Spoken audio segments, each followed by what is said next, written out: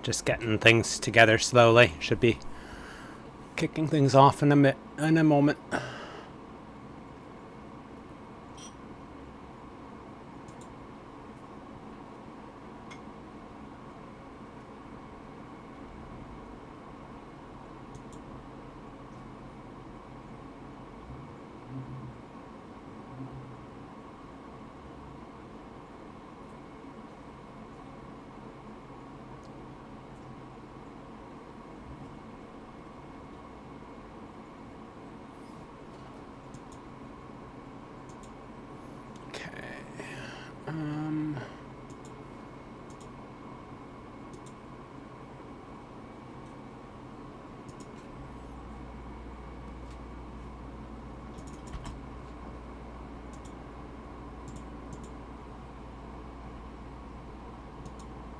I seem to have gotten rid of that.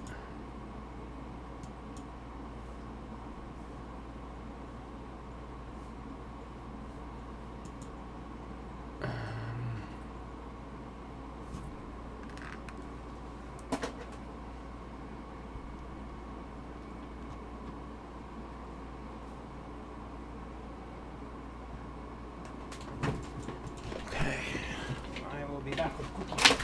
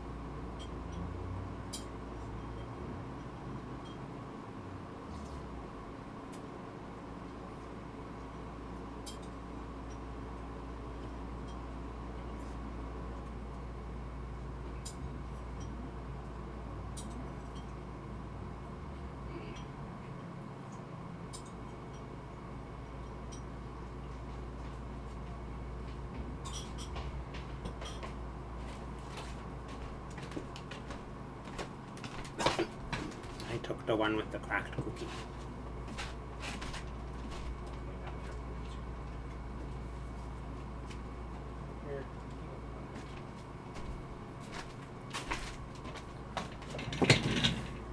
Okay, almost ready here. Unos momentos.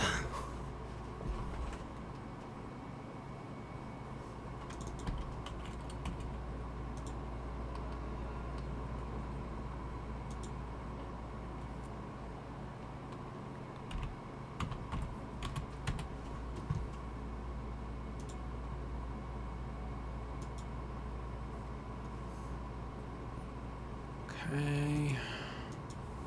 Headphones.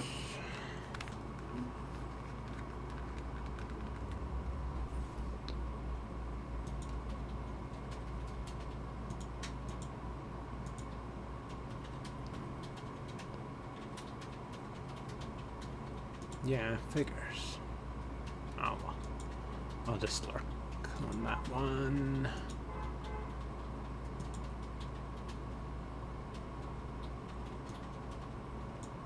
Okay.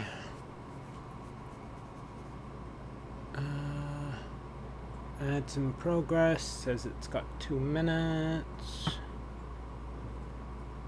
I will keep getting things ready. So, oops.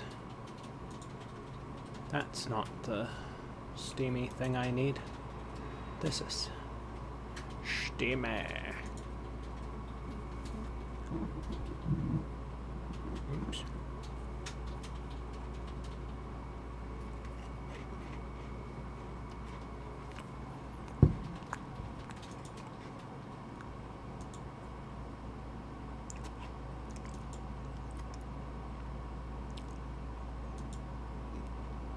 Let's try Daddy graphics to begin with.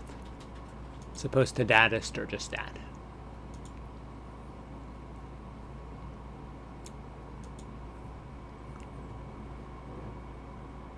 Oh, shoot. I'll have to go in and...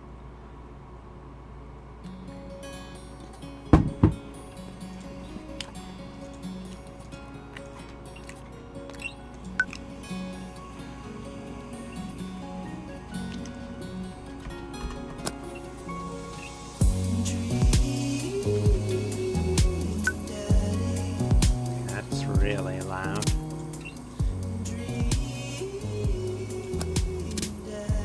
Oh, what?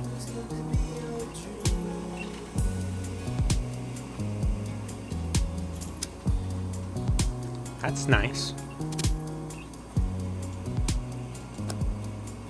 That works. Okay.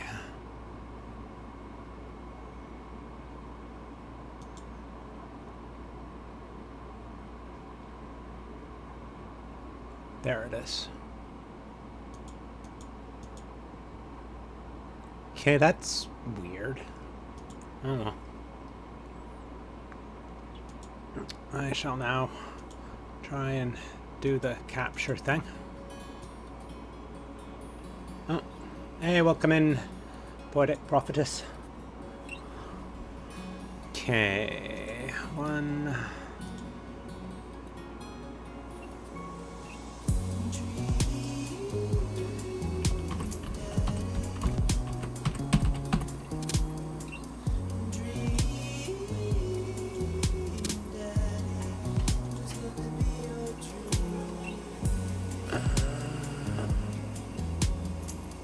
There it is.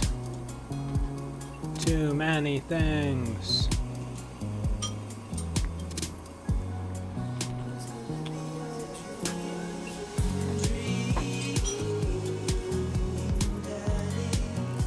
There, that's good. Take that off.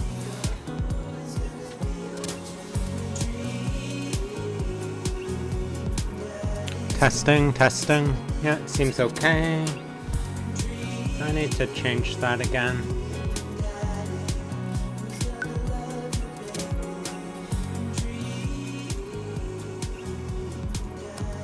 Let me know if it's too loud, quiet, or You know, drowning me out, I'm drowning it out.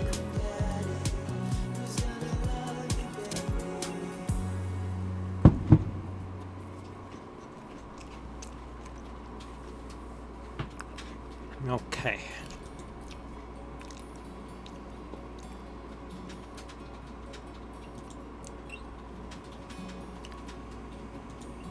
Probably close that. Looks like it's okay.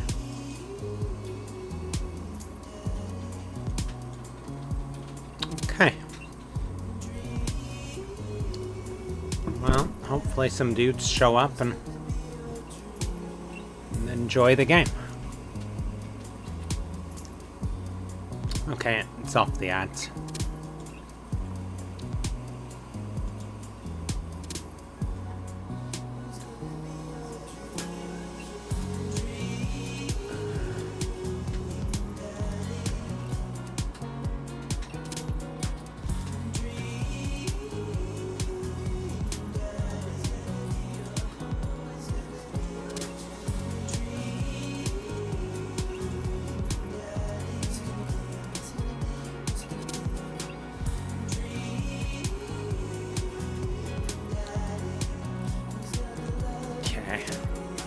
So they're all going fine.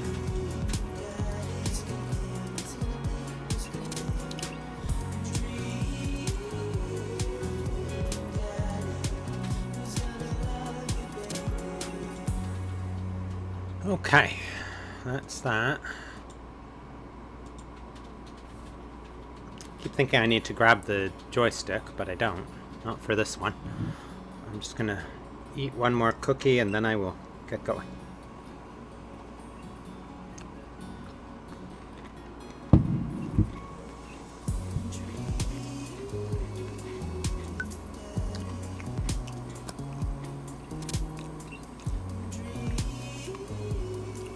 I can't remember how much I played of this. It's been so long. Dad tip number 16. Never give up. Never remember.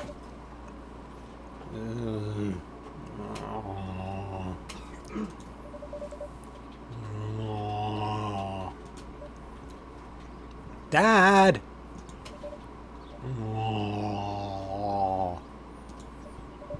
Dad, wake up. 5 more minutes. Wake up. Pretend to be dead. Let's just wake up. It's more my style. I finally open my eyes and sit up. I'm lying in the middle of the living room, spooning a moving box. I yawn and stretch. Morning, Manda Panda. Ugh. Yikes. Dad breath. Go brush your teeth. Oh, God. We're being... always check the card reader at ATMs before you swipe. Build that dad. Build that dad! Okay, so we got bod number 1, bod number 2, bod 3.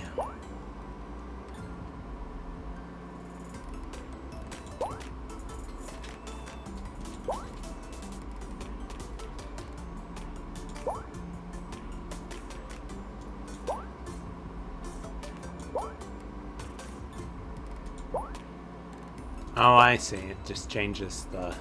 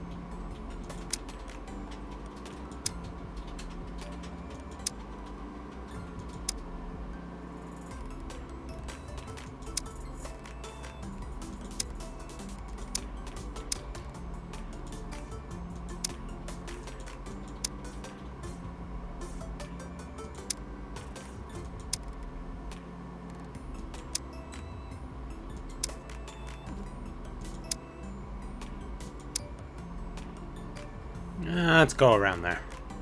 There? Sure, let's go there.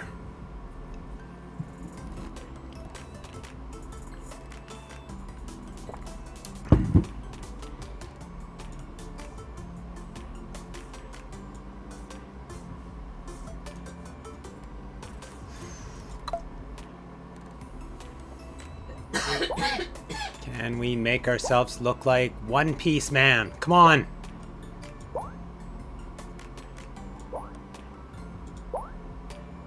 Wait, it's gotta be this one or this one. Square jaw, it'll make it easier to shave, dudes.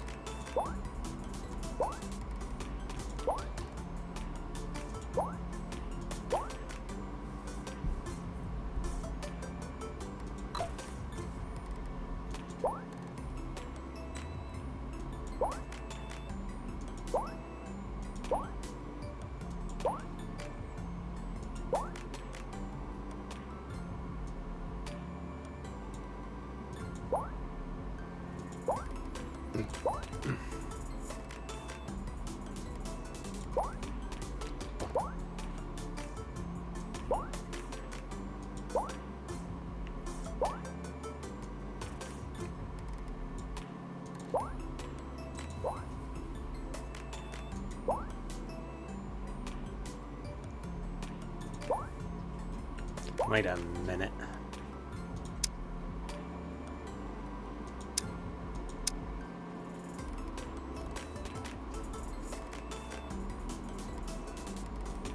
Oh, it was just a thought.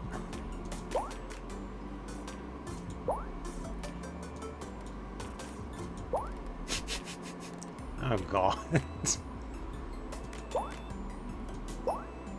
Can we make it bright enough though? You know, to make it look like we're going Super Saiyan, right? Probably not.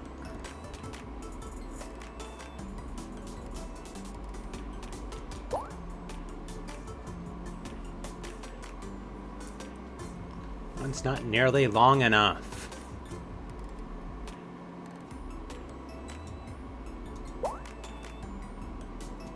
We'll go with this one. It seems the let's see colors.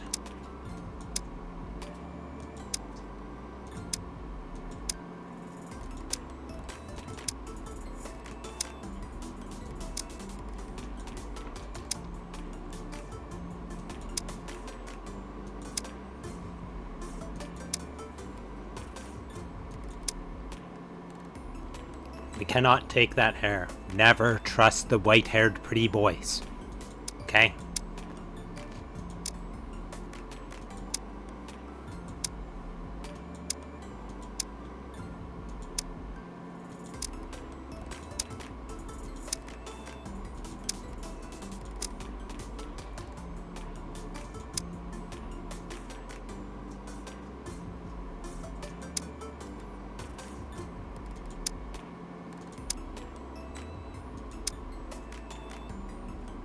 That one seems good.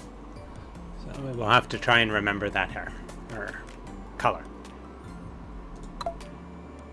Actually, let's get to the brows now.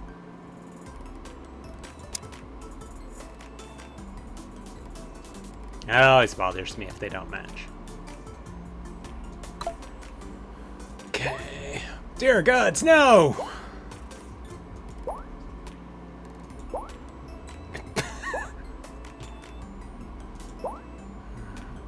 Feel free to chime in if there's a particular look that appeals to any of you dudes. Whether you're here or not, you know, just chime in.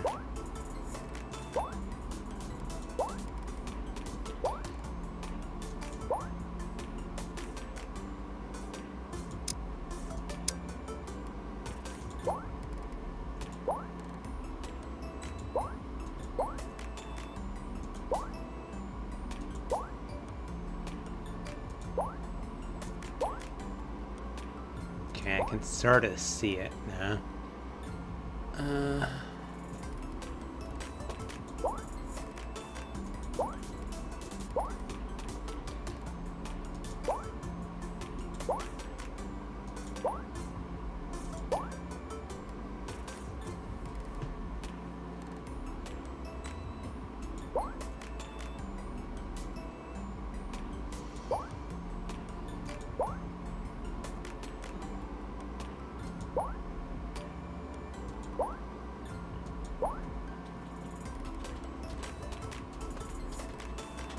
gonna go with these ones. They look like we're keeping aware around us. You know, it's probably a good thing when you have a daughter.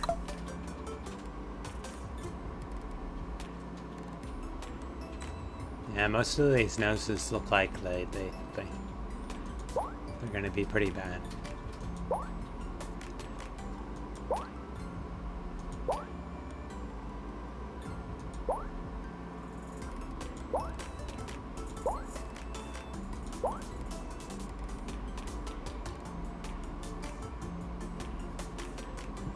That one seems good.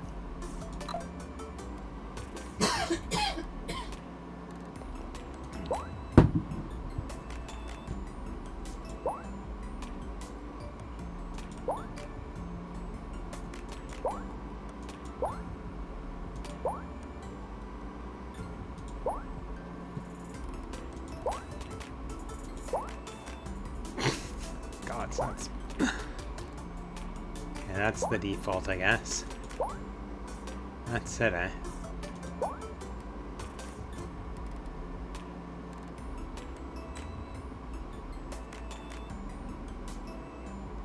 I'm curious. Ah.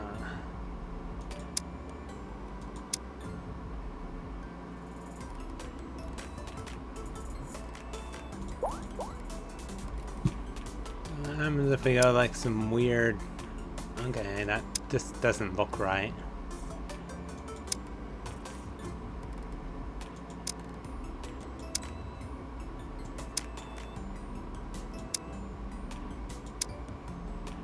Yeah, let's just go with that. Browse we did. The color, we didn't do the look. Ooh, powerful!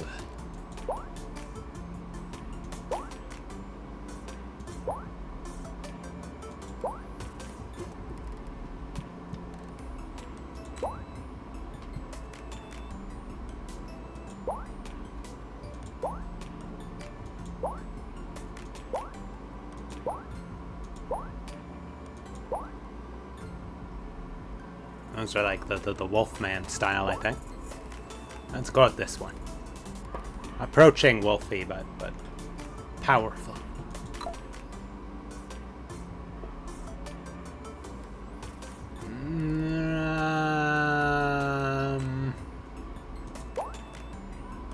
Oh gods, no.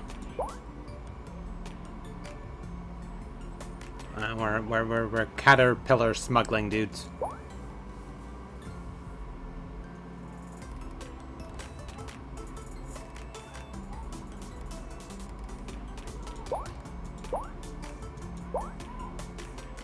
Yeah, let's not go with any.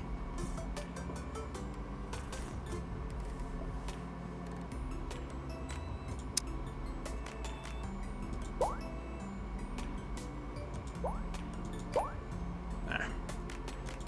Glasses! Dude wears glasses.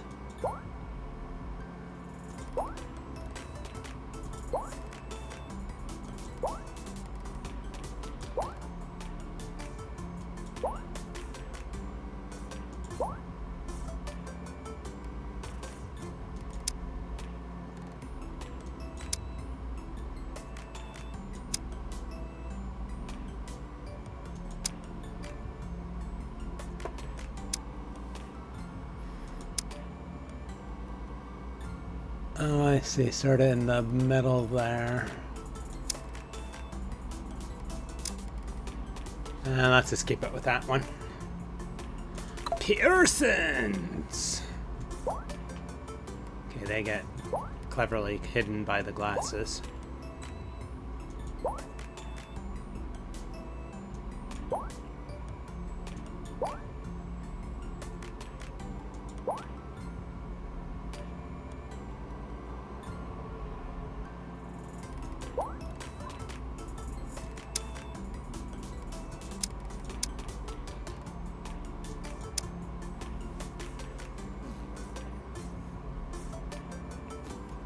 I don't know. We'll just go with the one Pearson. Clothing!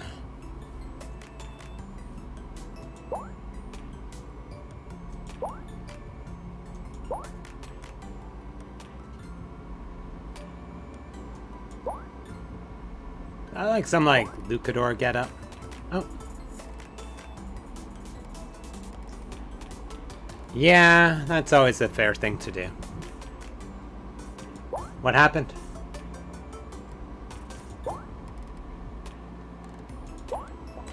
Oh gods, no.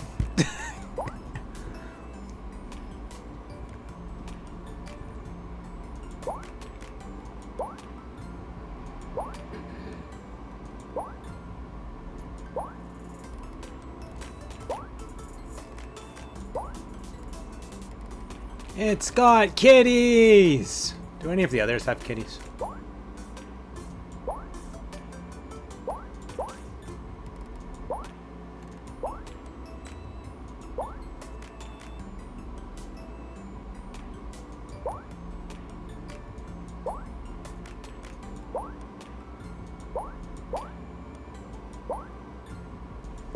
I don't know, let's go with the one with kitties. Did that network error thing. Oh, yeah.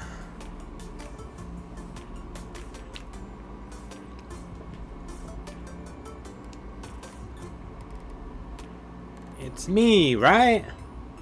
You can totally see it.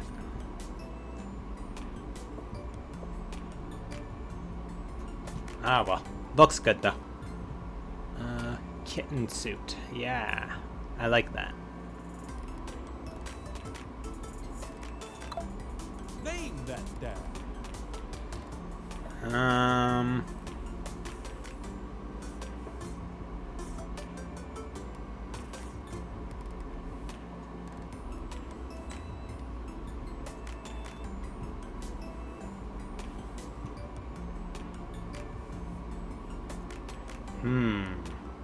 We'll just call them Draconic Dude.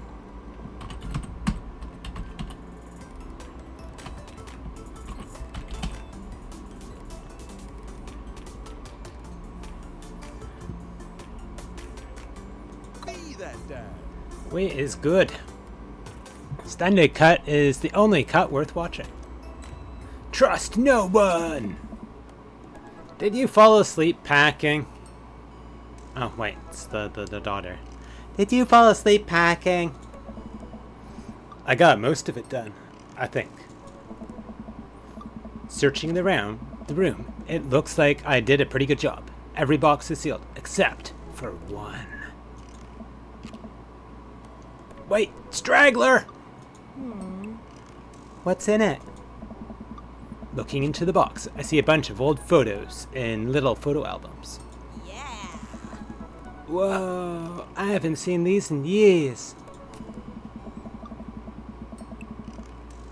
I pull out one of the dusty albums from the top of the pile and we begin looking through it. That's the coolest baby I've ever seen.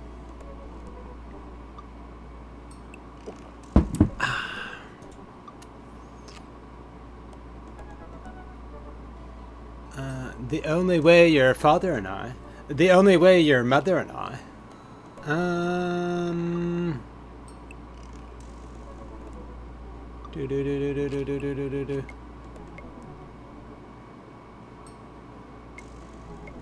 let's go with mother. The only way your mother and I could get you to stop crying was to put the sunglasses on you. But whenever we tried to take them off, you'd start crying again. You spent the first 2 years of your life with sunglasses on. Nice. Halloween when you were maybe 4? Oh my god, that dragon costume! It is adorbs.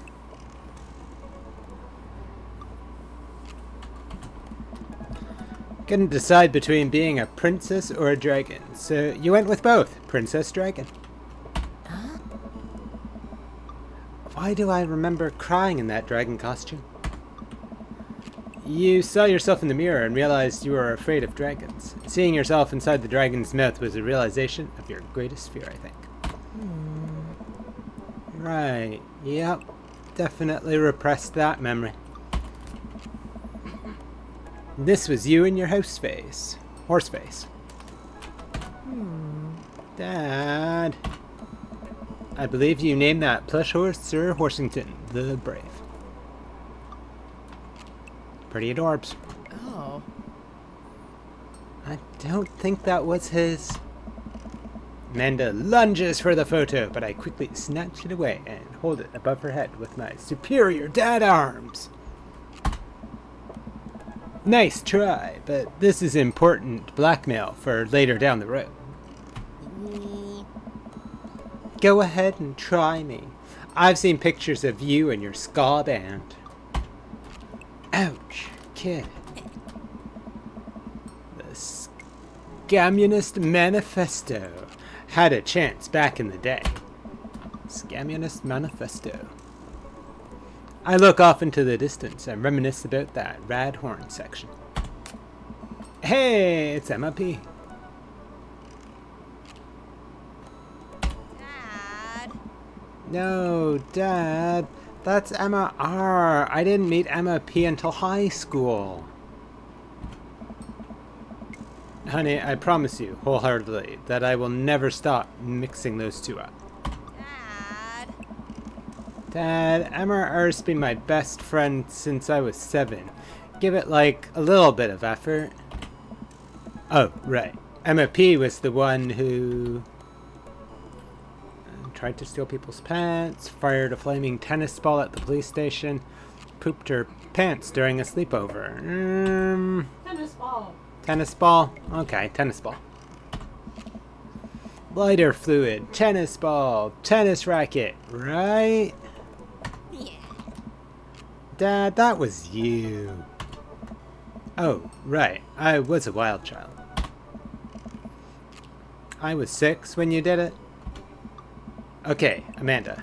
I wasn't aiming for the police station. It just happened that there was a police station in the vicinity of where I wanted to hit a flaming tennis ball.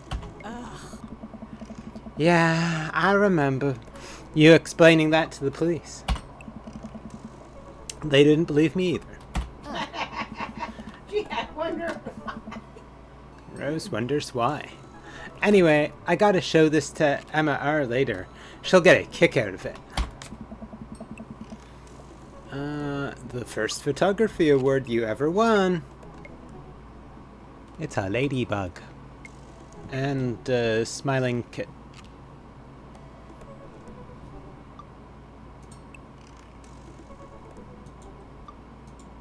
Oops. Sorry there.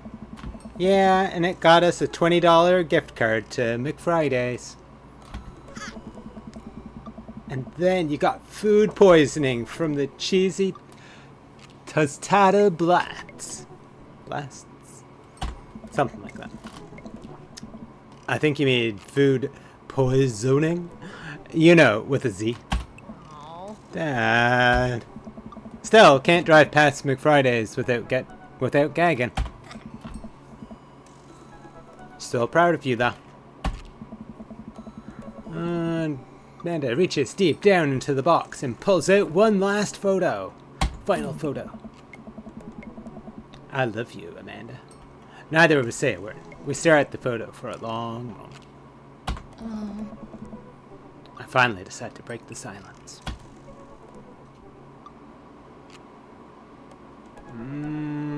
Day you were born. It's kind of a funny story.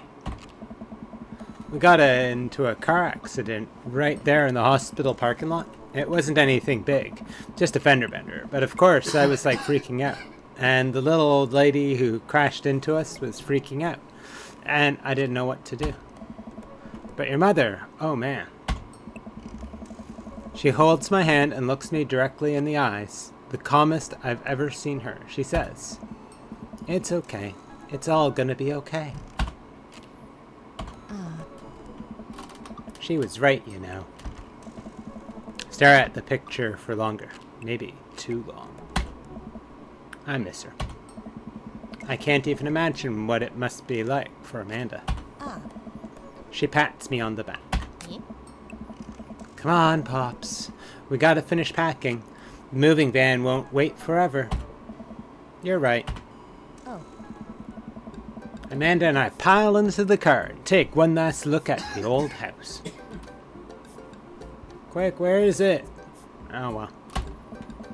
So many memories here. Hard to believe your mother and I bought this place almost 20 years ago. Hey, remember when I shattered the front window playing catch? You always had very strong arms. Huh. Hey, remember when I shattered the other front window pretending to be a robot who breaks windows? You were a very imaginative child. Alright. Hey, remember when I broke the back window? We get it, Amanda. You break stuff. And there'll be plenty more stuff to break in the new place. Apparently. Memories to make and stuff to break. Eh? You ready? We sit in silence for a moment. I watched my daughter grow up in this house. It will forever hold a place in my heart. But it stings a little bit to leave it behind. I'm ready. The moving van begins to pull away, and I get the car into position to follow it. I watch our house, our old house, disappear in the rearview mirror. So what? So sell me on our cool new pad. I clear my throat and do my best cheesy announcer voice. Nestled in beautiful scenic downtown Maple Bay, our new house features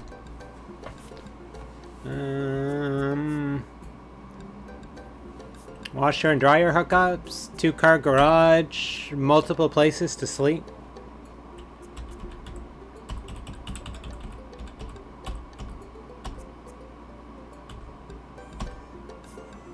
I don't know, multiple places to sleep. Multiple places to sleep. Not only are there bedrooms for your sleeping pleasure, but couches and floor space where you can, yes, catch a wink. What a deal. I mean, if sleep weren't for the weak. You sleep more than anyone I know. I admit my faults, Pops. I keep it real. Anyway, it's smaller than our last house. Cozier, one might argue. Good spin. I think it's great. Won't we be closer to a lot of cool stuff that we can walk to? So I don't have to waste gas. And I mean, trying to park downtown is, you know. Amanda, you know you're gonna have to learn how to parallel park at some point, right? Not gonna happen, Pops. I think someone needs to do a 3-point turn on their attitude. Huh. I don't know how to do that either. Have you met the neighbors yet? Not yet, but the neighborhood seems pretty quiet. So you won't have to chase any rowdy teens off your lawn? You are the very teen you mock when you say that, honey. I'm in my last year of high school. I'm practically dust. Yeah, you're a real... Huh. Don't you dare. Senior. Dad, I know where this is going. Citizen? Huh. I'm just gonna ignore that. Oh. But I won't forget it. So, what's item number 1 on the new house agenda? Well, first we'll need to forge a path through the solid wall of boxes that's blocking the living room. I still have to install the washer and dryer. We need to go grocery shopping. Pops, cool your jets. You have to promise me that we're gonna take a break and explore the neighborhood. Okay, you're right. We'll get to work, get some work done, and then check the area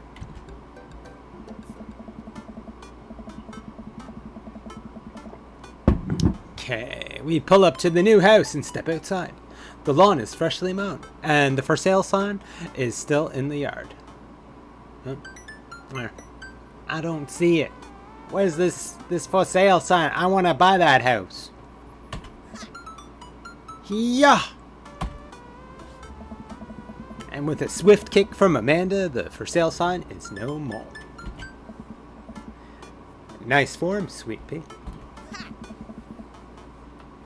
I got a problem with authority. I'm so proud. Man, all that karate chopping tuckered me out. I could really go for a sandwich. An ice cream sandwich. Sweetie, it's 10 a.m.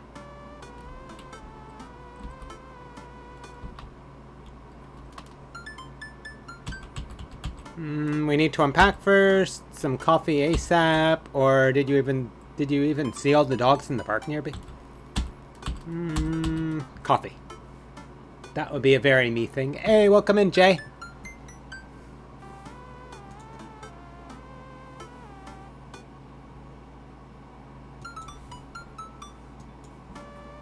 Jay, I've probably asked you this like 100 times by now, but do you stream? Because if you do, I'll give you a shout out.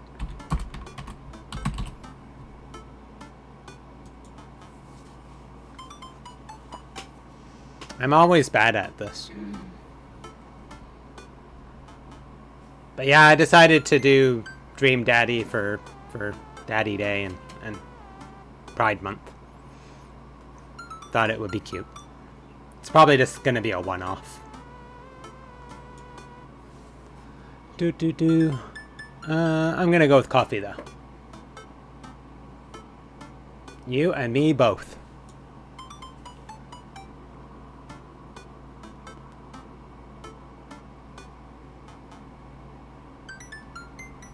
Oh, duh. I didn't even look at the name. I will try and give Poetic Prophetess a shout out.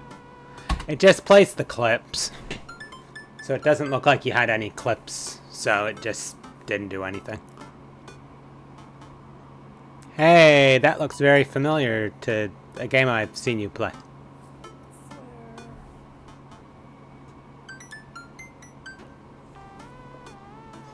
Okay.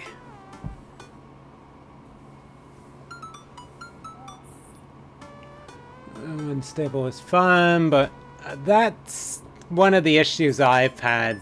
I took a long hiatus, or a couple hiatuses in it, because just work and other stuff where it was just like,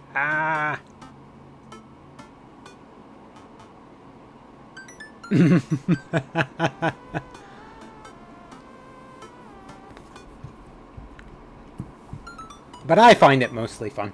I like the streaming.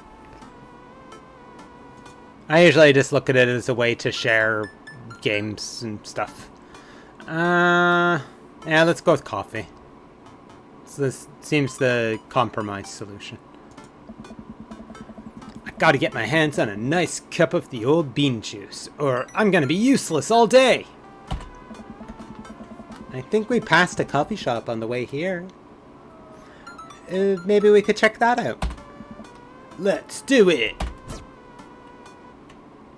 Yeah, that's what I figured would happen. We'll go out and...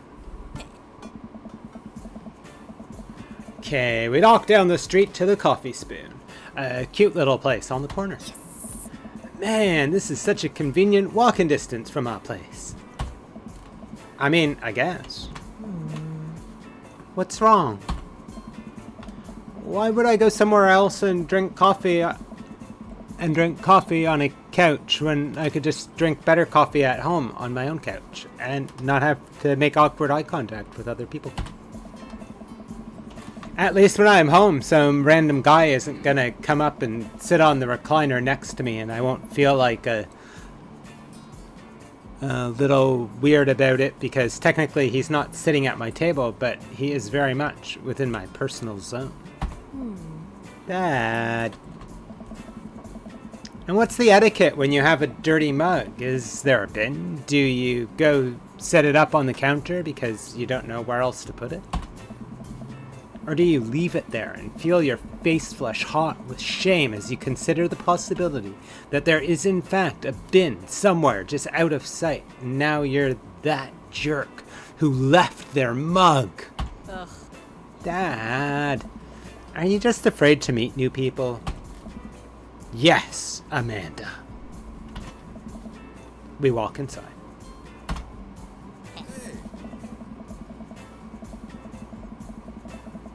Oh my. The inside of the coffee shop is incredibly warm and inviting.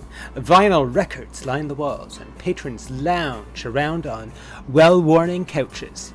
Some cool tunes spin on a record player next to a little stage. Yes, I is Canuck. I'm in, I usually just say the GTA, so Greater Toronto Area, so Ontario.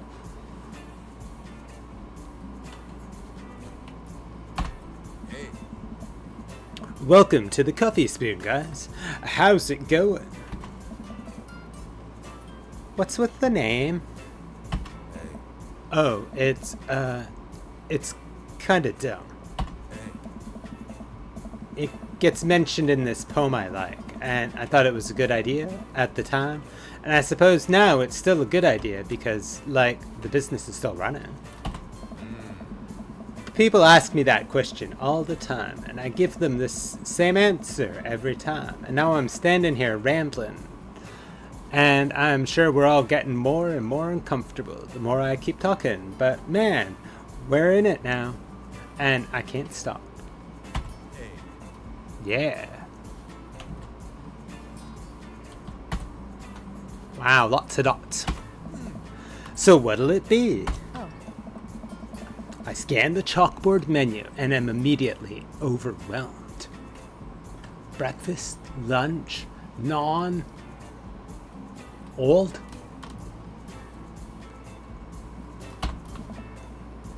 I'll have a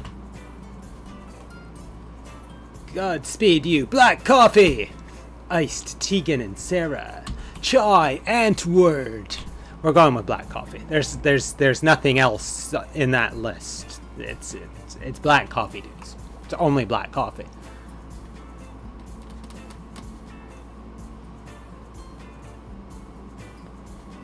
Oh, New Brunswick. Cool.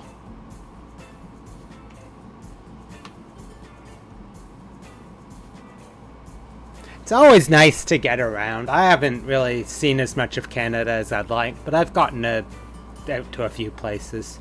The main one for me was always going out to like BC, but I love going to Quebec and that as well. It's easy to get from Ontario to Quebec, whereas Vancouver's BC's a little more challenging. It was mostly Vancouver, but sometimes I went up the mountains, and other times I'd go out to like Victoria and stuff. Okay, and yes, black coffee. A classic. I don't get it. Oh, it's a pun. Godspeed you.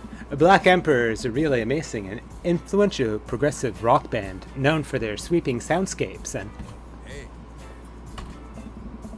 I'm doing that thing again. But coming right up. And for you, I'll have a macchiato di Marco, please. hey. Coming right up. Do you want that in small, medium, or biggie smalls? Medium. Ah.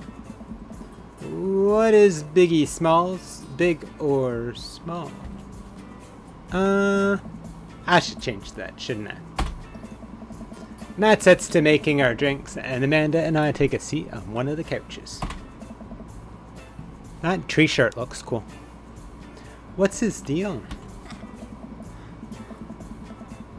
Let the man make his puns. They're cooler bands than you listen to anyway. Hey! Hey! Ska was cool. Once. This couch is actually pretty comfy. Maybe not comfier than our couch, but it's alright. Good lumbar support. You sink right into it.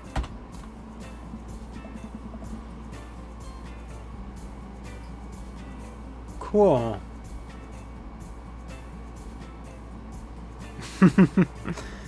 Yeah.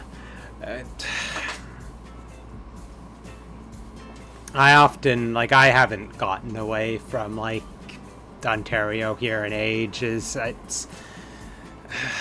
it's either cost or like I'll not have worked, so I'll have like no money, but I'll have the time, or I'll be working and I just won't have the time for getting away and stuff like that. And when you're holding on to the money to make, because you're not sure when the next boom's gonna be, you're kind of like, well. So yeah, I don't travel much at all. I wouldn't mind it if I could, but would probably require some change in employment status. At least I'd have to have something as a regular thing and get vacation time and stuff like that. Okay, it's comfier than our couch. Damn. Amanda nudges me.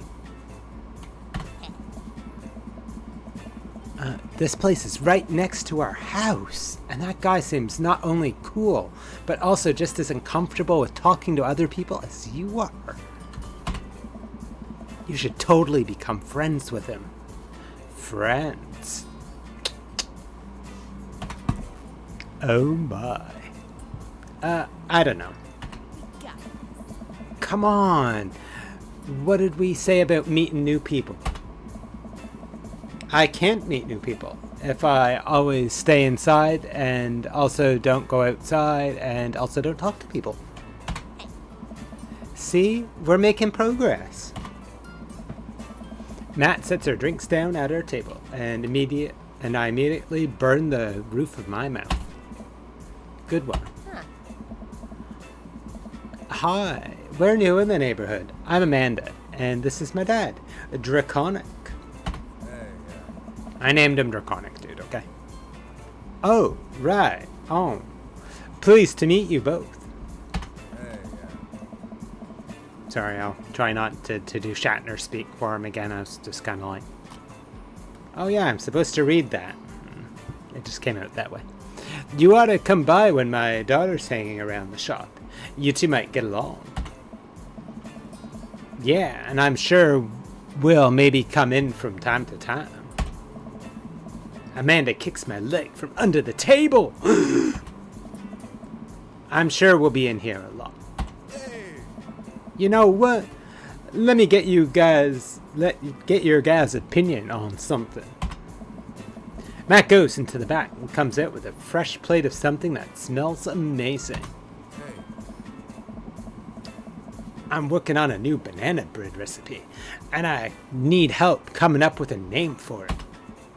Well, I think we're gonna have to taste test it first, so we can get the full flavor profile of, you know, and really appreciate the flavor sensations of... Amanda nods vigorously. She knows this game. Yeah, we need to give that Nana bread a taste if you want us doing free creative labor. I think that would be commensurate with, I've taught her well. We have trained for this day. I was just gonna give you guys free banana bread anyway. Right, yes, that. Matt serves us each a piece. Amanda and I happily chow down. Yeah. This is amazing. Hey! Thanks. The secret ingredient is bananas.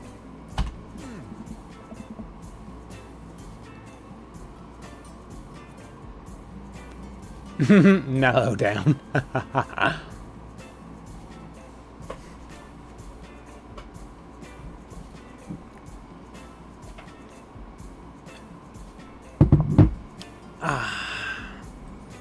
So any ideas? I'm stumped. Well, I think I might only be able to give you dad band puns, but I'll give it a...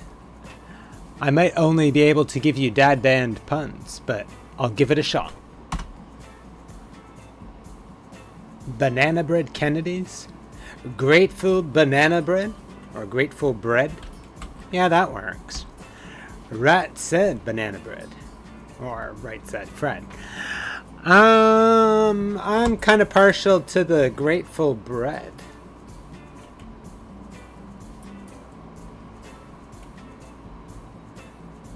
Anyone?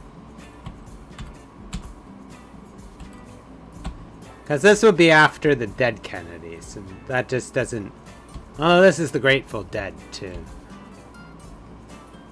That would be right, said Fred, if I'm getting my bands right.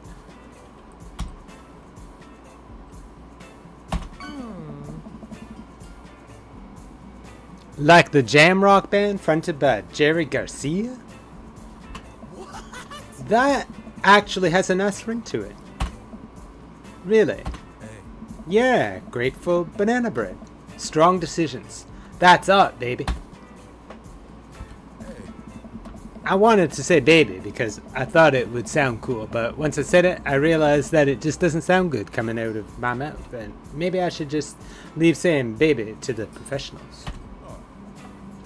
Hey. Enjoy your coffee. Thanks, baby. See, it sounds good when you say it. Across the way, a man catches my eye. He sits by himself, brooding over a cup of coffee. Our eyes meet for just a moment. Do, do, do. I hastily look away, hoping he didn't catch me staring. Who is that? We finish up our drinks and head out. Hey. Thanks for stopping in. Take care. Okay, now that we're full of caffeine, where to? Let's just do unpacking. I've got a lot on my plate right now. Did you know that moving is one of the biggest sources of stress for adults? Is it right behind the constant fear that you smell bad and everyone's too polite to tell you? Probably. Do I smell bad? Amanda gives me a whiff. You're fine, Pops. Let's go home. Be generous and kind to everyone. I get to work unpacking the various boxes around the living room. A couple hours pass and I get some good work done. The washer-dryer unit is both washing and drying, and we can actually walk through the living room without tripping over boxes. Damn. Dad works quick.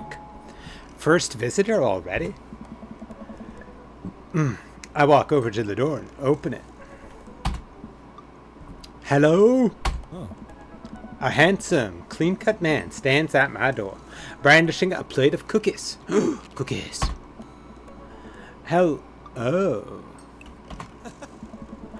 Oh, where are my manners? My name is Joseph. I'm your next-door neighbor. Oh, yes. Hi. I'm Draconic. That's what my name is. I saw the moving van and thought I'd bring over some cookies. My daughter Chrissy wanted me to let you know she baked them herself. Joseph leans in and whispers. But between you and me, she just sprinkled the chocolate chips. We both share a laugh. Kids, right? Wow, cookies, huh? So nice to meet you. Joseph hands her the plate of cookies with a smile. Ah. Well, thanks for the cookies. Amanda disappears with the cookies. Oh no. No cookies for Draconic. Amanda, come... and she's gone. Ads in 5 minutes, it says. Roughly. That's my daughter. Her name is Amanda. She's a charmer. Daughters are tough. Sons are also tough. Children in general are just tough. I hear that. I mean, there'd have to be something wrong with you to try and raise more than 2. I have 4 kids. Damn. What have you done? Oh, I meant, don't worry. You didn't mean to be rude. Oh no, this is the first neighbor I've met, and my social life is already in a tailspin. I wonder if it's too late to move again. Yeah. Okay. Oh. Is the missus around? Nope, not anymore. She died. Oh. Oh, Yeah. sorry for your loss. No, it's all right. Wow, this is uncomfortable. We stand there quietly for a moment, acutely aware of how awkward we both made things. I'm sorry. Can you close the door real quick? I look at Joseph quizzically, but comply. After a second, I hear a knock on the door. Opening it, I see Joseph standing there with a huge smile. Oh. Hey, I'm your new neighbor, Joseph. I promise not to talk about your dead spouse this time. I'm throwing a barbecue for the cul-de-sac, and I'd love for you to come by and meet the rest of the neighbors in our community. What do you say, pal? That sounds great. My daughter Amanda and I would love to stop by. Also, 4 kids is a perfectly normal amount of children to have. We shake hands to seal the deal. Hey. Well, neighbor, I'll see you at 3 p.m. sharp on Saturday. Oh, damn. Do we have like a... Sure thing, neighbor.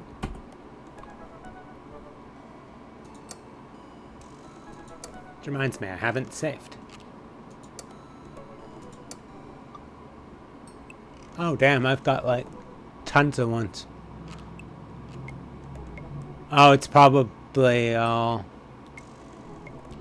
I don't know, I got like a Homer, Aaron. So it's got old ones. I might get rid of those, so. Okay, so these ones are all, and it does autosaves. Okay. Like I said, it's been a long time since I played this.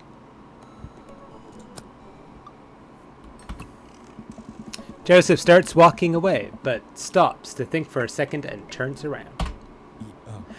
Hey, in all seriousness, raising a kid on your own can't be easy. If you ever need to talk about stuff. I'm the youth minister at a church down the street. Oh, I don't know. I wouldn't really consider myself a youth. Nice. You look pretty young to me, but suit yourself. And with that, Joseph's gone. He seemed nice. Amanda walks back into the living room, crumbs on her face and cookie in hand. That was the smoothest recover I've ever seen. I should be taking notes. See, you're already fitting in great. Where'd those cookies go? They're gone. I'm sorry. If it makes you feel any better, they weren't very good. So you ate all of them anyway? I guess that makes it break time. Any ideas?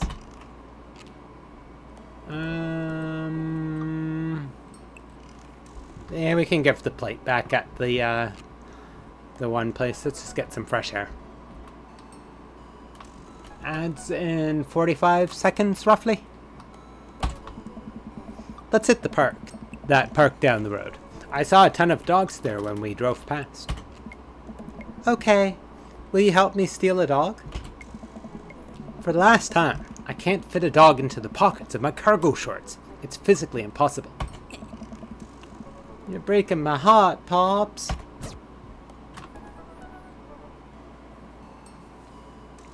Try to exercise regularly. Amanda and I begin to stroll through the neighborhood. I can't believe how beautiful it is. So sad. Kids are playing in the street, the flowers are in bloom, and the faint smell of a nearby barbecue drifts through the air. This place is nice. Too nice. Yep, it's all a trap. I don't trust it. Good eye, honey. You can never be too careful. See that baby in that stroller over there? Government operative. We're on to you, baby. We walk for a while and eventually end up at a small park. Toddlers chase each other through the playground and dogs of all shapes and sizes romp through the grass. It's pretty crowded, but Amanda spots a nice empty bench. We start to make our way over to it when... Heads up! Ow! A frisbee suddenly hits me in the face. Woof! A corgi with a neat plaid handkerchief tied around its neck bounds up to me, wagging its tail. We got, hello? Did you throw this thing at my head? I like your necktie. Oh, it's on ad break. I shall pause it for a sec. I will make another save.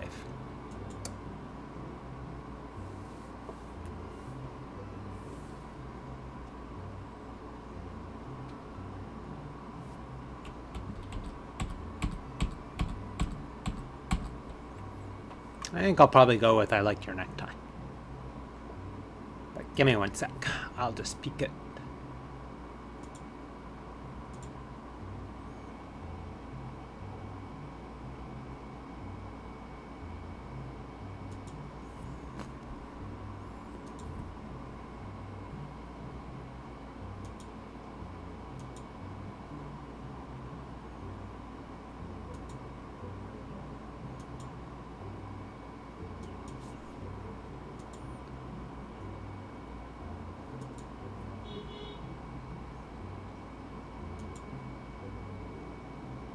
Do. I'm gonna refresh that just to see, because last time it didn't really keep the one thing very well. I will eat some emergency granola.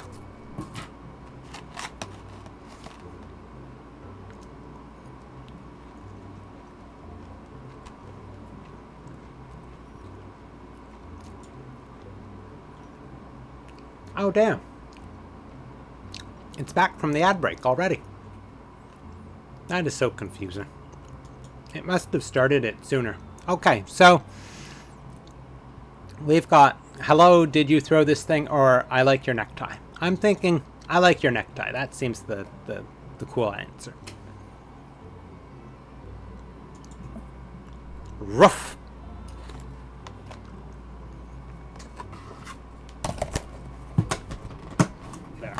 That's enough emergency granola.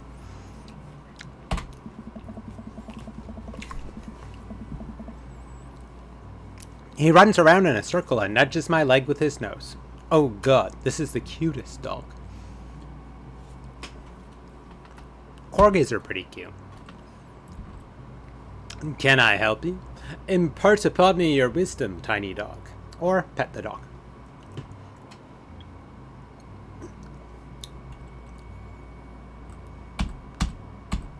Let's just go with the dog petting.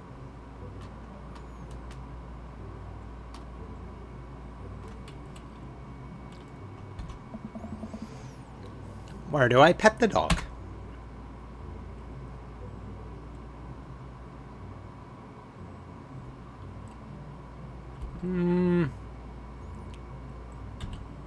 Just head rubs. He seems to love a good head rub. All smiles here. You definitely could have caught that. A guy in a Hawaiian shirt jogs over to us and takes the frisbee from me. You know, frisbees are traditionally caught with your hands, not your face. Well, you're traditionally not supposed to aim for people's heads. It's a new technique. I'll catch it with my teeth next time. Let's go with it's a new technique. It's like disc golf, but the goal is my face. Looks like you're winning. Haha, I'm just messing with you. I'm Brian, by the way. I'm Draconic, and this is my daughter, Amanda.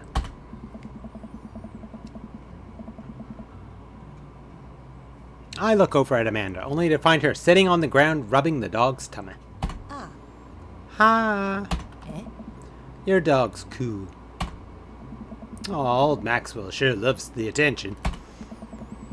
It's great to see another father and daughter out here on such a sunny day.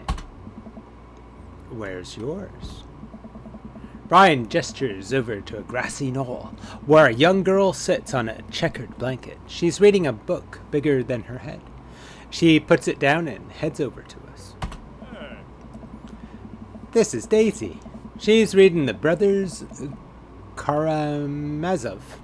Her teacher tells me that she has the reading comprehension skills of a high schooler. How old is she? 10. She's a precocious little youngster. Hey. Whoa. Okay, my natural dad instinct kicks in. I must brag about my child's accomplishments. I remember this. Oh no, it's happening!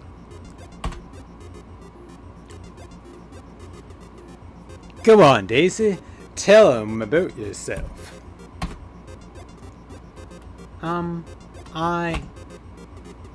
That's my girl. Amanda, get in there. Amanda, okay. Okay, we've each got 80 hit points.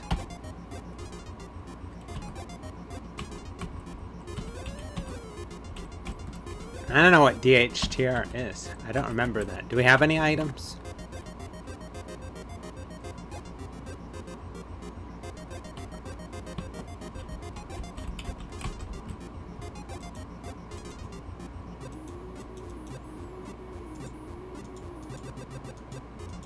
What if I want to go back?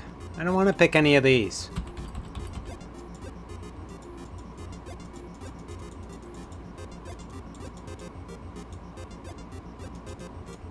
Can we drag it? No. It's not doing any part of that. And I can't, like... What if I do backspace? No, that just brings up this. When did we last save it? And we can load meet Brian. Okay, well that works.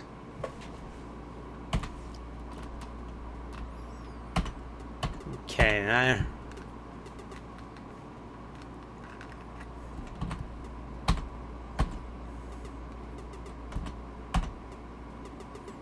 Amanda here just recently won a local photography award. Wow, congratulations! Brian loses 10 hit points. Daisy actually just won a statewide poetry contest. Damn! Let's try this DHTR thing. Can't switch daughters. Amanda is your only daughter.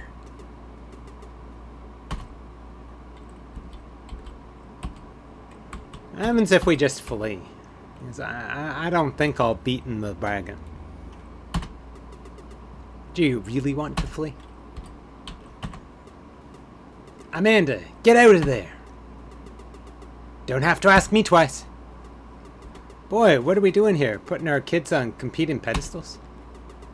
It's been such a treat getting to know you two, and that's what matters. God, even his cowardice is better than mine. So I take it you guys are new to the neighborhood. I take it you guys are new to the neighborhood. We just moved in. Do you live around here? Yeah, we live in that cul-de-sac down next to the coffee shop. What a coincidence. That's where we live too. Small world. Yeah, Daisy and I are in that little ranch-style house on the corner. I know that house. It's just like ours, but slightly bigger and better landscaped. Does this guy have to outdo me at everything? What a lovely place. Well, I don't want to take up any more of your time. Really nice meeting you guys. You'll have to stop by at some point. Yeah, definitely. Bye! Brian and Daisy walk further into the park with Maxwell happily trotting along in tow. Do you get the feeling that he was trying to one-up us? Trying and succeeding. I can't believe that kid's only 10. What was I even doing at her age? I believe you had a bit of a thing for horses. Shame that didn't pan out. Could have majored in comparative horse studies. It's not too late to minor in horse creative writing. Too close to the truth, Dad. Ugh. Let us never again speak of the fantastic adventures of Sir Horsington the Brave, an epic in 7 parts by Amanda Dude.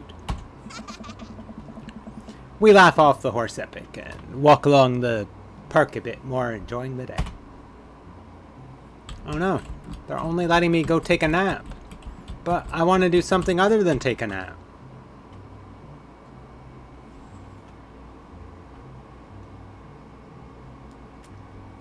I thought the Grateful Bread one was pretty good. All this sunlight is making me feel tired. I don't think I got enough sleep last night. You slept for 14 hours. Exactly. As we're walking home, I hear heavy footsteps come up behind us. Draconic, bro! Hey.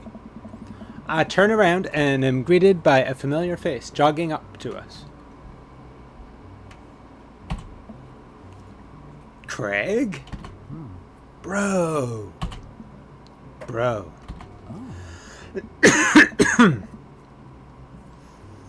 Holy wow, I haven't seen Craig in forever.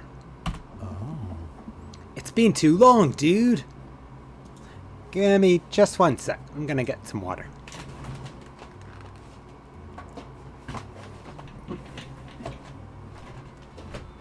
You've still got tea, Rosie? Yeah.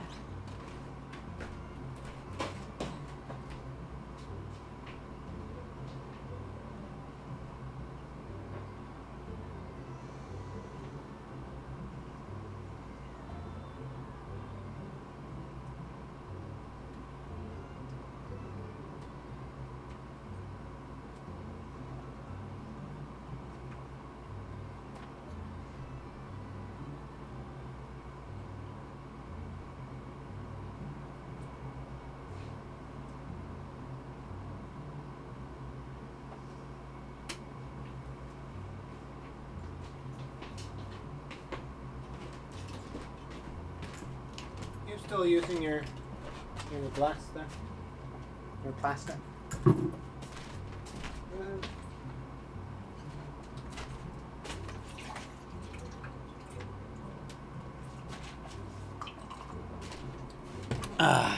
Much better.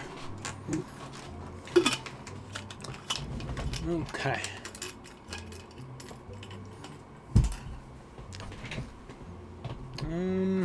This way.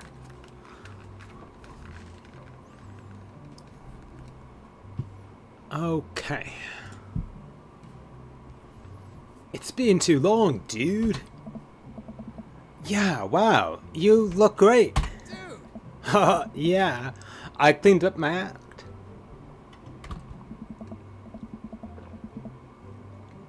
Cleaned up his act? Are you kidding me? He's ripped. He's got some startled baby on his chest. Amanda, this is my friend Craig. We went to college together. We were roommates for a while, too. Amanda, God, they were dude. roommates. Yes, roommates. Oh my. You probably don't remember me, but you're so big now. Huh. Hello, and hello, cute baby. Nice. Oh, thank you. The last time I saw you, I think you were about her size. Oh, shoot. Sorry. Thanks for the warning. There we go. This is River. Say hi, River.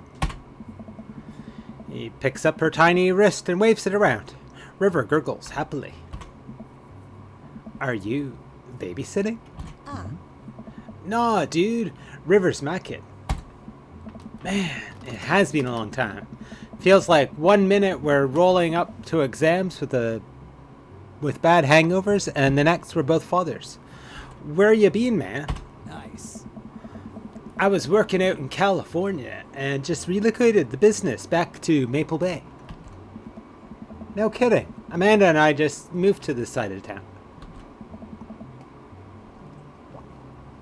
How's Smashley doing? Hi. I mean, Ashley. Ashley is her name. Smashley. She actually still goes by Smashley, and we got divorced last year. Oh, dude, I'm so sorry. It's old news. We take turns taking care of River and the twins. It's all copacetic. Twins? You have 3 kids? Ain't life something, bro? Right? Kegstand Craig is a father of 3. keg stand, Craig? Oh. Oh, haha, yeah. It was my old college nickname. He got it because he did a lot of keg stands. Nice. It's that thing where you do a handstand on a keg and then drink from the keg. Oh. Right. He was very good at it. Oh, bro, I hate to be that guy, but I'm in the middle of my daily jog, and I really gotta keep up my heart rate. Brought River along for, resistance training. You jog daily? I jog yearly. On January 1st, when I promised myself that I'm gonna jog daily for the rest of the year, but give it up 30 minutes and just walk home. Oh. Well, it's never too late to get back into it, dude. You should join me sometime. I don't know. Hey. Come on, it'd be fun. We could grab breakfast afterwards, catch up. We could do a bro brunch, like the good old days. Alright, sure, sounds great. Great. Let's get that going soon. I better get moving. Good to see you guys. Craig gives a little wave, puts his earbuds back in, and jogs off.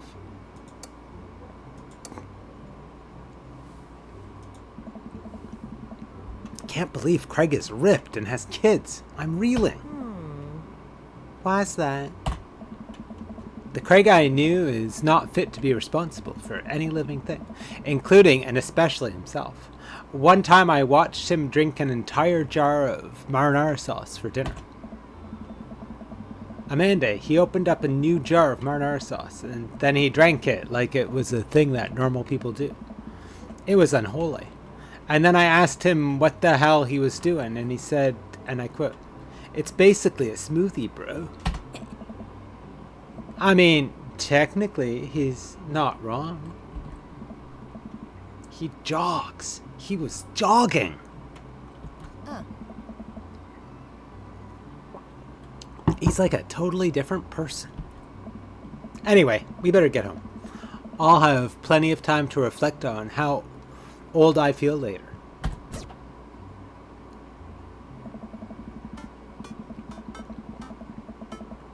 Amanda and I flop down onto the couch. Amanda has to shove some empty boxes out of the way before she can sit. Oh.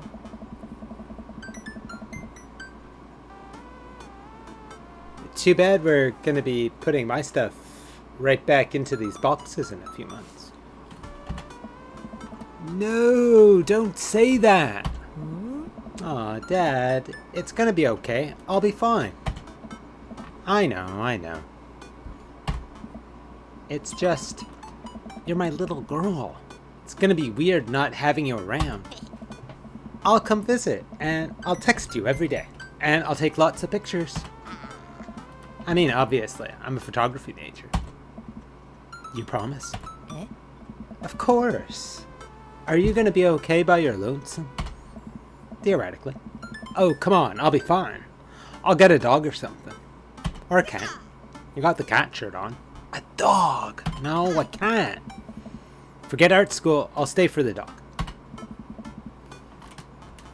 Is that what it's gonna take? Medium-sized dog, handkerchief around the neck. I get to name it. That's what it'll cost for me to give up on my dreams. I'm a woman of simple wants and needs. Well, a dog is a lot cheaper than college. Amanda laughs.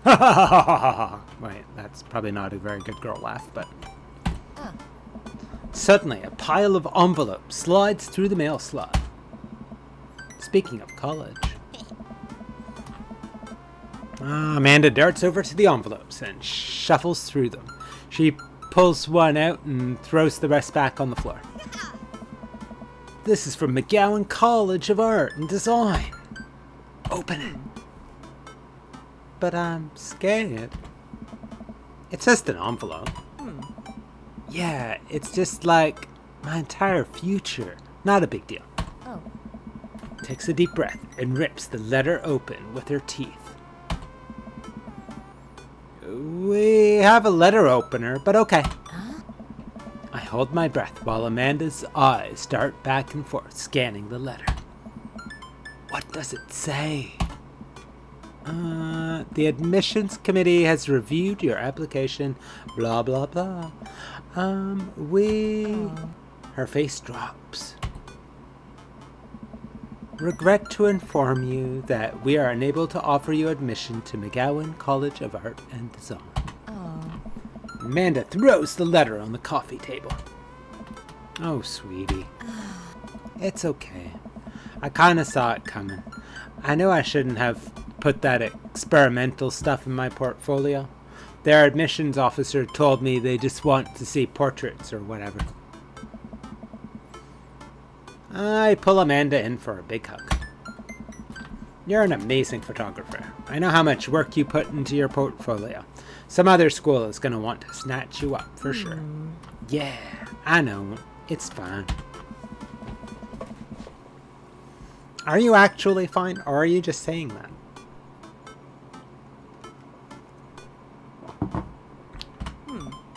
I'm fine, really.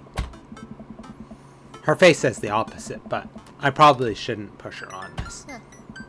Oh, and before I forget, Emma R and Emma P are sleeping over tonight. Dad. So... you need me out of the way because I'm painfully uncool. I would choose more delicate phrasing, but yes. Well, I'll have you know that I conveniently already have plans for tonight, so you'll have the new place to yourself. Yeah! What are your plans? Quick, think of plans! I am secretly the mayor of this town. Gotta attend the union meeting. I'm going clubbing. Anyone?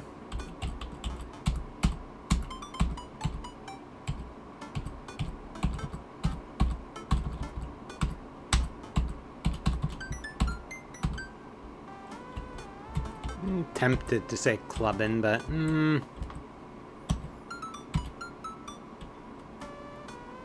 I'll say union meeting. Bossman's been riding us proles too hard. It's time to rise up for our rights. Dad, you're not even gonna invite me to the riot. I'm sorry, sweetie. It's an honest day's work for an honest day's riot. I'm just kidding. I'm actually going to go to bed or go out and watch the game.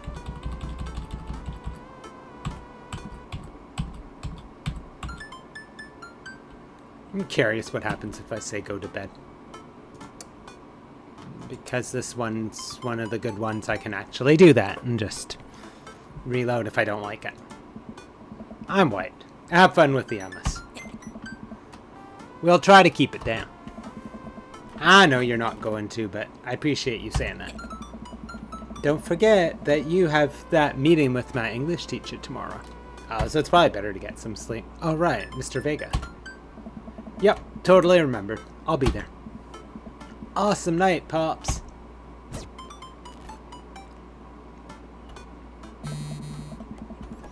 I wake up to a text from an unknown number. Rise and shine, early bird. Still want to work out? This is Craig, by the way. How did he get our number? Holy crap, it's 6 a.m.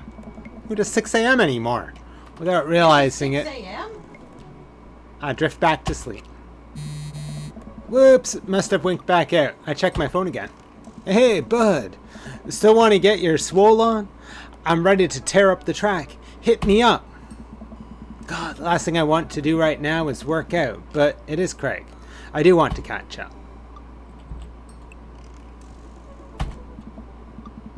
Hey, my man. I need a few minutes to wake up, but let's meet in 20. After a few seconds, another text comes in. Sure thing. Meet me at the gym. I stretch and my bones creak. I gotta stop falling asleep on the couch. I throw off my blanket and hey wait, I don't remember falling asleep with a blanket. Amanda must have tucked me in after I fell asleep. Bless that child. I reluctantly brush my teeth, throw on the only clothes I own that are even kind of gym appropriate, and head out. The neighborhood is quiet and serene this early in the morning.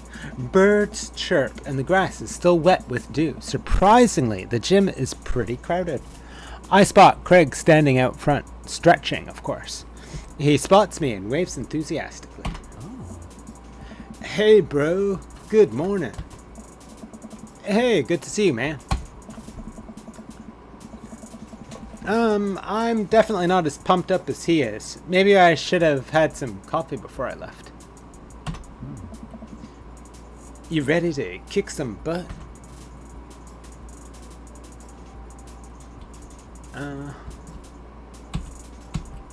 With your help, I am. I get the feeling this is going to be less of me kicking butt and more the gym kicking my butt. But I can handle it with you here. Dude, bro, that means a lot. Okay, we head into the gym, and I'm immediately intimidated. All of these people looking like they could break me in half. And it seems like Craig is friends with all of them. He high-fives and finger guns all of the cool jocks in the room. They look like they could and would steal my lunch money to spend on protein shakes. Come on, bud. Let's warm up. Okay, we head over to the treadmills and start walking. Okay, I can walk. Walking is good. This is a decent place to be walking. So, I know we're on treadmills. Yes. And those over there are ellipticals? Very good. What is all this other stuff? And Craig laughs. Hey.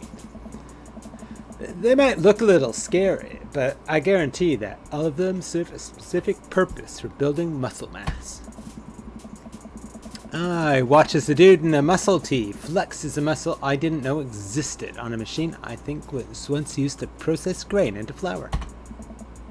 What is that? Why is that guy doing that to himself? That's a good question, bro. What do you think he's doing? Crush people's skulls with his thighs, using a medieval torture device, praying to some sort of pain god. I like that one, yeah. It's like a religious self-flagellation meant to atone for one's sins. You're actually not far off from the truth. Oh no, Craig is turning up the speed. I better do the same.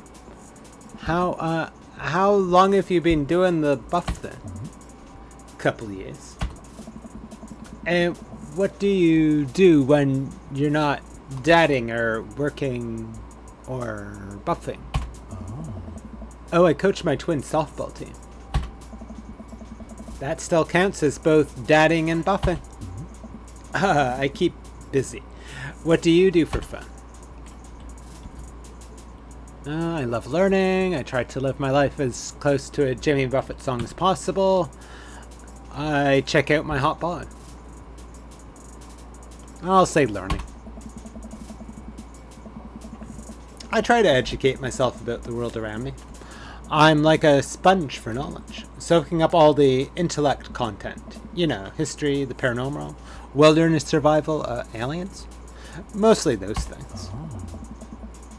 So you watch the History Channel too, huh? Yes!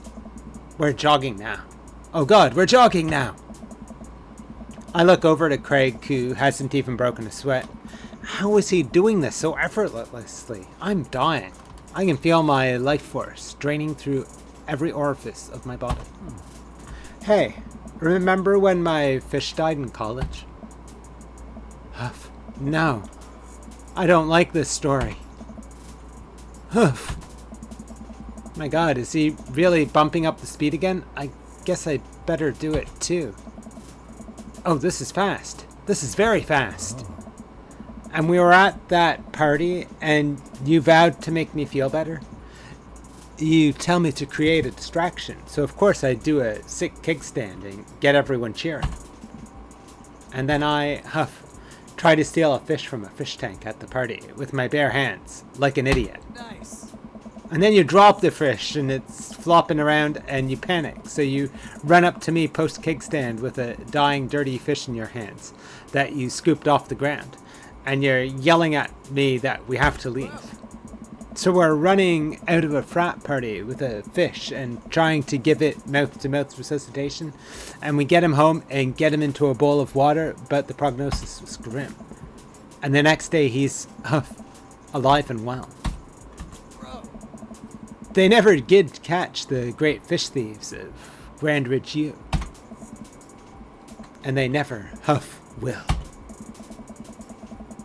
I shoot off the end of the treadmill and crash into the wall. Jesus, that hurts.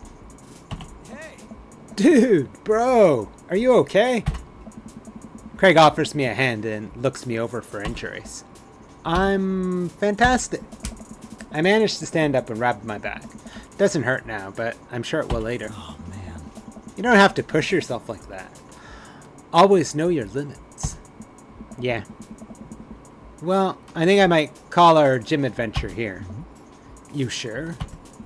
Yeah. Oh. Alright, well, here. I brought you this. A shaker bottle full of a thick green liquid. I stare at it with what must be apparent distaste. It's a protein shake, bro. Oh, thank you. He wants me to drink it. Oh boy, here goes. I take a small sip. It's actually delicious. Wow, this is really good. Hey! And good for you. It's my special recipe. I'm pretty proud of it. Dude! Let me know if you ever want to work out again. Maybe we can try running around the neighborhood if treadmills aren't your speed. No pun intended, bro. Good one. Well, I'm gonna put some ice on this. Everything. I'll see you around. I leave the gym feeling ashamed. Craig used to order delivery from the pizza place across the street from our dorm, and now he can run circles around me, literally. Man, I really gotta work on this dad bod.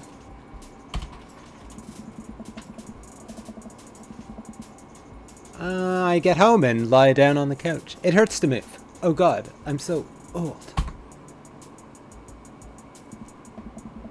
Oh no, I must have fallen asleep. What time is it? Shoot, it's 3:55. In 5 minutes? Oh god. Clean clothes, generous amount of deodorant, and run out the door. Medicine is not always the best medicine. Okay, arrive at Amanda's school, check in at the front desk. They give me a bright orange visitor sticker and send me on my way. I'm barely awake and feeling pretty haggard, but hopefully nobody will notice. Check my watch and relieved to see that I'm only 2 minutes late. Wait, was it room 103 or 108? I spot a youth standing at his locker and approach him for help. Excuse me, do you know where Mr. Vega's classroom is?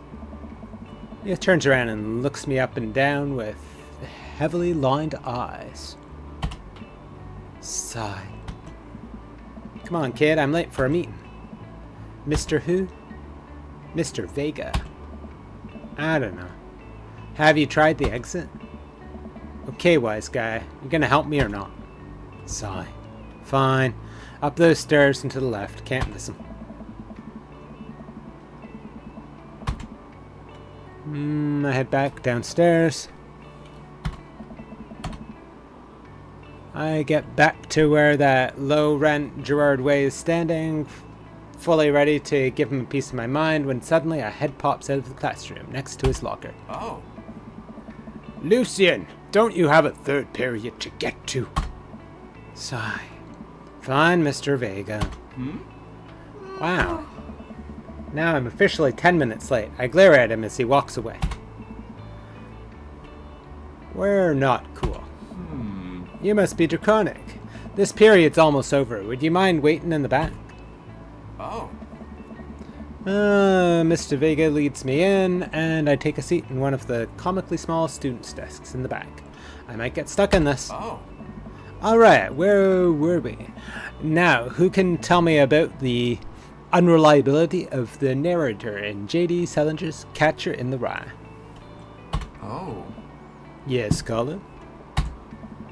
Colin stands up and does the thing where he blows into the crook of his elbow to make a fart noise. Hmm? The whole classroom erupts in laughter. Hmm. All right, everybody. Funny, Colin. Please sit down. Hmm? Now, Holden Caulfield is an unreliable narrator in the sense that the bell for the end of the period rings. All of the students immediately get up and make a break for the door. Huh? Remember to do the reading and answer the response questions on page 194 in your textbook. Nobody's listening. Hmm. Or not, I guess. Mr. Vega turns to me and sighs. Hmm. Middle schoolers, right? Don't you teach high schoolers? Both. You know, budget cuts. Right. Ah. Thanks so much for coming in. No problem, Mr. Vega. Please, call me Hugo. I don't normally do these impromptu parent-teacher meetings, but as I'm sure you know, Amanda's a very bright student, and I'm concerned about her recent behavior. What's going on? I don't know.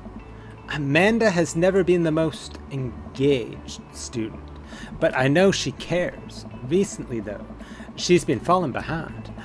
She's not completing assignments and has been doing rather poorly on tests. I'd normally chalk this up to senioritis, but this is strange. I thought Amanda always shared everything with me. It hadn't even crossed my mind that something might be wrong. I just want to ask, is everything okay at home? We just moved, she's fine. Bottle up. Just moved. Well, we just moved recently, but it was only to the other side of town, and Amanda was more excited about it than I was. See if you can talk to her about it. I know she values you a great deal and would appreciate your guidance if she keeps heading down this road. I know how important art school is to her, and I would hate to see her miss out on scholarship money that she clearly deserves. I'll make sure to talk to Amanda. Thanks for letting me know. Oh. Anytime. On my way out, I stopped thinking for a moment. I turned to Hugo. Hey, Hugo. Oh. Yes? They ever catch that rat? Ah. Yes. I'll leave the classroom and make my way out of the school. I'm still a little bit in shock that Amanda was able to hide this so well from me. She's always been such a force for positivity in my life, especially after we lost her mother. Amanda must be done with classes for the day by now. I'm sure she would appreciate a ride home, and maybe I can talk to her about what's going on. I pull up to the carpool, and Amanda hops in the passenger seat. So, did you have fun gossiping about me?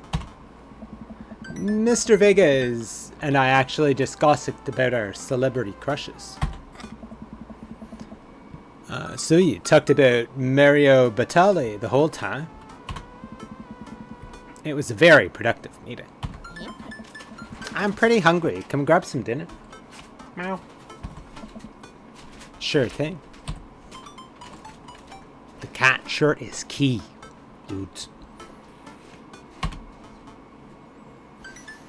Food court or make something at home?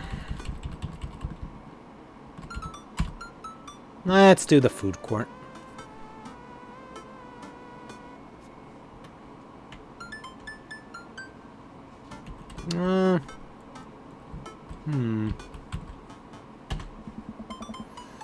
Does that sound good to you? Yeah, sure. Why the mall?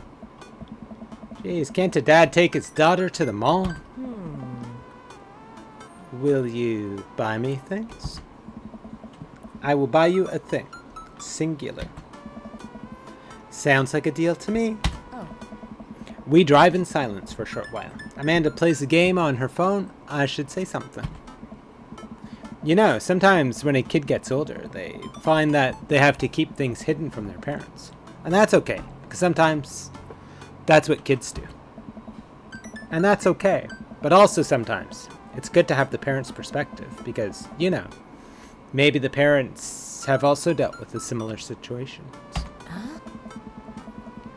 And maybe they're a little cooler than you give them credit for. Anyway, what I'm trying to say is that it's good to share. Love you. Have you been reading my tweets?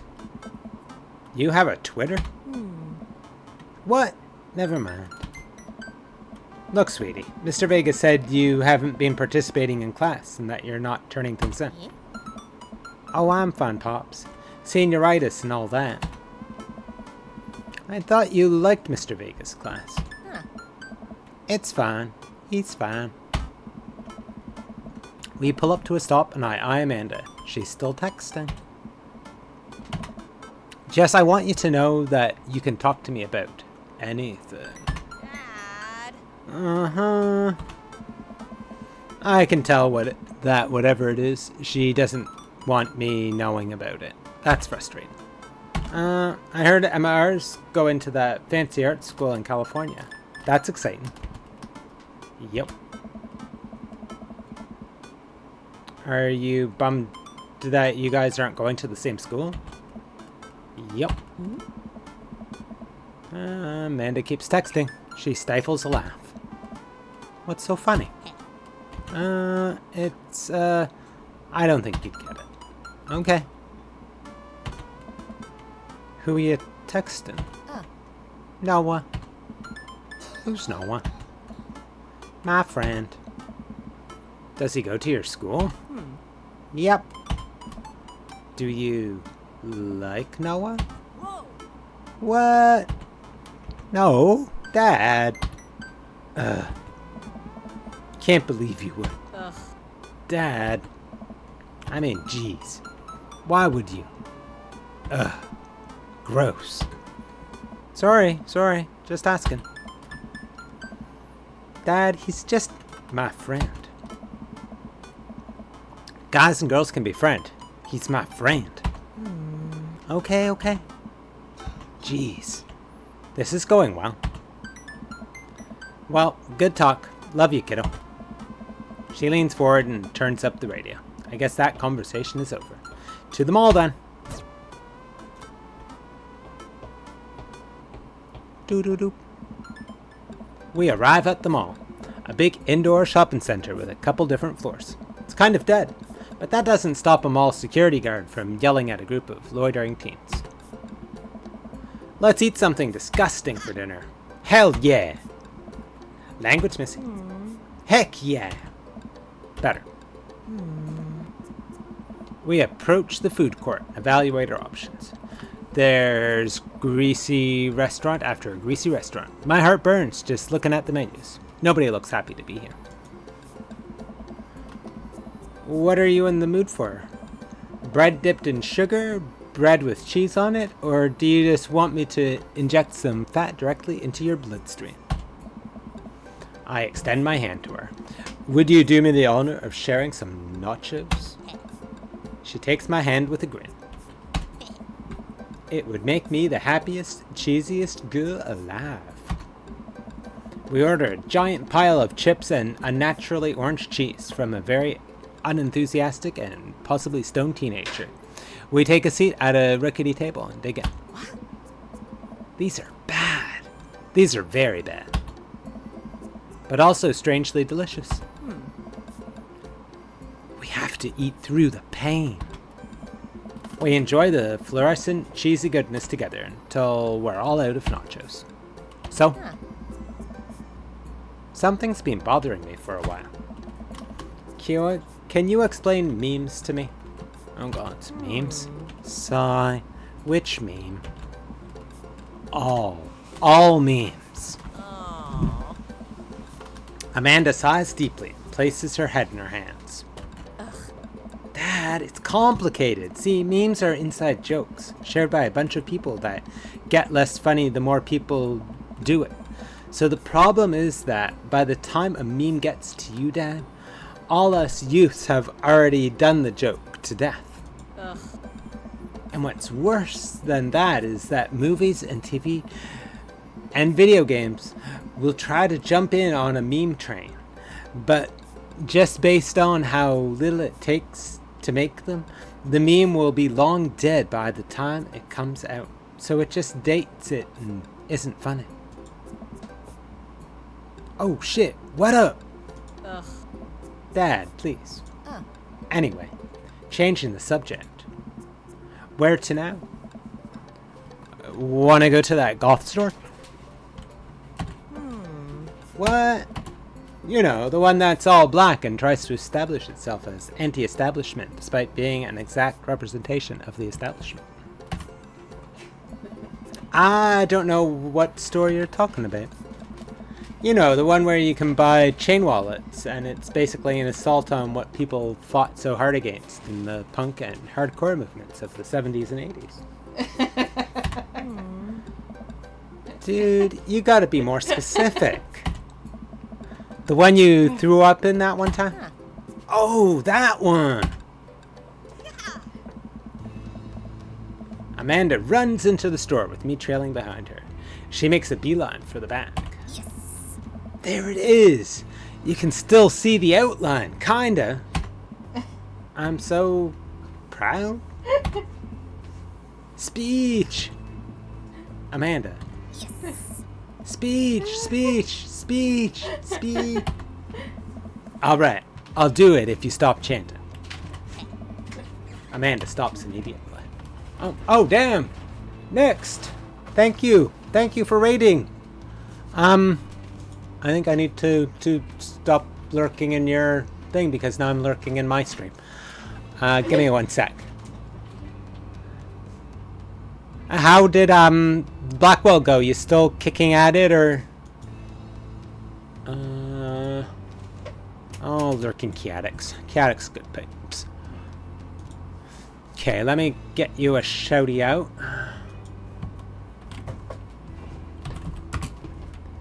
Yeah, I've never had much of a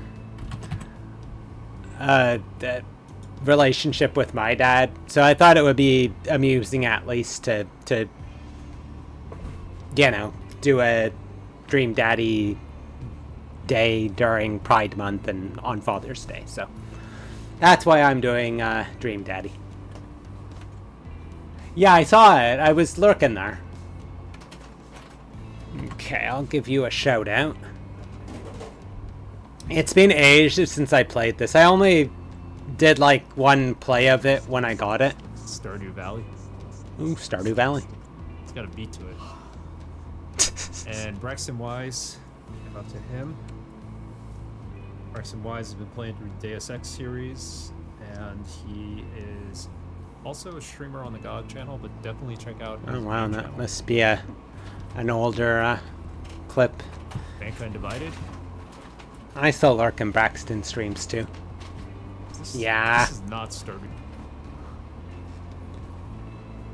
But it's been a long time since Braxton's done the GOG streams, and it's always his arts now, which is good. I enjoy his streams still. But yeah, I'm just doing a chill playthrough of this. I don't know if I'll finish it today, but here, give me 1 sec. Just want to refill my water.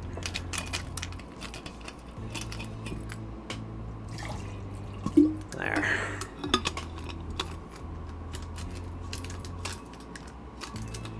You got all kinds. I'm sure you have much more clips than I do.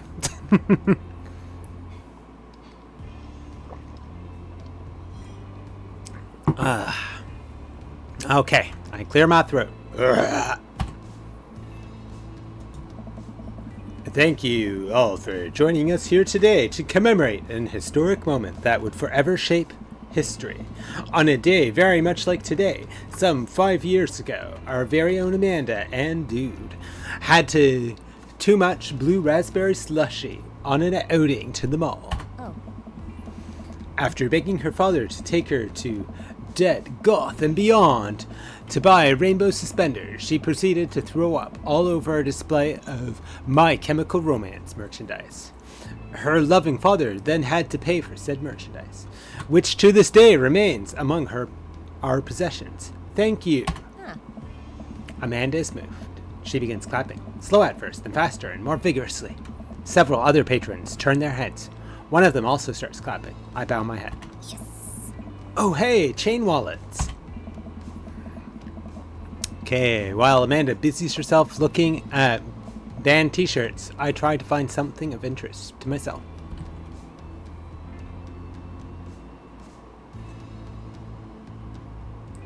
Okay. Yeah, definitely do your after stream stuff. Lurks are always greatly appreciated, and thank you again for the rate. Okay, not much for a dad to look at in a dead Gotham Beyond. Peruse band shirts, ironic mugs, or a clearance bin.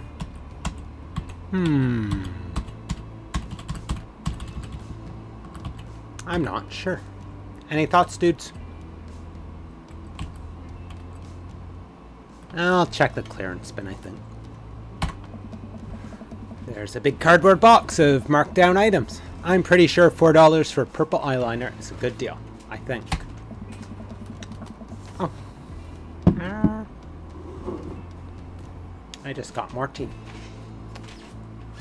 I wonder if I would look good in purple eyeliner.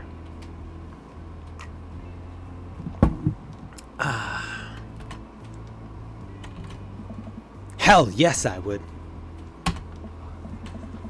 Look, this is very important to me. I overhear a stifled argument over at the cash register. An older gentleman is carrying a garment and showing it to a bored-looking cashier with pink hair.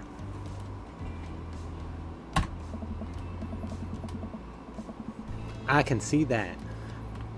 Don't know what to tell you, dude. I just work here. What? Listen, when I bought this online, the website said this blouse was Victorian inspired. However, when I received it, it clearly held the trademark of Edwardian dressage. Oh, God. Do you want a coupon? I can give you a coupon. Will you leave if I give you a coupon? Is there a manager present? People have to know what they're buying. I am the manager. I see. Well, it would seem that I have outstayed my welcome. Good day, shopkeep. Your superiors will receive a strongly worded letter by post. Whatever, dude. The man whirls around and storms out, his literal coattails trailing behind him. I can't tell if they are Victorian-inspired or Edwardian in nature. Amanda trots up to me with a t-shirt in her hand. Oh boy, here it comes. Oh. Hey, Dadtron 5000. Yes, I'll buy it for you. Wow, that was easy. Thanks. At least it's only one this time. Amanda plops the shirt onto the counter and grins at the cashier. I love your hair. Cashier says nothing and rings Amanda up, radiating hatred. I hand her a 20. So what was that guy's deal?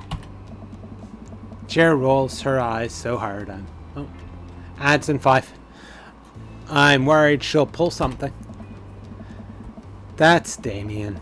He's in here all the time. He's obsessed with Victorian fashion or whatever.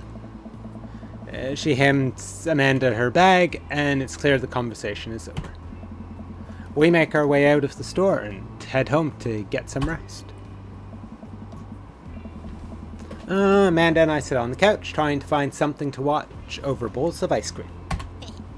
Oh, cool! Long Haul, Paranormal, Ice Road Ghost Truckers is on. Your favorite, right? Oh, hell yes! They have to make it over the Canadian tundra before the ice road melts. But also, they're hunting ghosts. Oh. Also, the trucks are haunted. This is an episode I've already seen, but it's one of the best. Callum and Flint Dogbone, the twin brother truck driving and ghost hunting duo, find themselves in the greatest peril yet. Oh no, the ghosts done got control of the truck. I can't steer on them. They're damn ice roads. Let me use this EVP needed to try and communicate with the spirits. Flint, we're about to die! Ah, almost got it. If you listen carefully, it sounds like it's saying, "You're going to die." That's because we're about to die, you! This is odd. The episode ends, and Amanda excuses herself to go and start arguments on the internet. I stay up a little longer, curious about the exploits of Callum and Flint Dogbone after their disastrous ice road accident. Afterward, I crawl into bed and get a good night's sleep. And start in a minute, 2 minutes, 3 minutes, just under 3 minutes. It's okay if you don't come in first, just make sure you have health insurance.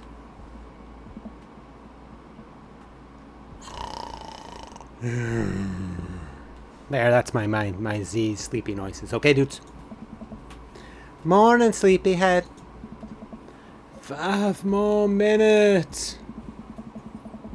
You have never, ever let me have 5 more minutes. So, get up. Fine. We have cereal for breakfast and spend the morning putting together furniture. Amanda is much better at interpreting the tiny manuals. We're able to put together a few shelves and one desk. But I'm pretty sure it was supposed to be a bookcase. Oh, God. So, you excited for the cookout today? Excited to beef up my grilling skills? If there's food, I'm excited. I'm gonna go with if there's food, I'm excited. I'm all over those terrible store-bought sugar cookies that everyone brings to parties. Yeah, those are bad. Which means there are more for me. Don't you want to meet some of the people in the neighborhood? I'll probably end up standing uncomfortably in the corner with a plate of food and hope that nobody talks to me. Dad, you're a beautiful work in progress. We'll get that butterfly to emerge from the cocoon. The social butterfly. Well, we better start getting ready. We definitely don't want to be late. What? No, we have to be fashionably late. Who shows up to a cookout on time? You know what? We're going early, just because you said that. I head out the door and Amanda reluctantly follows. We walk across the street to Joseph's house with a store-bought veggie plate. I'm a terrible cook, if it doesn't involve a grill. Doop doop. Okay, ads are starting in 30 seconds. I'm gonna put it on Be Right Back and make a run to use the facilities when it kicks in. I guess we're not as early as we thought we were. Joseph's backyard is already packed with people, and the smell of hot dogs wafts through the air. Small children run through a sprinkler, and adults chat in small clusters. I set our veggie plate down on a table next to 2 other veggie plates. Hey, there's Joseph. I wave to get his attention. The moment he sees us, he jogs over, arms open wide. Welcome! I'm so glad you 2 are here. It's probably a different voice than what I originally gave him. And you brought veggies! Let me introduce you to my family. Kids, come over here. This is Chris, my eldest. Yeah. Huh? This is Christian and Chrissy. They're twins. They stare creepily and say nothing. Then, of course, there's our youngest, Krish. Wait, where is Krish? Maybe Mary put him in his crib. Oh, and how could I forget my lovely wife, Mary? Hi, Mary. Oh, it's on ad break. Okay, I'm gonna sneak away. You're going to force me to eat potato chips, aren't you? Am I? Oh, okay. Do you want to get them? I got it. Number one,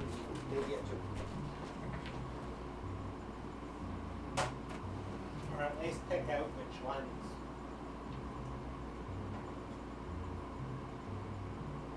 Hey, Rosie. Yeah, give me a sec.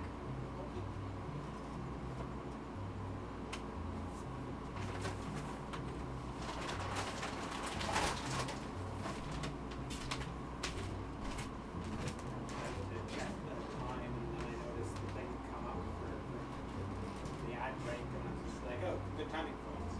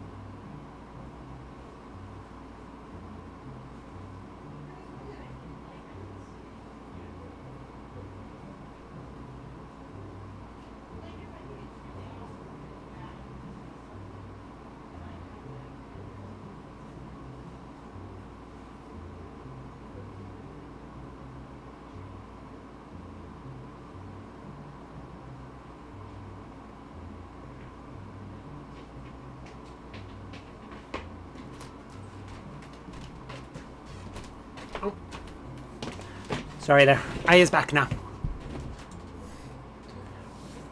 It's all Rose's fault. I'm sorry. Please forgive me. Let me drink some water.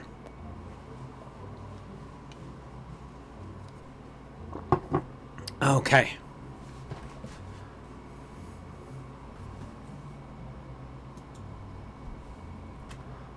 Hey. Joseph pecks her on the cheek. She smiles. Ah, Mary, sweetheart, did you put Krish to bed? I'll have to go look for him. What?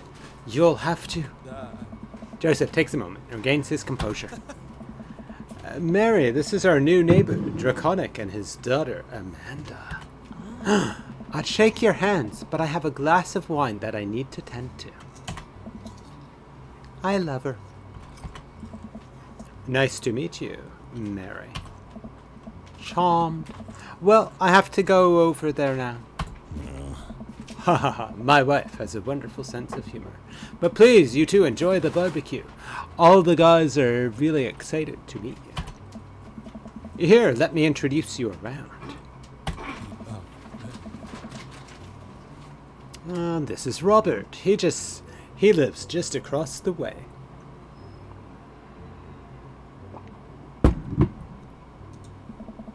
A haggard man nursing a glass of whiskey eyes me up and down. Hey, it's him again. Hey, I'm Draconic. It's nice to meet you. Takes a long swig of his drink. Charmed. Draconic and his daughter just moved in next door. Cool. If you ever need recommendations on where to get a drink in this town, Rob's your man. Told you not to call me Rob. Right, got it. Robert ambles away without saying goodbye. Hey. He's not really a people person. Wow, I think I've actually met everybody else. Oh. Great. I bet you're excited to get to know everyone better. Hope you both enjoy yourselves. Amanda and I mill around and try some of the food spread out on the table. I pick out some deviled eggs. Amanda grabs a small paper plate and immediately begins piling it with baked goods. Ugh, I don't want to have to make friends. Come on, Dad. Who are you gonna party with when I go off to school? I don't want to have to do pleasantries. Dad. Ugh. They're gonna talk about weather. Oh, I'm gonna eat one of the potato chips, so please forgive me.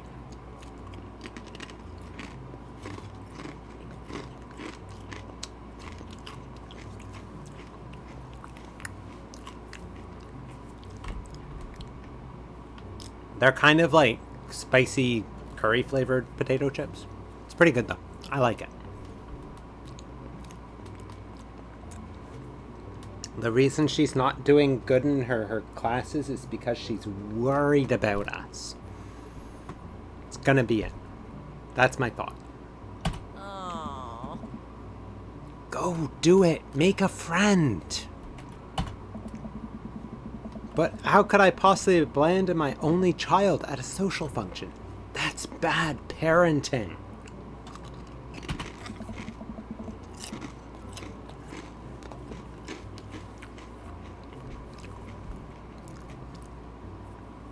This plate of cookies is my new dad. Bye.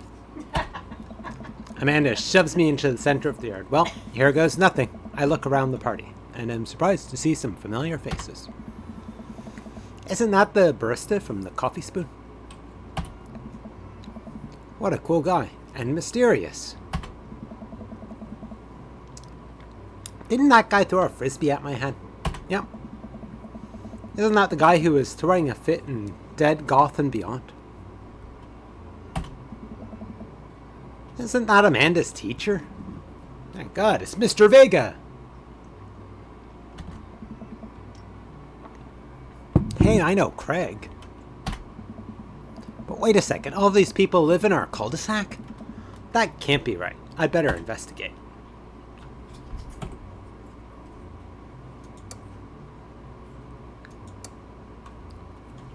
Wahaha. Oh, I should check, just to make sure. So I guess this is the... Yep, looks like it should be.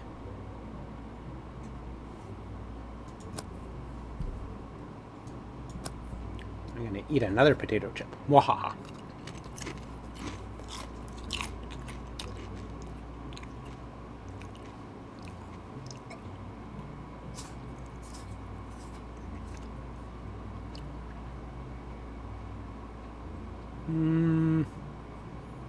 Which one's Joseph gonna be?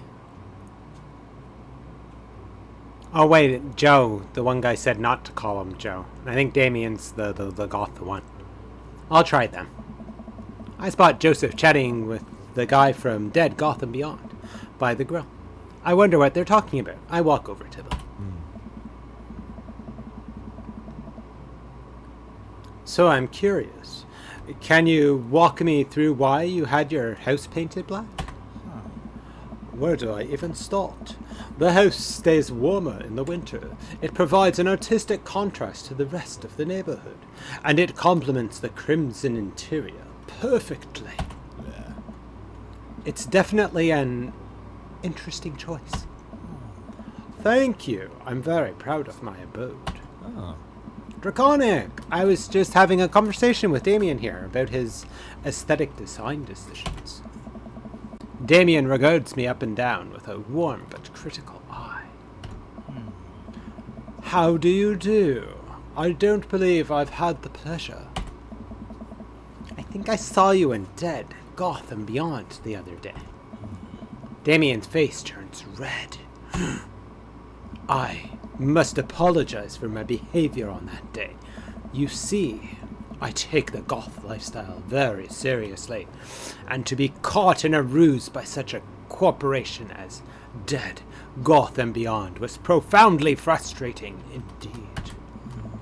I hope you know that while my anger may have been justified, it was no such way for a gentleman to act. It's okay, man. Do tell me about yourself. Are you new to the area? Yes, my daughter and I just moved in the other day. She was the one I took to Dead, Goth, and Beyond. A very good taste on her part. Does she partake in the Goth lifestyle? There's a Goth lifestyle? Cool.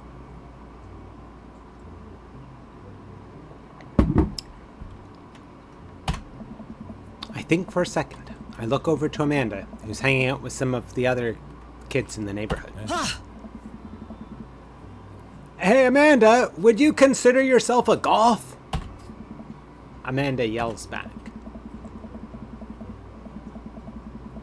I wouldn't necessarily try to fall under one specific label, but I guess if I had to choose, I would more describe myself as twee hipster with some normcore leanings. Bats are cool, though. Oh, pity. Are you enjoying the party so far? Oh, definitely. And thanks much for putting this on. It's nice to be in a cul-de-sac where everyone is so friendly and welcoming. Yeah. Amanda walks up to the conversation.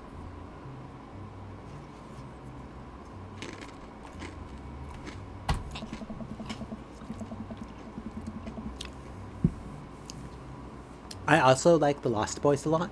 Really good movie. Does that count as Goth? That it would, my dear. I don't believe we've had the pleasure of meeting. Damien Bloodmarch at your service. Damien finishes the sentence with a flourish and a bow, producing a single rose and offering it to Amanda. Amanda blushes and returns the gesture with a curtsy. My, do you know how to treat a lady? Whoa. Hello, Amanda. Seemingly out of nowhere, Joseph's twin kids appear. Are they speaking in unison? Hey. Hey. Won't you come play with us? Come play with us forever. Guys, enough with the creepy twin shtick. We've talked about this. Christian and Chrissy slowly back away. Where do you think they got that from?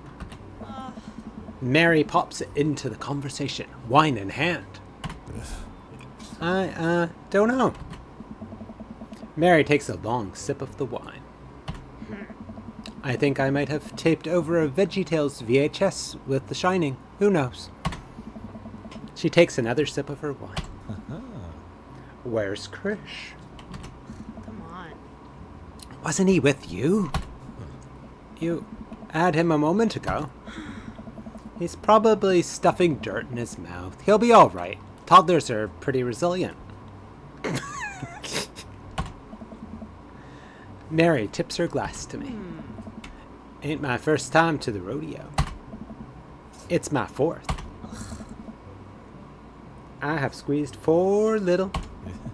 Sweetheart, would you do me a favor and please find Krish? That would be great.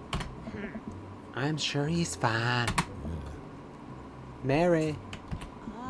Okay, geez. Mary finishes her wine and wanders off. Dad, can we go now? Oh God, that's... Lucian. Have I introduced you to Draconic yet? Hey, it's that punk from Amanda's school. I remember you. Whatever. That's no way for a young man to speak to his elders. Be polite. Lucian bows. Whatever, sir. Lucien bows again. Mr. Christensen, may I have a veggie burger, sir? Oh. Coming right up, bud. Are you a vegetarian? Yep.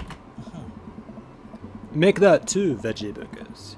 Did you know that some people in the Victorian era were vegetarians? They described carnivorous type people as bloodlappers.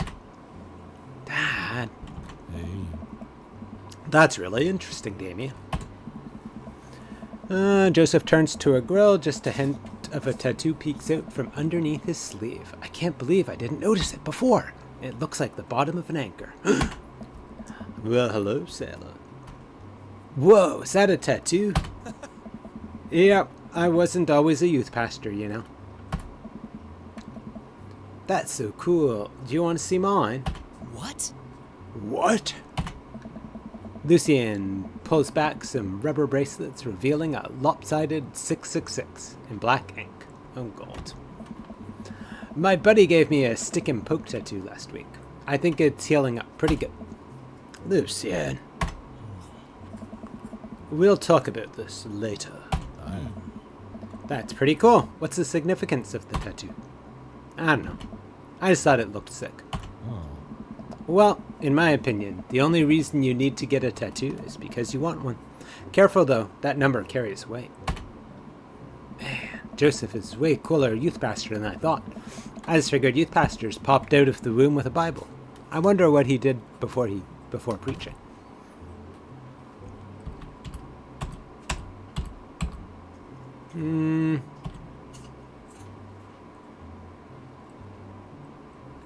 I'll do burger time last.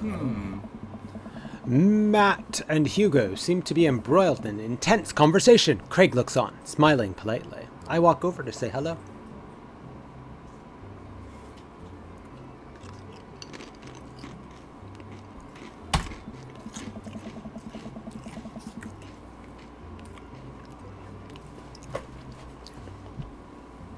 Oh God, what did I have for Hugo? Well, I don't think it's fair to try and compare 2 art movements like that. Periods in art only exist because they're unique byproduct of the social and political climate of a time and place.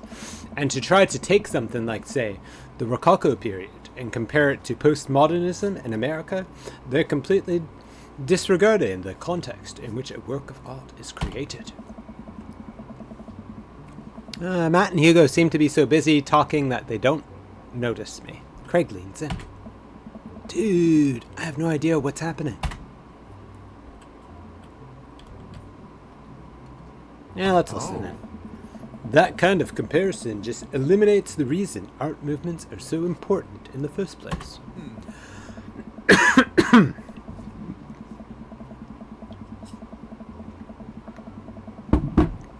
You're not wrong, but I think there's no harm comparing one work of art to another. You could definitely say one painting is better than the other, if you're evaluating technical skill from a purely formalist standpoint. If I showed you a Matisse and then something by the Dutch masters, which one would you say shows more technical prowess? I am so lost right now. I shoot a worried glance over to Craig, who returns it. Well, sure, you could say that the Dutch masters were technically more skilled, but I would argue that while the Dutch masters were better painters, Matisse had better paintings overall.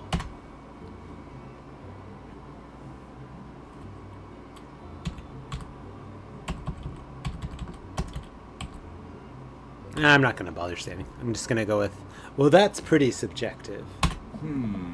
How do you mean? Well, that painting of the guy with the apple in front of his face is pretty nice. Matisse rocks. Oh. That's Magritte.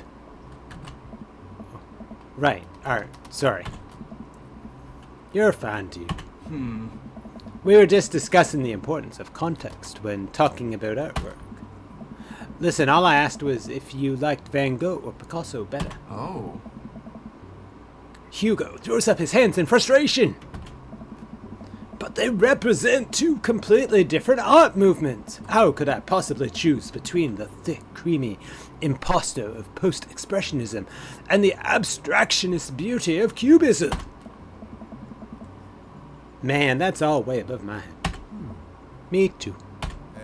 Haha, it's all good, man. The cool thing about art is that we all perceive it differently. A single piece could have a totally different effect on each person that looks at it, and that's awesome. Oh. Just 1 minute about that. Hugo, please. Oh. Sorry. I get really fired up about art stuff. Draconic, how are you liking the neighborhood? It's pretty nice. Everybody's been super friendly. Seems like your daughter is fitting in just fine. Matt points across the yard to where Amanda, Daisy, and another young girl are playing. They're all sitting cross-legged in the grass, picking weeds and weaving them into little flower crowns. It's pretty adorable. The girl I don't recognize jogs over to us. Hey. What is it, sweetheart? It's a flower crown. I thought you'd look cute in it. Hey. Well, there's only one way to find out. Matt takes the flower crown and places it on top of his head. Hey. Am I cool now? The girl stares at him, thinking it over. Nope. But you're slightly less uncool than you were before you put it on. Hey. Hey, Draconic. This is my daughter. Hello.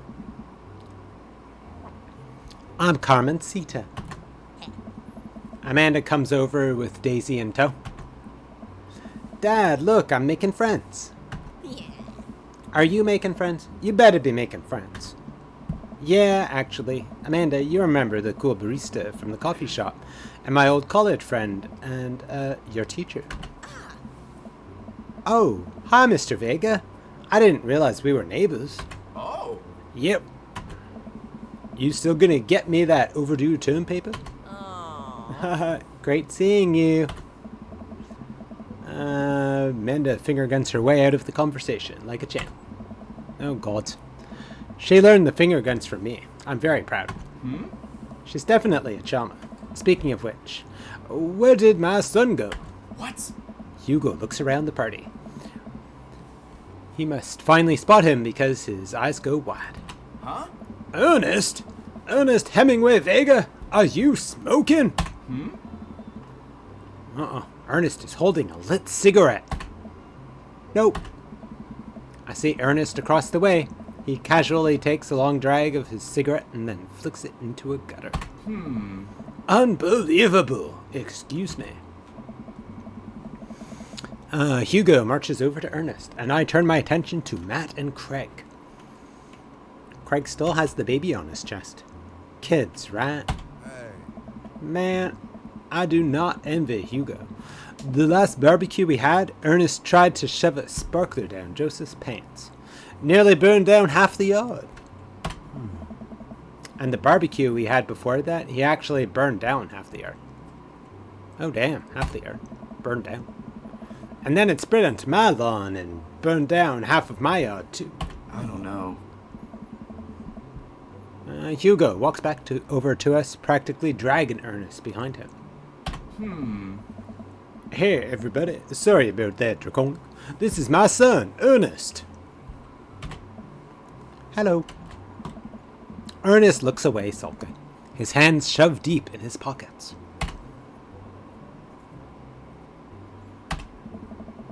Hugo nudges him impatiently. Hey.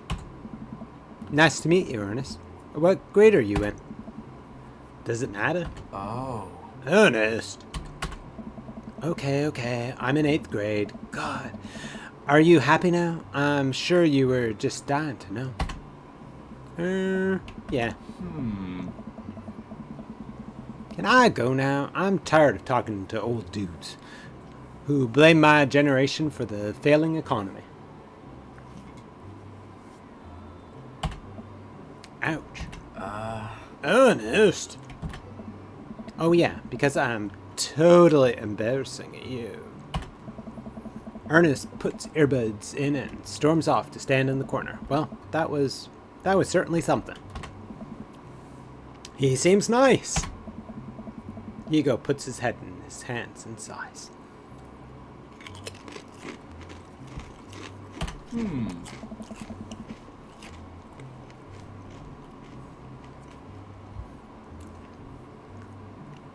I'm so sorry. He's having a really tough time. As much as I want to be the cool dad, I have to be the authoritarian dad, and he clearly resents me for it. I mean, I think as a dad and a teacher, that's about as authoritarian as you can get. Honestly, are any of us cool dads? Is it even possible to be a cool dad? What? I'm cool as a cucumber. See that right there? You can't say that. My kids think I'm cool. But for how long, Craig? How long do we get to be the cool dads? Don't know.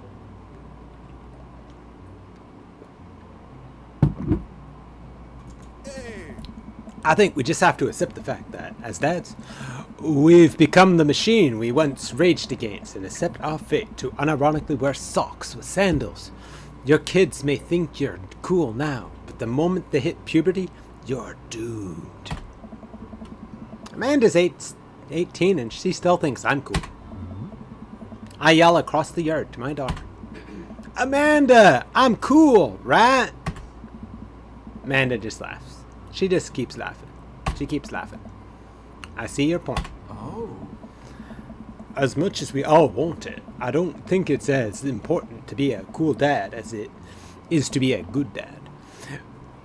We can't all be best friends with our kids. It just doesn't work. I mean, look at me and Ernest. Our job as parents is to make sure our kids turn out okay. Yeah, you're right. It'd be nice to have it both ways. Hearing these guys talk about this makes me think of my relationship with Amanda. We get along so well, but there might come a time when it won't be like that. Is college when that happens? Don't let us eat up your time, Draconic. Go and meet some of the other people around the neighborhood. Okay. Robert and Brian. I glance across the yard and notice Robert and Brian chatting over drinks. Ooh, drinks. Man, I don't think I want to deal with being one up by Brian right now, but I guess I could live with learning more about Robert. Oh no, they caught me staring. Oh no, Brian's waving me over. Shoot.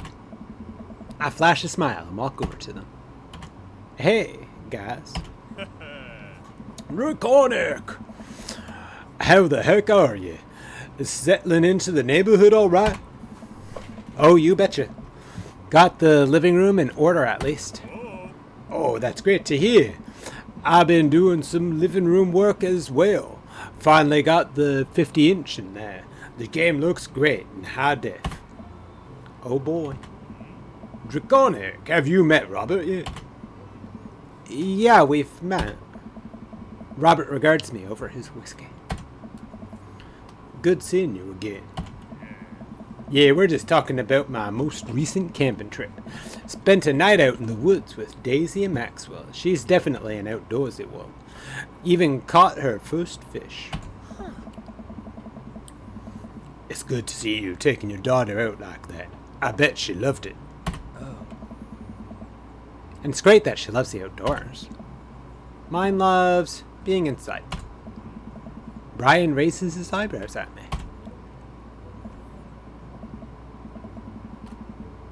Being inside making art. She won a local competition for that art. Yep. Did I put it on too strongly? Probably. Robert stares at me blankly for a second. Anyway. I haven't gone camping in years. Not since the last time. Same here. Well, things change once you have... Wait, what happened the last time? Robert takes a long sip of whiskey. Well, old Johnny Boy and me were out in the back country. Johnny Boy's a strong kid. I met him in my army days. Comes from Kansas. They built him tougher out there. Anyway, things go south pretty quick. Johnny Boy breaks his ankle when the rope bridge snaps. You could see the bone popping out through the skin. Johnny Boy's screaming now, crying for his mama, losing blood. We're 2 days out from the next living soul, and here I am with my dear friend bleeding out in front of me. I'm able to dress the wound, but now I gotta fireman carry a 6 foot, 180-pound man over some of the roughest terrain I've ever been in. I won't lie to you, there were moments during those 2 days when I thought about leaving old Johnny Boy. But you build a bond with your brothers in arms, and that bond never breaks. I got that boy back to civilization, but I lost some of me out there. I guess that's camping for you. Brian and I stare in disbelief. Robert takes another long sip of whiskey. I'm just kidding. My friend John and I went inner tubing down a river, and he lost a flip-flop. Missed that kid. And Brian and I laugh nervously. Or am I kidding? Brian and I tense up again. I'm kidding. Phew. Amanda and Daisy barrel up to us, laughing. Daisy is holding a paper plate in front of her like a steering wheel. We gotta get off this haunted truck. Oh no, the ghost locked the doors. Quick, hit the emergency escape button. But trucks don't have emergency escape buttons. Then hit the brake, I guess. And then we'll get out of the truck. The imaginary truck. Anyway, we're safe from the ghosts. But how will we ever survive this Arctic tundra? Daisy, you might have to eat me. Are you prepared to do that? I'm prepared to do anything to survive. That's cold-blooded. I like that. Although I'm not sure I have the materials required to properly cook you. You know, that reminds me of the last time I went skiing. Robert! Wait a second. Are you guys playing Long Haul Ice Road Paranormal Ghost Truckers? Yeah. Amanda and I love that show. It's the best. Especially the episode where Callum hides Flint's keys and Flint retaliates by breaking an ancient cursed urn and sending the spirit after him. Yeah. Such quality reality television. I don't watch a whole lot of television, but I do enjoy that show. That and the war documentaries. Alright, Daisy, I found us a couple of bugs. They're gonna make a great meal. Lots of protein. Gonna keep us from starving out here in this harsh, icy wasteland. But there's a whole table of food right over... Daisy, it's a game. We're playing pretend. It's what kids do. Live a little. Mandy gives Daisy a handful of gummy worms from the snack table. They eat them with mock disgust. Let's go find kindling for a fire. Yes. Okay. But not an actual fire. Because we're playing pretend. Yes. Now you're getting it. Daisy and Amanda run off. What a cute couple of kids. Man, I've never seen her get along with anyone so quickly. I guess Amanda just sort of has a way with kids. That's kind of amazing. Daisy doesn't really get along with kids her age. It's nice that he's not trying to one-up me this time. Maybe we can have a regular friendship after all. Really? She just kind of keeps to herself. Her teachers say she spends every recess in the library. I think the other kids are intimidated by her intelligence. There it is. I wouldn't worry about it too much. Amanda was shy at Daisy's age, too. She used to have a habit of crawling under tables and crying every time we took her to a restaurant. She bit people, too. Oh, ho, ho, kids, right? Gotta love them. They're required to by law. This game is not conducive to me eating potato chips. Just telling you that. I hear that.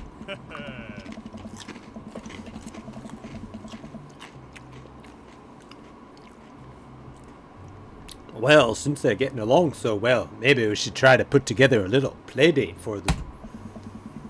They do seem to get along really well, but the thought of continually hearing about all of Brian's accomplishments is rough. Yeah, that'd be nice. Well, I don't want to take up too much of your time. Go meet some of the other fellas. And without further ado, let's work some magic. Joseph closes his eyes, takes a deep breath, and gets to work. With the greatest of ease, he sets patties on the grill, flourishing as he flips his spatula in the air. It's easily some of the best grill work I've ever seen. You guys think this is my first time in front of a grill? He's working faster now, effortlessly tossing cheese onto patties and perfectly grilling onions on the side.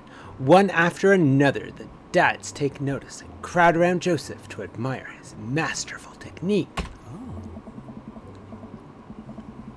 You probably didn't know this, Draconic, but Joseph's known around here for his grillmanship. He's ungrill-evable. I've tried to get on his level, but I just can't catch up. Let us keep studying. He has a rare quality about him. Mustard, we keep talking about this. Can't we just appreciate the artist? Hey. I've never seen him make a mistake. Ah. Okay, we need to stop. This is getting too cheesy. Please stop. All of the children at the party boo the glorious display of puns in unison. Yeah. Alright guys, the food's ready. Please form an ordinary barbecue. Amanda groans. We all grab our food and hang out, enjoying perfectly cooked cheeseburgers. Man, it's so wild how all of us dads live in the same cul-de-sac. Kinda nice, isn't it? It feels like there's a real community here. Totally helps when you're just a single dad trying to raise a kid. We're happy to have you here, man. I think you're gonna like this neighborhood a lot. Plus, Amanda seems to be getting along with all of the kids. If she decides to get into the babysitting game, she'll really make a killing. Hey, why don't you add us all on Dadbook? Dadbook? Yeah, it's a great social network for dads to keep in touch with each other. We're all on it. So if you ever need to reach out to anyone, that's the simplest way to do it. Sorry, I'm just an old-fashioned dad. Social media goes over my head sometimes. Don't worry, Pops. I'll help you figure it out. The rest of the barbecue goes smoothly. We all trade stories and drink beer as our kids play on the lawn. Amanda breaks up a fight between Carmencita and those weird twins. I think they wanted her soul.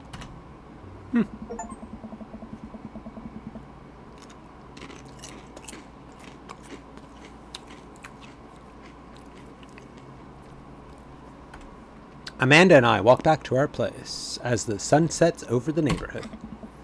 Pretty fun party, don't you think? I mean, I got a burger in me. I felt like I was at a networking event. Wish I could have been playing Paranormal Asteroid Truckers. I'll just go with I got a burger in me.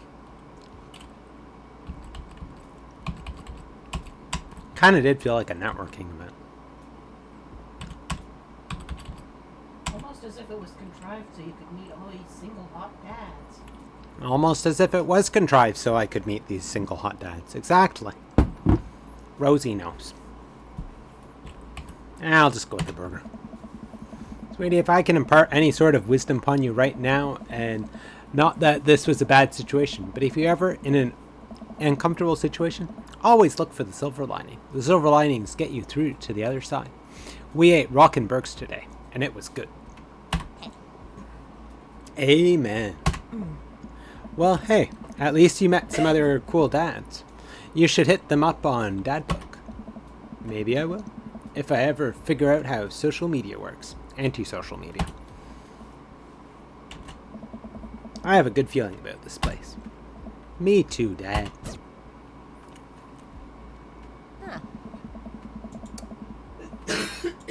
Put another save in. Give me 1 sec here. Just want to refresh my water since I finished the tea. Believe it or not, potato chips are a bit dry. Arrive home with the remnants of our veggie plate. Seems like nobody was really into the cauliflower. What? No cauliflower eaters? Because cauliflower is an abomination.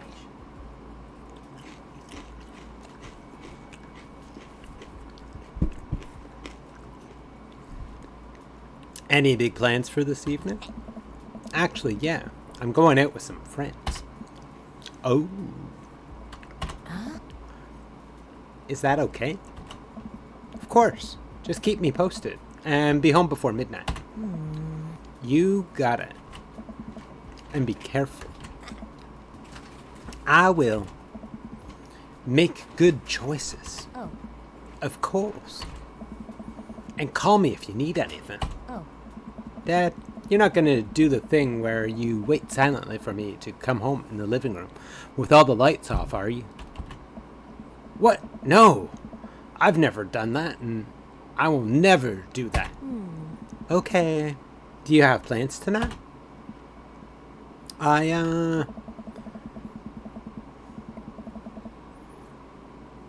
My plans were kinda to eat ice cream and watch TV with Amanda, but I'll find something to do. I'm gonna...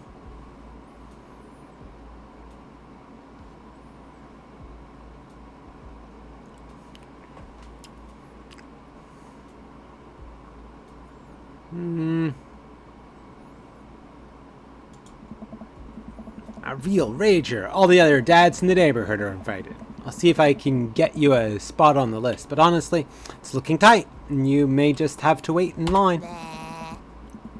I know the guy at the door. I'll get in, no problem.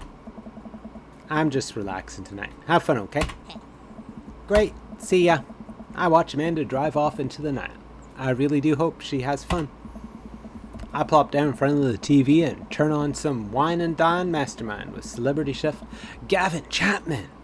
Looks like Gavin's making a roasted rack of lamb with rosemary mashed potatoes. I'd love to be able to cook like that. Although, I think if I was actually good at cooking, I'd use my powers for evil. Like just making baked Alaskas all day instead of any food of real nutritional substance.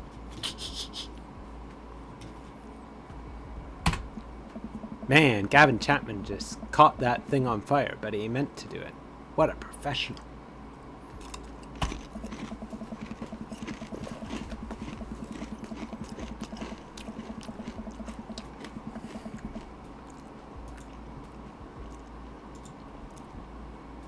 Just checking one thing.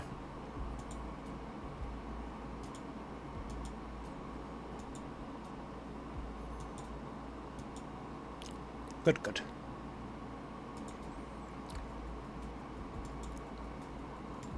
Just wanted to check the streams I was lurking in. I lose track of time as I blaze through several episodes of Wine and Dine Mastermind, and also one episode of some cooking show called Meat Hell. I'm not even sure what that one was about. It was just a lot of yelling.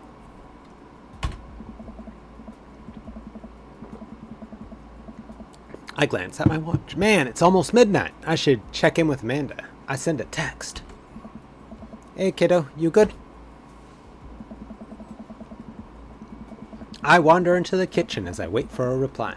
Amanda's phone is almost always in her hand, so I'm sure she'll respond soon. Unless she's driving home now. In which case, I hope she doesn't respond soon because I definitely taught her better than to text and drive. Ooh, I reach into the freezer and grab an ice cream sandwich. It's a little late for this, but I think I earned it after a long day of socializing. Check my watch again, and then my phone. Nothing yet. Okay, see, now I'm worried. Do I call her? Do I call the cops? No, it's too soon for that. I'll just send her a gentle reminder text. Okay, half an hour passes. Now I'm really worried. The episodes of Gavin Chapman's Meat Hell are not only not assuaging my anxiety, but possibly exacerbating it with all the yelling. So I keep pacing around the house, waiting for her to come back. Why didn't I find out where she was going? Who was she even with? Why don't I know any of her friends' phone numbers? Why don't I even know any of her friends' full names? Who is Amanda P? I decide to send her another text. Hold on. Amanda, please text me and let me know you're okay. I can't help but think of all the awful things that could have happened to her. Oh, thank God, it's her. Amanda opens the door and shuffles in. Finally, she's back home. I'm glad she's okay. Sup? Sweetie, thank God you're safe. Aw. Yeah. But now that I know she's okay, I'm really mad. Why didn't you answer my texts? Amanda pulls her phone out of her pocket. Oh, whoops. Guess I didn't see those. She starts to walk to her room. Amanda Ann. Whoa, we're pulling out the middle name now? Amanda, you came home an hour and a half after your curfew, and you didn't respond to any of my texts. You really freaked me out. I was about to call the cops. Dad, you're seriously overreacting. You're not gonna be like this when I go off to school, are you?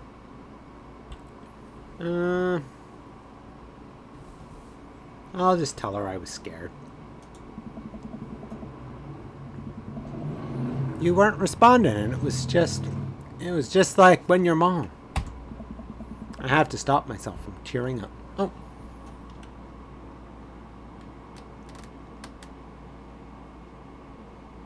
Yeah, see you again soon, Jay.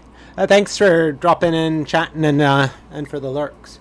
Hope you enjoyed some of the Dream Daddy. Okay, I have to stop myself from tearing up. Oh, Dad, I didn't mean to. I sit down on the couch and put my head in my hands. I feel very tired all of a sudden. You really scared me. Just please don't do that again. Alright. I'm gonna go to bed now. Closes the door to her room and I head to mine. Jeez. As I'm falling asleep, one thing she said keeps echoing in my mind.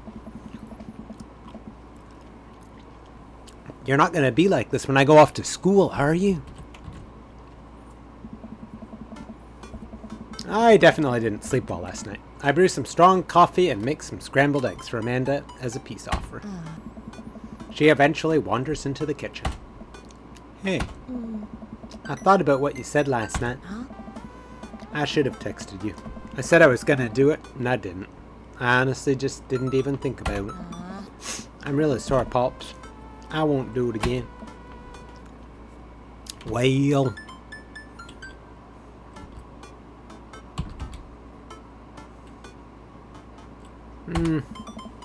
You're an adult now. I shouldn't have gotten so worked up. Team Dude. Team Dude. Amanda gives me a hug. Want some eggs? You know it. Sprinkle some cheese on them. Already did. Bless you. Cheese makes eggs better. Cheese makes eggs better, apparently. Amanda scarfs down the eggs.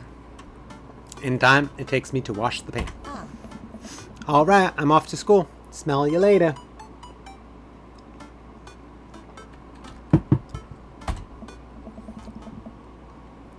Wait, one more thing before you go.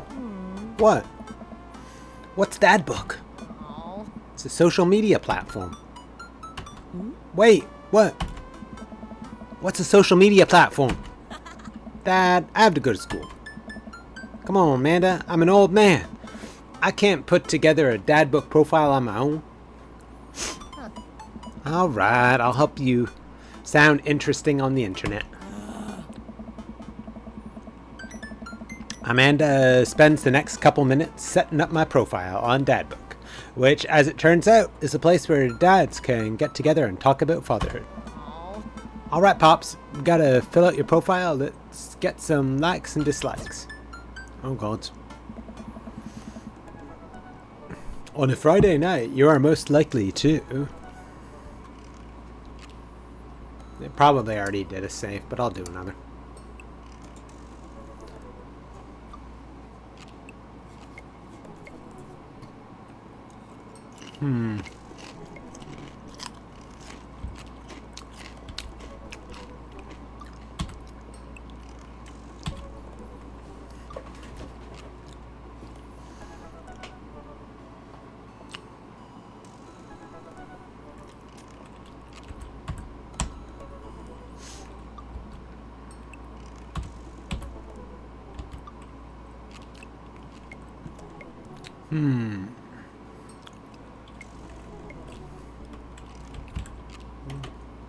I'll go with History Channel.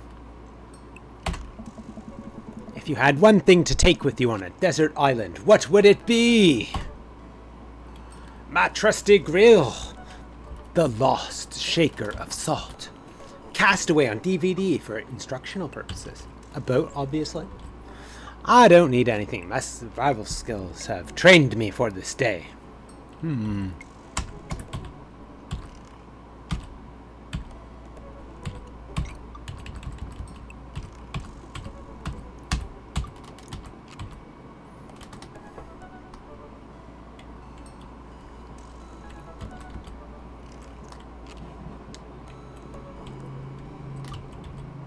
I like saying a boat.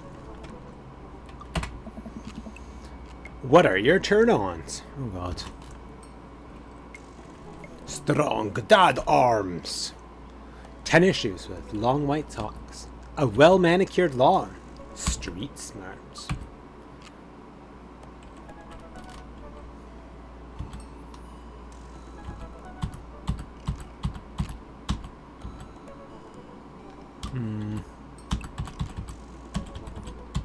Yeah, no, let's go with comfortable. What did you want to be when you grew up? Technical writer for manuals and instructionals. Salty boat captain. Pro skater who is also an astronaut. A good father? Let's go with salty boat captain. What's your favorite movie genre? War documentaries? Sean Connery's entire? Anything on Laserdisc? Romantic comedies? Whatever will make me cry! Well, comedies that haven't aged well. I know one of them said war documentaries.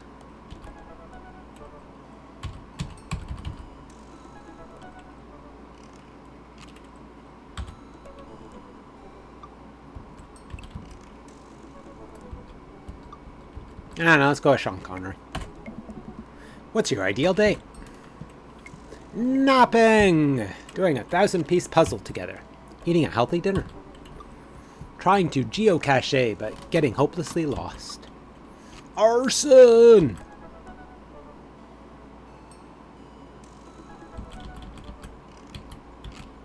Let's be weird and say being emotionally vulnerable. Hello? Yep. What do you never leave home without? Sensible cardigan, my sick vape, my book of word jumbles, a cool knife, my cripplingly low self-esteem. I frequently forget my phone, keys, and wallet at home. Sometimes.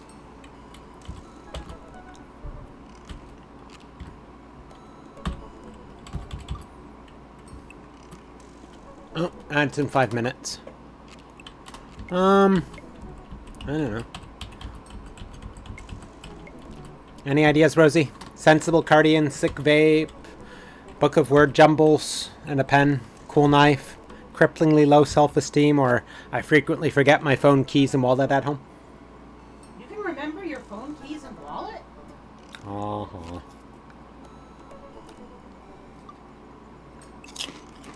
Only occasionally.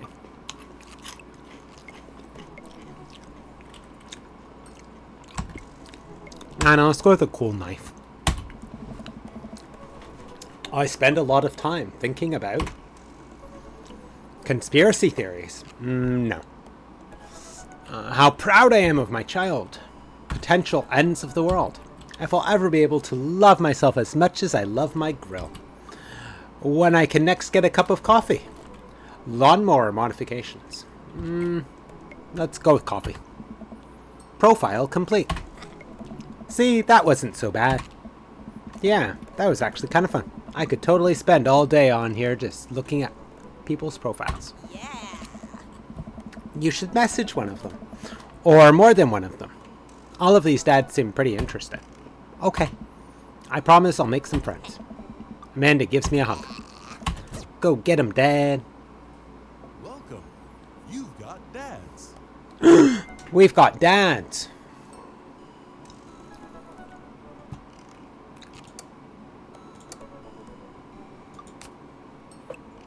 Hi, Draconic. It's me, your dear old friend from way back in the day, Dad Amanda. I'm delighted to see you've signed up for Dadbook. They've recently added this exciting new messenger service, so you may find yourself receiving messages from other dads like myself. Take care not to miss them.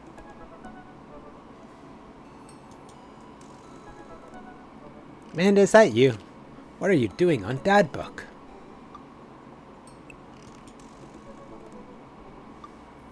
Why, Draconic, Anitha. We've known each other since business school. How could you possibly confuse me for your amazing and talented and easy to buy things for daughter? Though I am of course flattered. You should buy Amanda more things. Amanda, you know I didn't go to business school. I barely even managed to get my degree. Wait. No. Wow. I didn't say that. You never heard that. This is gold. I was a great student, I swear. I graduated at the top of my class because I worked hard and ate all my vegetables. Totally holding on to this for later. Wait, do you even remember what I majored in? I declined to comment. Cool.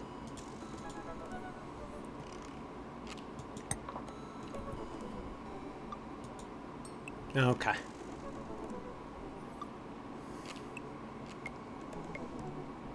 That's in a minute and 40.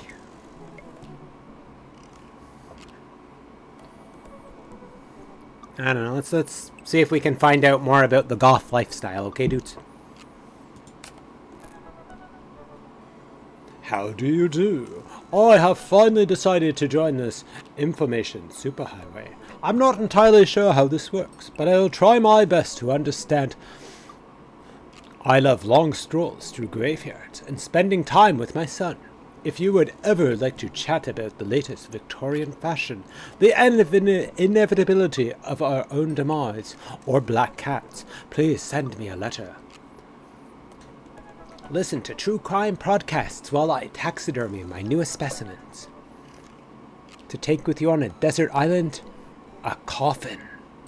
What are your turn-ons? Pronouncing bosom correctly. Oh, gotta actually scroll down there. What did you want to be when you grow up? A bat.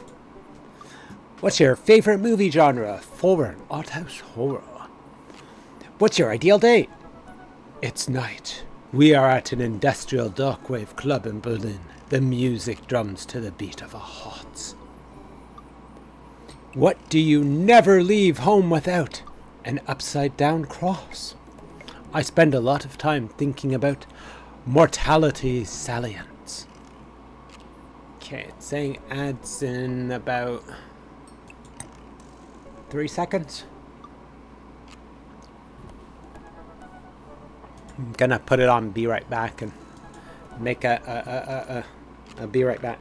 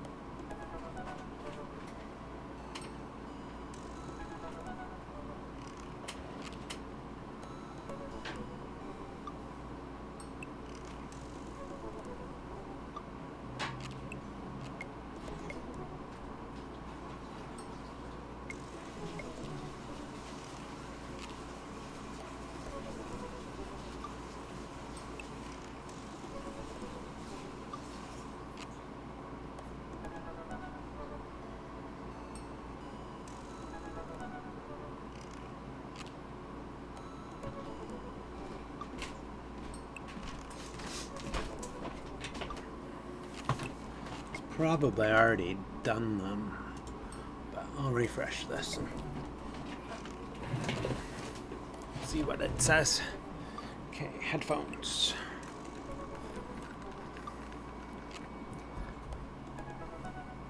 Do do do do. I think I should just have enough water to... Yeah, it is over. Okay.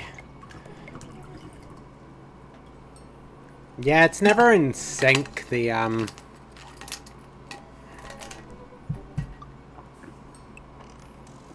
one thing. But oh well. Thanks for putting up with the ad breaks. Okay, oh, I should take the beer back off. Okay, let's check the other ones. Dad of 3, business entrepreneur and fitness enthusiast. Juggling work, family, and fitness is a tough gig, but someone's gotta do it. Friday night, get one last good cardio session in. If you had one thing to take with you on a desert island, a box of energy bars, turn-ons, a sub 6-minute mile. What did you want to be? Beer pong world champion. Favorite movie genre? Buddy cop movies forever. Ideal date, scaling a huge dangerous mountain for fun. What do you never leave home without? An extra tube of energy gel. I spend a lot of time thinking about my mile time used to be so good. What happened? Have I peaked?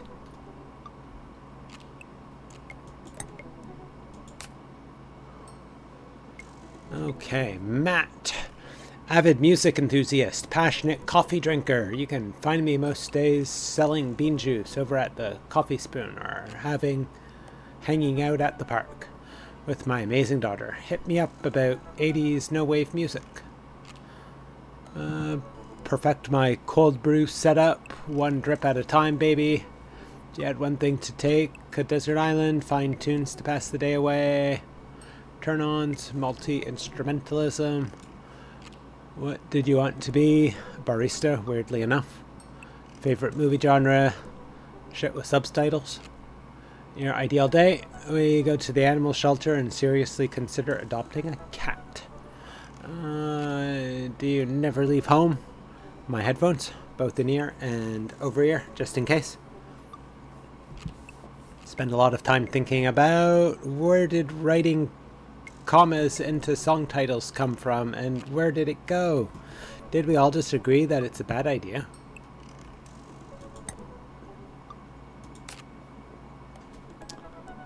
Okay, Brian. Hey, I'm Brian. I spend most of my days hanging out with my awesome daughter and thinking up new ways to grow things.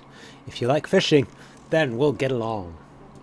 On Friday night, you're most likely to see just how slowly I can cook a piece of brisket. If you had one thing to take on a desert island, fishing pole, that's not a bad thing. What are your turn-ons? Keen understanding of steak cuts. What did you want to be when you grew up? Fireman. Favorite movie genre? Romantic comedies. Ideal date? Deck building. And what do you never leave home without? Portable fishing pole. A lot of time thinking about how my daughter is smarter than I am. There are worse things that happen to daughters smarter than you are. Robot. When the internet gains sentience and decides to destroy us all, you know it'll use this information against us, right? Okay, Friday night, you're most likely to make a deal in an alleyway, have it go badly. Who's the cop? Was it Giacomo? I trusted Giacomo. If you had one thing to take with you on desert island, gun. What are your turn-ons? Don't talk to me. What did you want to be when you grew up? A grifter. Favorite movie genre? Italian neo-realism. What do you never leave home without? At least 4 knives. I spend a lot of time thinking about. You ever really look into a rabid animal's eyes? Oh wait, think I missed one there. Ideal date, grave robbing. And we did Damien.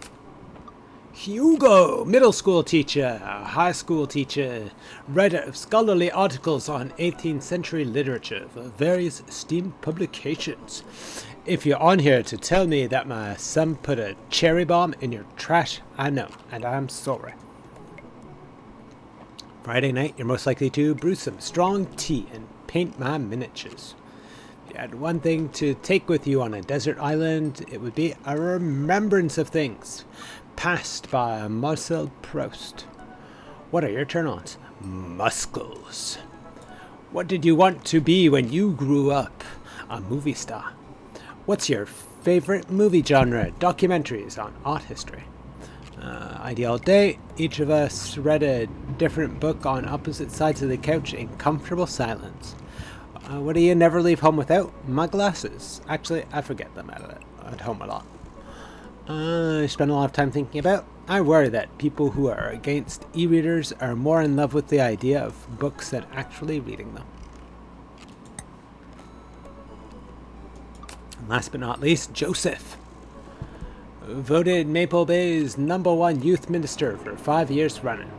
Living in my hometown with my beautiful wife and our 4 amazing kids. If I'm not in church, you can catch me out on the open water, setting sail on the seas of adventure. I love playing guitar and crushing my kids at Candyland. Friday night, you are most likely to lead the community in a fun mixer. Had one thing to take on a desert island, 6 string. What are your turn-ons? My loving wife. What did you want to be when you grew up? Ship captain. What's your favorite movie genre? Feel-good movies. What's your ideal date? Lovely night on the town with my wife. What do you never leave home without? The good book. I spend a lot of time thinking about how I can be a better man, husband, and father. Okay. Well, I guess we should message some of them. I'm gonna message Matt.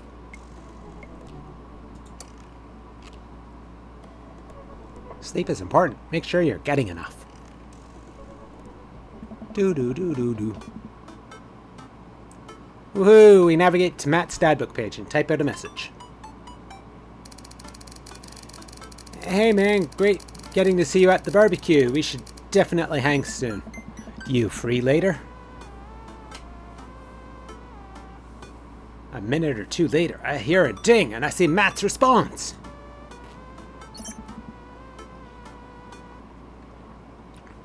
Okay, hey dude, I'd be so down for that. I'm actually catching a show tonight at the Soundgarden. Want to come out? I think for a moment. What's a Soundgarden? It's a concert venue, but also a band that a lot of people listened to back when it was cool to have soul patches. Oh man, I haven't been to a real concert since Amanda was born. Am I ready for this? While I'm thinking, another message pops up on the screen. Pup is playing tonight. Cool little indie pop punk rock band out of Canada. Should be a fun one. I didn't know you were allowed to string that many words together to describe a band. Whatever, let's get out of our comfort zone.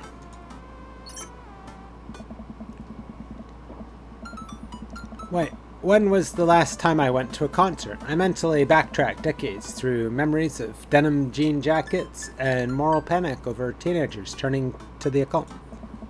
Oh god, I had a mullet back then.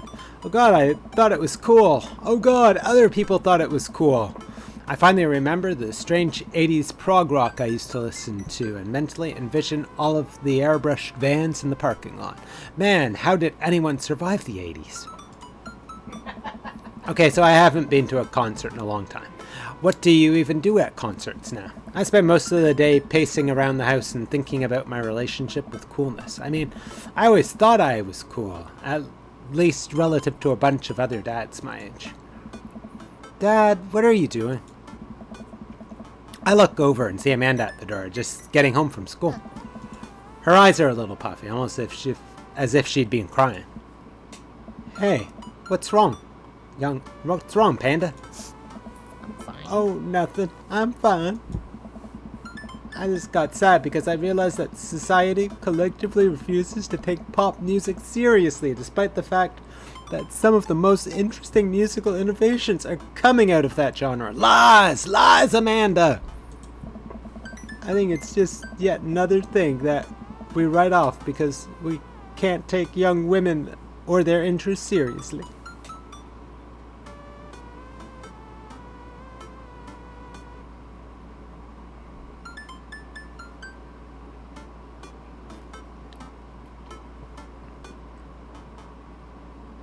I'm kind of curious what the different options will spawn.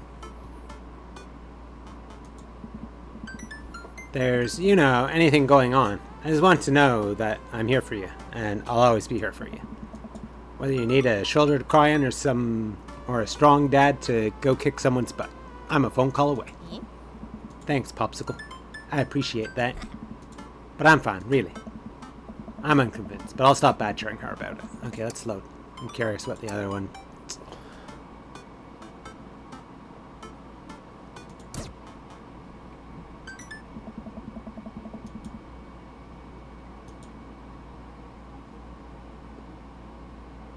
You have to tell me what's actually wrong. Why are you lying to me? Huh. No, I'm perfectly fine.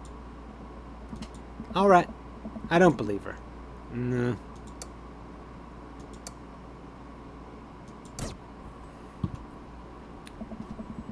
This is one of those points in the choose your own adventure book where I'm gonna be like flipping the pages, so. That is pretty messed up. And it's kind of funny too, because in reality, it's these exact young women who are not only the pillar of this multi-billion-dollar industry, but of most major industries. When will us youths rise up against our oppressors? Whatever protests you're going to, I'll be happy to help you make a sign. Thanks, Dad.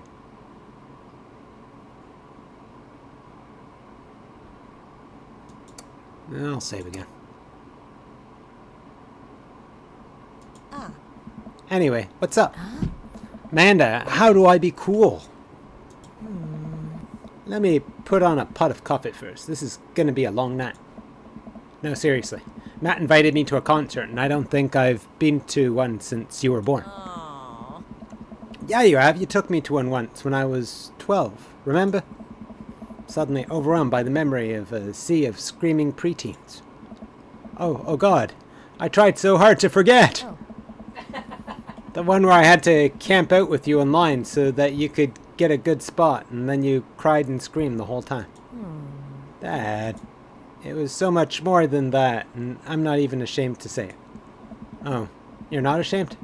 You seemed pretty ashamed when I found all those drawings you made of those dancing boys kissing in your trapper keeper. Yeah, well, you didn't even find the good stuff. Anyway, you should be all set for the concert if you remember that. Just bring a big glittery sign and cry a lot, and you'll fit right in. Well, it's at a smaller place, and I think Matt mentioned that they're a punk band. Like, do-it-yourself gutter punk? Trash? Straight edge? Come on, Dad, give me something to work with here. Are they post-punk? Proto-punk? C-punk? Jeremy punk? What's Jeremy punk? I made that one up to see if I could get away with it. Huh. They're not positive hardcore, are they? You said that they're Canadian punk. Oh yeah, you'll be fine. Does the idea of Canadian punk seem contradictory to you? I don't see friendship and politeness as core tenets of the punk scene. Punk is kind of a big genre that might not be as dangerous as you think it is. Became so much more than just counterculture rebellion. What I'm trying to say is, just enjoy the music. That's it. I mean, yeah, it's not like you're gonna jump into the mosh pit or anything. Well, that's comforting. And if a strange dude in a Set Your Goals hoodie offers to buy you merch, don't accept. it, and definitely don't go on 3 awful dates with him afterward, where he takes you to a nice restaurant and then forgets his wallet literally 3 times in a row. What? Huh. Never mind. Just have a blast tonight. I showed up at the Coffee Spoon at 8 in what I hope is concert-appropriate attire. I see Matt out front, locking the door to the shop. Hey. Hey, you made it. Ready for tonight? Yeah, let's not. Well, it's been a while. Yes, of course, I definitely know what I'm talking about. Ready. I was born ready. Hey, you gotta say that line. Any situation, any outcome, I can handle it. I sleep with one eye open. I am prepared to kill. Are you? Oh man, I gotta admit, I haven't been to a real concert since Pet Rocks were cool. I have no idea what I'm in for. Oh. Did your daughter make you take her to one of those boy band concerts where everybody holds signs and scream crass? Yeah. Oh. I got 2 lined up next month. I still can't get the glitter out of my car from the last one. Stay strong. Hey. But dude, I get to take you to your first concert in a long time. This is gonna be awesome. Just hang with me, Draconic. You'll be good. This scene is super supportive. It'll be a blast. Quick question. Oh. Shoot. What is it? What is scene? Matt lets out a tiny laugh. Hey. Sorry. It's just weird because scene can describe a music scene as it pertains to a community of people who like the same genre, but can also describe a genre of music no one wants to admit they were into. Matt looks into the middle distance. He says nothing, but I can tell he's thinking, never again. That's confusing. Oh. You'll get it. The important thing tonight is that you enjoy yourself. Come on, let's head to the show. Yeah, let's head to the show.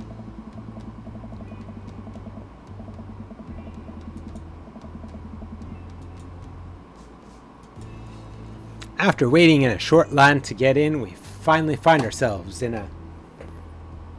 Oh damn, I'm out of water.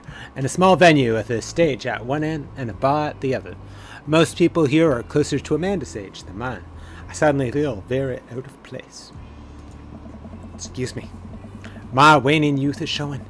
I am suddenly aware of my mortality. When were the good years of my life? Will Amanda still love me as we both grow older? Wait, is C-Punk actually a genre? Matt, you made it! What? A younger kid runs up and high-fives Matt. Kid runs off and Matt turns to me, shuddering. I get nervous when people surprise high-five me. Me too. They do. I'm like a small animal, loud noises and large groups of people threaten me. Do you also enjoy curling up in a patch of sunlight to take a nap? Oh. That's my favorite thing to do! Wow. Matt was made for us. We found our dream daddy, I think. Coffee, naps in sunny spots, and curling up. Getting those quality cuddles, right? That's my favorite thing to do, though. A couple of other people notice that Matt's in the crowd and yell hey as well. Oh. Matt waves and hugs a couple people. Seems really in his element here. Oh. Matt turns his attention back to me. I'm so afraid of all of these people. Oh? Let's grab a beer. Ooh, beer. Matt and I line up at the bar in the back, where a couple of the older concert goers hang out. A couple more people notice Matt and tip their drinks at him. Hey. Seems like you're a popular guy out here. Oh. Yeah. I go to a lot of shows. This is a really cool spot. Hey. But it's times like these where I realize I can only be charming and funny for about 5 minutes before I run out of stuff to talk about. Hey. Yeah. And then I become keenly aware of where my hands are. They're at your sides. Nice hat, by the way. And then there's no comfortable place in your mouth for your tongue to rest. God damn it, where do I put my tongue? Oh. See? Well, I've known you for more than 5 minutes, and I still think you're charming and funny. Just you wait. Hey. We grab our drinks. This scene seems really friendly. I don't know why people wouldn't want to admit that they listen to it. Ha! Let's check out the merch. Hey. Okay, Matt and I walk over to a small booth in a corner of the room where a crusty-looking teenager guards a selection of shirts and records. He singles me out from across the room and hops up on his chair. Step on up. Get your merch here. I got t-shirts, I got tank tops, I got all the gifts and accoutrements a discerning concert goer of considerable taste might want. You! I gesture to myself, my face flushing red. Yes, you! You look like a fellow who knows their music. How's about a fine 12-inch long playing vinyl record made and distributed by Pup Canada's premier punk rock outfit? Do we even have a record player?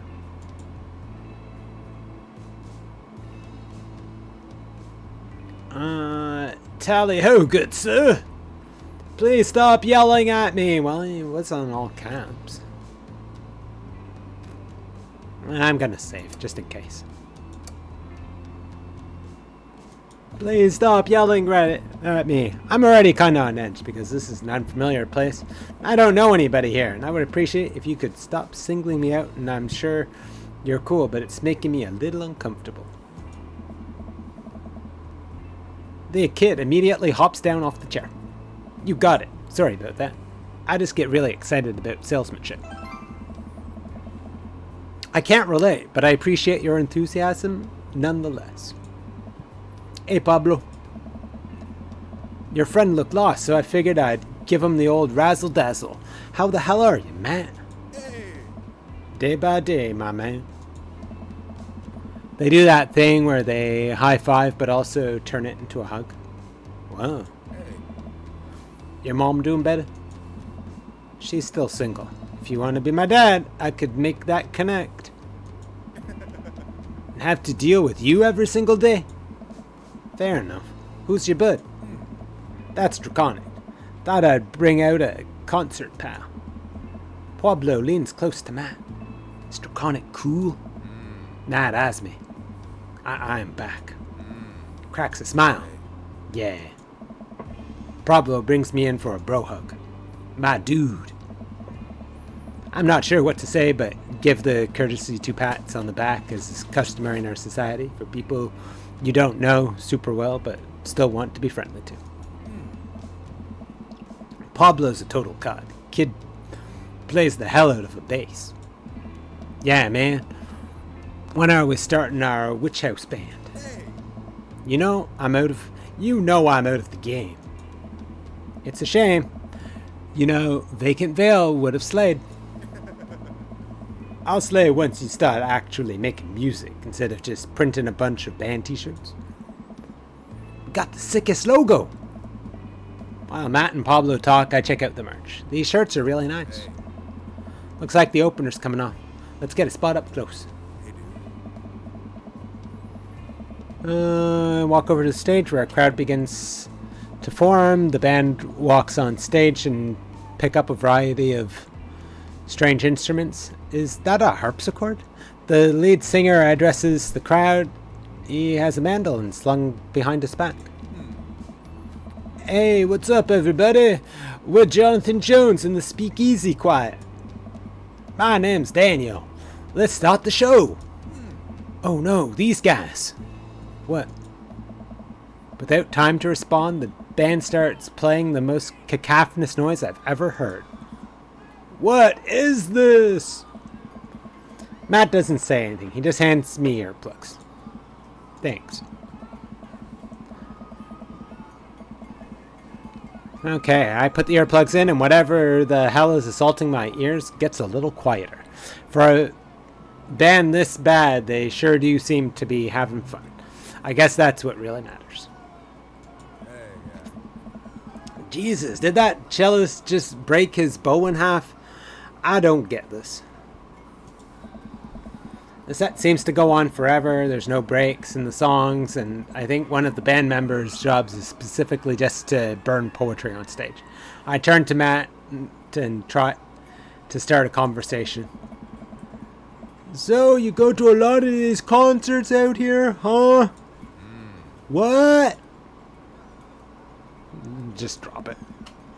He can't hear me, so I just stop and try and enjoy the music. Good luck! Okay, no. This is impossible. How long have they been playing this same song? 10 minutes? 20? A year? Eventually the set ends, but only after the drummer sprains his ankle during his saxophone solo.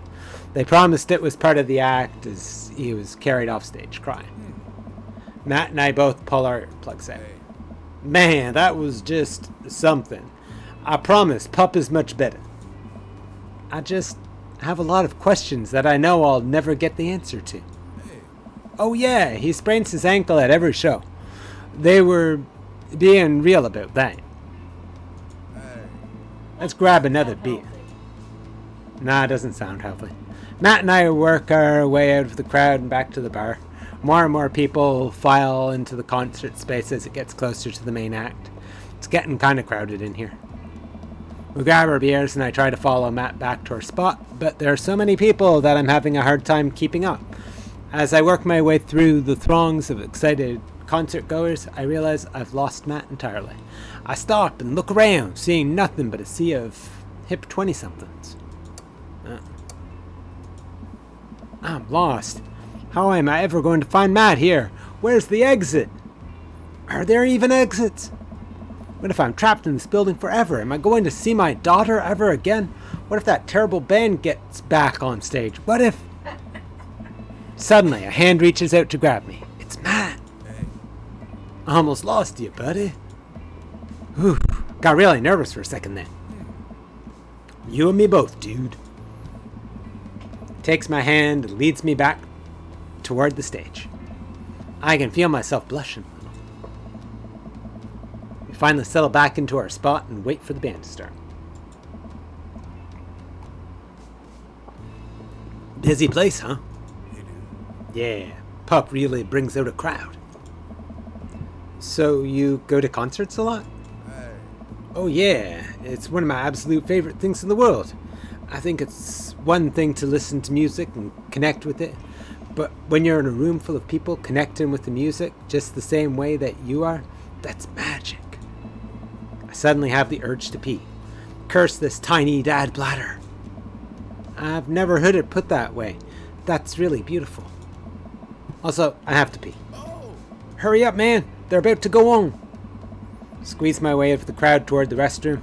I really should have gone before I left the house, but Amanda was watching beauty videos in the bathroom. She had an eyeliner wing going halfway across her face, which was actually a pretty good look. I'm so proud of her. I make it to the restroom finally, but it's one of those single-person restrooms with a line forming outside of it. As soon as I finish my business, the band starts. Crap! People that were initially milling around the venue all crowd against the stage as Pup plays their first song. How am I ever going to find Matt now?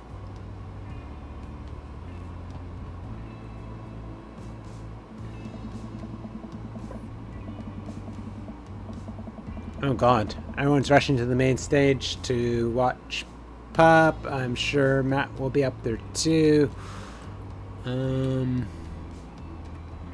Gotta get there without being trampled by all these rowdy youth.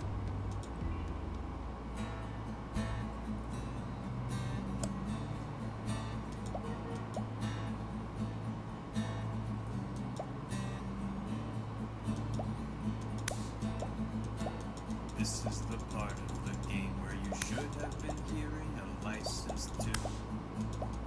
We worked really hard to lock it down for you. We even got permission to whitelist the song for YouTube and Twitch. But their systems are seriously broken. What a bitch.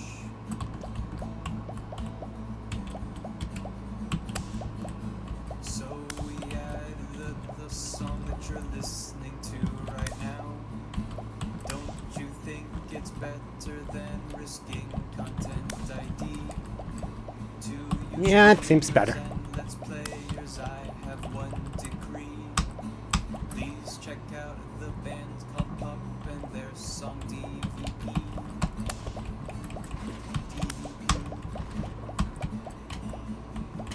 That's right, the band's called Pup and their song called Woohoo. DVP. The song is great and the video is tight. Yes, take it from me. It's like Dude, that guy was like crazy. Destiny escapes, the lyrics added into them. It's really cool, but it's kind of hard to explain right now. But you'll get it, I promise. You should really go check it out. It's a really good video. So we added the song that you're listening to right now. Ah, run faster. You think it's better than risking content ID? To you streamers and let's players, I have one decree. Please check out the band called Pup and their song DVP. Woohoo, we survived. Somehow. But really, content Wow, we got an S+. fans a That's cool. serious convo. Drink plenty of water. But is this the time? Finally able to work my way through the crowd to where Matt originally was. But he's nowhere to be found. Shoot! Well, I guess I should keep looking. Dads know this. I'm bumped into from behind and I find myself in the middle of a bunch of youths running around in a circle to the music. I'm in the pit! How do I get out of the pit? Out of nowhere, a youth shoulders himself into me and keeps moving in a circle. Hey! I guess I'm moving in the circle now. Frantically search for a way out, but all I can see is an ocean of youths rhythmically slamming into each other. Another youth slams into me and I lose my balance. I'm about to topple over. This is it. This is how I died, trampled under the boots of counterculture. Someone grabs my hand, someone familiar. I look up and see Matt. Pulls me back up onto my feet. You're wild, dude. Matt throws his arms around me and we jump back into the circle, bashing into youths left and right as Pup plays a killer solo. I didn't know you messed with the pit. Me neither. Can't believe this. I'm having fun. I'm a little mad that I didn't stretch before physical activity, but I'm having fun. The song ends and the pit finally dissipates. Everybody cheers on Pup. Maybe I only got enough pit energy for one song. Haha. Alright, man. Let's retreat. We'll show these kids how it's done another day. We work our way back to a more comfortable spot in the crowd and enjoy the rest of the show from a safe distance. Pump put on an amazing set and basically had to beg themselves off stage after their encore. The concert over, the crowd starts making their way to the exit. Hey, I'll meet you outside. Gotta say bye to a couple people.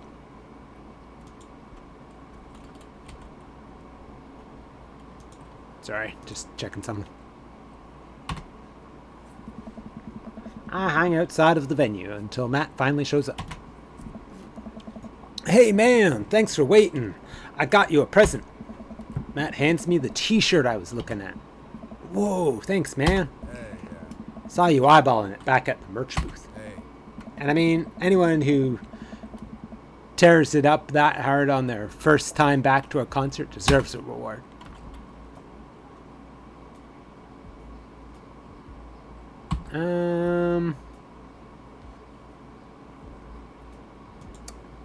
I'll save.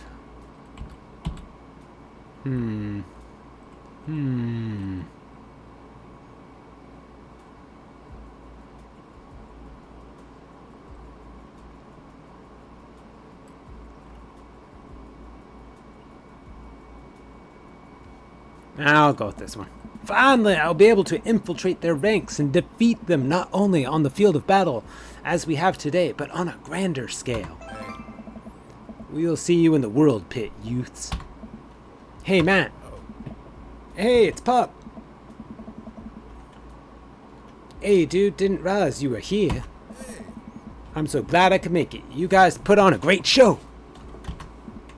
Thanks. Hey. Well, see you around. Wait, you know Pup? Oh, yeah. Met him a couple of times when they first started touring. Good kids. Whoa. Come on, let's grab some diner food. Suddenly I realized just how hungry I am. Man, mosh pits take a lot out of you. Okay, Matt and I walked to a tiny little diner with a cute neon sign. We turned some bacon and eggs in a corner booth. So there I am in the pit trying to explain to the face tattoo guy that I didn't mean to elbow him in the face tattoo, but he's already seeing red. Not from the tattoo, which coincidentally was red. He's lumbering toward me and there's nowhere to go. It's the end for me, right? Then, out of nowhere, I get this idea. I just lean back and spread my arms, and just like that, I'm crowd surfing away from him in slow motion. You should have seen the look on his face. Bought him a beer afterward, and we were cool. We still follow each other on social media. He has beautiful kids. Glad you guys worked it out. Yeah, man. Just goes to show you that punk's not dead. It just drives a minivan and has to hire a babysitter. So, how did you get to see all of these amazing concerts? Oh, I used to tour in a band. We were small, but it got us to travel all around the States. Whoa. Yeah, I mean, we were poor and we had to scrape a lot together just to survive, but I wouldn't trade those experiences for anything. But yeah, that's how I knew a bunch of those people at the show. Music like this builds an amazing community, especially in a town like this. Just a lot of positive energy and good vibes. I got that feeling. Plenty of friendly people, especially that Pueblo kid. Oh man, everybody loves Pueblo. His mom's been raising him on her own, and you can tell it's been tough on both of them. I know he looks up to me, so I try to help him out whenever I can. It's really nice of you. Thanks. Us single parents just really have to look out for each other. How's Carmencita? She says she wants to learn the drums. Oh boy. It'll be loud and I'll need to take a lot of aspirin, but I'll manage. Can't really blame her. Suddenly, very grateful that all of my daughter's hobbies are super quiet. Photography, collaging, whatever it is that she does on the internet. Thanks, Amanda.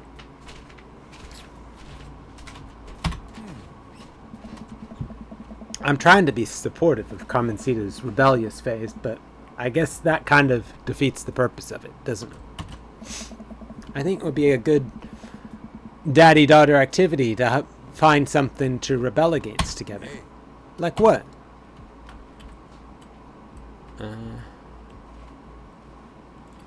I'm gonna go with consumerism, but...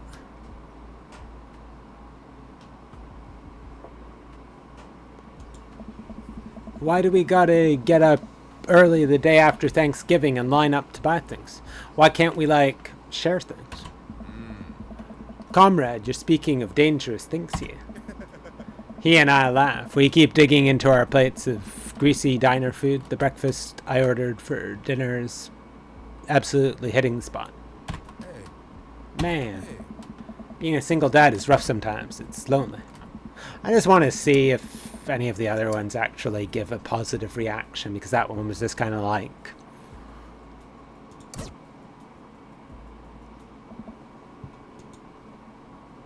Okay, why not fashion, maybe? You can always fly in the face of the fashion industry. That's a good anti-establishment option. I think you've got that one covered, dude. I'm hurt. I thought I was among friends. He and I laugh. We keep digging into our plates of greasy diner food. Okay, I don't mind that one. Man, being a single dad is rough sometimes. It's a lonely feeling. I understand that all too well. I mean, at least we have the rest of the dads to talk to. Yeah, I don't know. I get really nervous sometimes talking to people. Matt gets nervous talking to people, but he's so cool. Me too. I've never really considered myself an extrovert, never really considered myself an introvert. I'm just uncomfortable in every situation, always. Ah, you're fine. You're actually really easy to talk to. You know that? I smile. Matt and I spend the rest of the night trading daughter stories. Turns out, Our kids are a lot alike. We finish up our late night dinners and head out. We walk back to the cul-de-sac, back to our respective houses. Tonight was a blast, man. Loved it. Although I'm probably going to feel it in my knees in the morning. Haha, you and me both. Don't usually like going to these things alone. I was really cool to have you there with me. I'm glad. All right, I'm calling it quits for the night. Stay cool, man. He called me cool. Matt called me cool. I walk into my house with my heart in my throat. Amanda pops her head out of her room. Hey, Pops, how was the show? Matt thinks I'm cool. You don't say. Amanda, Panda, Matt thinks I'm cool. Blind leading the blind, huh? Wow, I just got dunked on by my own child. Unbelievable. Hey, Amanda, remind me which one of us just tore it up in the pit at a punk show, and which one of us just spent 4 hours probably watching Tiny House Hunting Amish Triplets, Extreme Edition. First of all, how dare you? That show was a classic. Second of all, you moshed in the pit. Who even are you? I'm your extremely cool dad. Alright, I'm hitting the hay, Pops. I'll see you in the pit. Night, kiddo.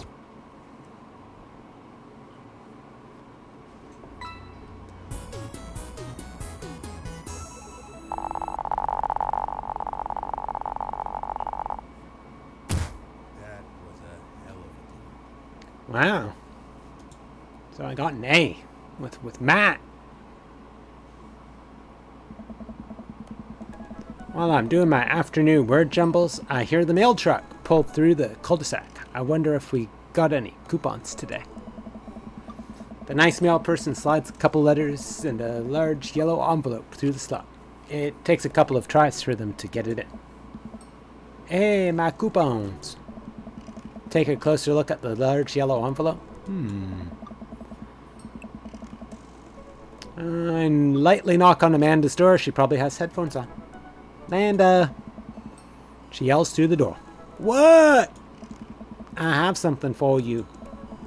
Kind of busy right now. Can you come back later? Okay. Just thought you'd want this big old envelope we got from here. Yeah. Immediately, Amanda pushes her door open. Horn Institute for the Arts? I mean, if you're busy, I can come back. Father, please. I hand her the envelope, which she tears open with her teeth. Oh God, the teeth again? It's probably bad for your teeth. She doesn't seem to hear me and spits out a piece of envelope. She pulls out a letter and unfolds it. And? Suspense is killing me. This is her dream school. Amanda's face is unreadable. I can't believe this. Oh, honey, it's okay if you didn't. I got in! Oh, I got in! Amanda tosses the letter aside and gives me a big hug. Congrats, sweetie. That's amazing. I'm so proud of you. She pulls away and looks at the letter again. Oh my God, I really can't believe I got in. Of course you got in. You're a great student. You nailed that interview, and your photography is incredible. Wait, Dad. I know this one's really expensive, and it's so far away. I think for a moment. HIA was one of the more expensive schools that Amanda applied to, but I know she's had her heart set on it for the longest time. It'll be tough, but we're gonna make it work. Really? Of course. Amanda hugs me again. Thanks, Dad. Okay, sweetie. We're celebrating tonight. Dinner, your choice. Whatever you want. Wherever.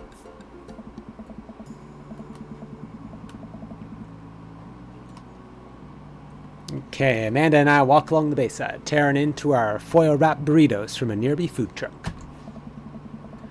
Could have chosen anywhere in Maple Bay. Cost was not a determining factor. Please, Dad. You know I'm a simple gal. Just give me a Rito with a view. I can't say I'm mad. Amanda and I sit on a patch of grass and watch ships sail lazily through the bay. And the dorms are right near a bunch of cafes, and there are all these galleries nearby, and there's a discount if you bring your student ID. And, Amanda, slow down. You're gonna choke on your burrito. I know, I'm just excited. Did I mention that students get their own studio space once they're seniors? And we get all the professional photo editing software for free. It's nice to see Amanda so enthusiastic about here. But I wish she wouldn't do it between bites of her burrito. I thought I taught her to chew with her mouth closed. I wonder who my roommate's gonna be. You take a survey online and they match you with someone with a similar major and interests. I bet we're gonna be best friends. Craig and I were. A good roommate can be a lifelong friend. But don't even get me started on bad roommates. Oh no. I'm just kidding. We didn't have a bad roommate. Our only other roommate was a puppy that Craig brought home one night. We spent a semester fabricating a story about our new foreign exchange student who had a really bad cough that sounded exactly like a dog's bark. Carl ruled. Ooh, they let you have animals in the dorms if you get a note saying you need one? I bet I could forge one. I think I'd get a rabbit, or maybe a snake, or maybe both. Would the snake eat a rabbit, though? Oh boy, I think I'll leave all that up to you. She's so excited. I don't want to disappoint her. But I need to be real for a second. So, you know I had that talk with Mr. Vega. He didn't tell you about the dumpster fire, did he?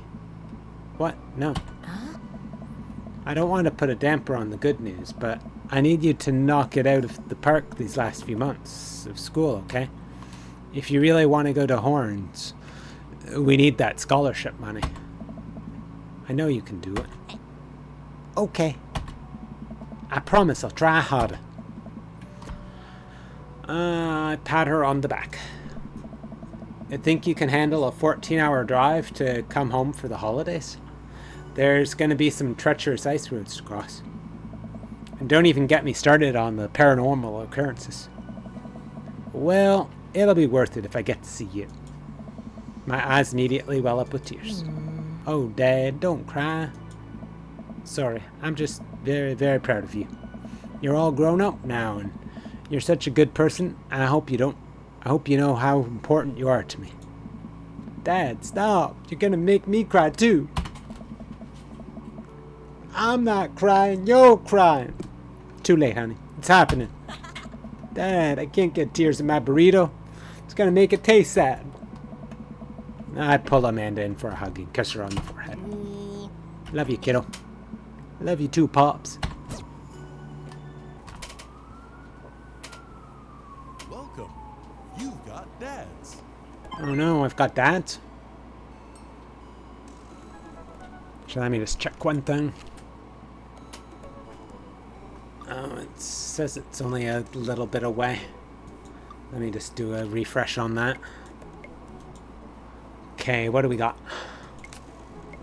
Hey, Draconic, what are your feelings about poker? Beyond hardly knowing her? Poker. I hardly know her. There it is. Well, good talk. Wait, I actually like poker. I just saw the joke and I had to take the shot. Please, Matt, I'm a dad. I'm contractually obligated. No, I get that. Anyway, we've been playing weekly poker games and I figured I should send an invite your way. That sounds great. I love losing money. Cool, dude. See you soon.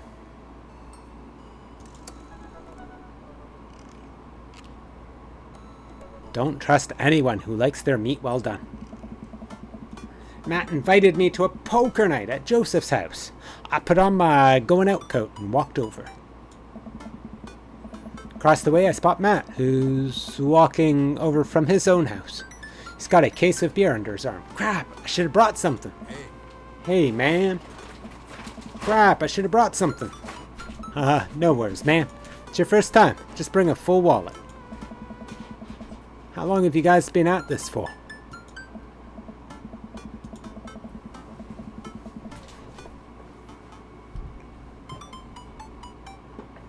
so shouldn't be too far away. Years, buddy. Just a nice way to keep in touch with the guys. It's never really high stakes. We pass through the fence enclosing Joseph's backyard. Craig, Brian, and Joseph hover around the patio, drinking beer and chatting. Robert sits in the corner, brooding as usual. Draconic! Glad you could make it. So am I. I'm psyched to take all your money. Just like old times. Craig's the resident shock. We prefer the term person who's good at poker. I'm well aware. Craig's always been suspiciously good at poker. Are you still as terrible as you were in college? I'll say I tell the truth. I am still terrible at poker. My tell is a sustained childlike giggle. There's no way you're as bad as Joseph. Joseph shrugs. This is basically my thing. I'm giving back to the community. Yeah. Plus, I'm happy to just sit here and eat all of Brian's snacks. Guess who bought pigs in a blanket? Not Craig. Hey, my chia seed and granola energy bars are just as delicious. Everybody laughs. Let's just get the game going. We all take a seat at the table, and Matt starts dealing cards. The first couple rounds go by easily as I'm getting the hang of things. It's obvious that Craig is running the show here. Craig, how did you get so good at this? It's pretty easy. You just start getting a feel for everybody's tell. Like Matt will scratch his ear. Hey. Brian adjusts his pants when he's trying to lie. Now, wait a second. And I think you just loudly announce to the whole room when you have a good hand. Yeah, yep, that's me. What's Joseph's? Everything, literally everything. That man is an open book. He couldn't lie if he tried. Well, at least I have God on my side. See, you can't even say that with a straight face. What about Robert? Honestly, the man's an enigma. Robert raises a glass of whiskey to us in a solemn salute. I think he'd wipe the floor with us if he actually tried. I'm just here because I enjoy the company. Robert pulls out his phone and stares at it. Robert, is that a flip phone? Yeah. Wow. What? Are you a drug dealer now? Oh, adds in 5. Yeah, what do you need? Horse? Speed? Tijuana Johnny's? I can get you the street stuff easy, but if you're looking for something exotic or designer, that's maybe 72 hours in a favorite called. Maybe I won't need you today. Maybe I won't need you tomorrow, but someday. Oh, I don't really. I think I'm good. Right. But still, if you got the coin, I got the goods. I dropped my phone in the toilet, and this is a backup until I can get it replaced under warranty. Everyone murmurs their sympathies. We've all been there. We go back to playing. I really gotta stop eating these pigs in blankets. Pigs in blankets? I don't know. But they're very good. I think there might be cheese in them. Oof. I don't know if I got enough to raise you on this round. You can always bet your firstborn. If you think you can handle another one, be my guest. Briar and Hazel are a handful, to say the least. Buddy, you think 3 kids is a handful? Try 4. I'm operating at 100% dad capacity all the time. Nice. Actually, it's technically 5. Christine saw a commercial for one of those dolls that poop and wouldn't stop asking for it. We ended up getting it for her birthday. But she's so grossed out by the fake baby poop that she makes me change its diapers. So now I'm changing the real baby and the fake baby. There's just a lot of poop in my household right now. Some of it's fake though. Daisy got one of those a while back. One night I walk in on her after she had tried to take the doll apart to see how the poop mechanism worked. But then she couldn't put it back together and started crying. Poop everywhere. Fake poop, but still. That reminds me of... Wait, do you all have poop doll stories? Everyone nods in agreement. So adds in a bit under 3 minutes. Everyone nods in agreement. Guys, I really don't need any more poop in my life than there is already. Can we just get back to the poker and not talk about poop? Matt deals another hand, and we quickly forget about the poop. We run out of pigs and blankets, so we switch over to Craig's healthy snack food. It actually isn't terrible.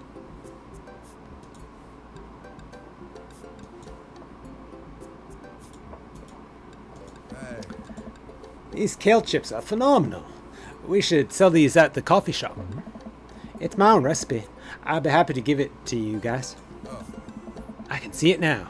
Pierce the kale chips. hey, Pierce the Veil is a popular post-hardcore screamo band out of San Diego. We all look at Matt, confused.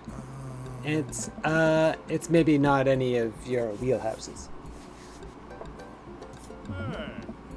How's the shop nowadays? Busy as ever. I'm toying with the idea of hiring on another person to work the counter, but I haven't found a good candidate. hey, If Amanda's looking for a summer gig, let me know. That's really nice of you.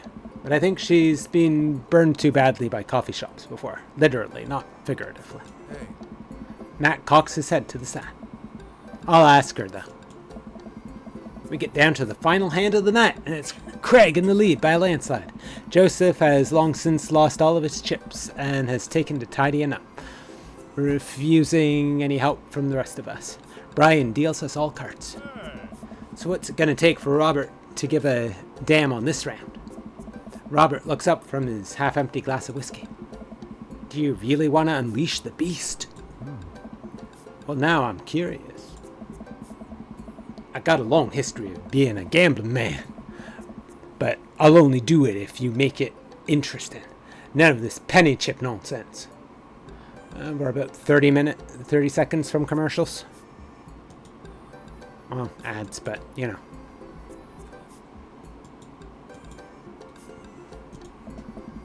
I got a Lily's 18-year-old blend sitting in my closet right now. Was saving it for when River turns 21, but I'm willing to put it up as collateral. Now you're talking my language. He throws the keys to his truck on the table. She's seen better days, but she can still pull a tree trunk out of the ground. Nope. Myself and everyone else at the table immediately folds. Deal the cards, Braga. You guys sure you wanna? You heard the man. Deal. Brian deals the next round of cards. Craig stares daggers at Robert, who casually sips his whiskey. So I know what you might be thinking. Robert put his old workhorse up for grabs. His only mode of transportation at times in his life. His only home. How could he be so sure of his abilities in gambling? I'll tell you right now, Craig. I wasn't always like this. I was a lot like you. Smart, talented, cocksure of my own luck. Great biceps. But it didn't last long, though. I lost everything in a game of Pai Gao in the back room of a Shenzhen tea house on what I thought was a 3-day business trip. Oh, I think it's on ads. Yeah. Okay, so I'm gonna put it on the, be right back.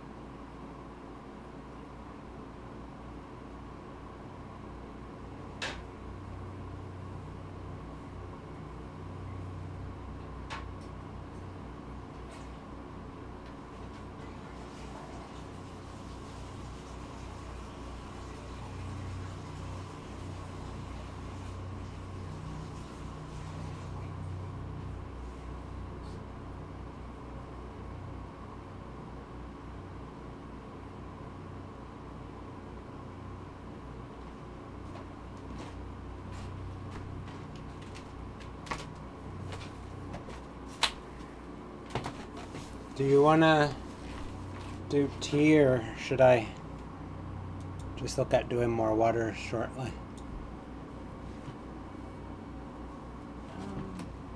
Tea is good.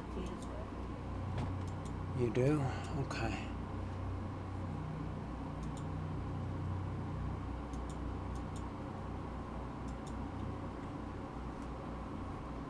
Yeah, I'll check those in just a sec. I just want to see if it's still showing as being on break. Okay, it's not. Just give me 1 second more. I'll be right back. Just getting some tea going.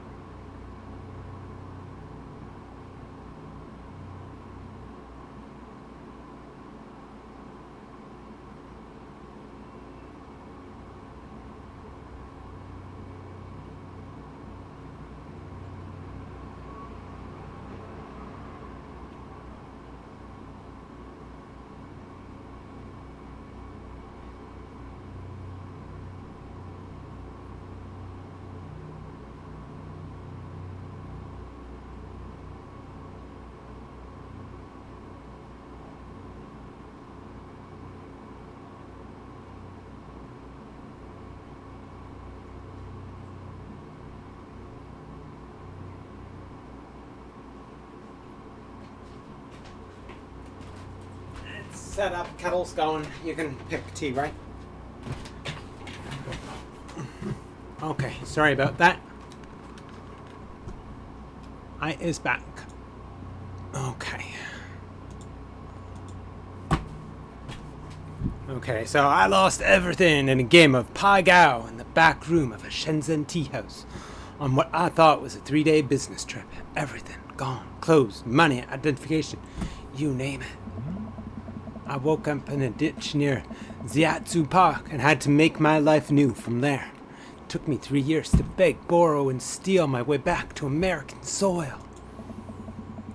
In those 3 years, I saw the greatest depths of human fear, loved deeper than I ever had, and lost it all many more times over. I've seen my own death, Craig. I know how I died. It's not like this. So let's make this more interesting. Robert produces the deed to his house from his jacket and tosses it on the table. All I have and all I am. Are you prepared to go the distance? Craig wipes the sweat from his brow. He studies Robert's face intently, searching for any sort or tell that he can find. Robert casually sips his whiskey again. I fold. Everyone erupts. Fine, fine, the whiskey is yours. That's why you don't dance with the devil. So what was it? Were you bluffing or did you have the cards? That's for me to take to my grave, fellas. Next week, boys. Next week. Hey, You got it. bro. I'll be there. Mm-hmm. This has been very relaxing, and I sincerely doubt I will wake up in a cold sweat thinking about it tonight. Keep working on that poker face, Dracon. We all say goodbyes and head our separate ways. Welcome. You've got dads. What? Who? Where? Probably saved it anyways. Okay, yeah, that one's done. That was our daughter conversation.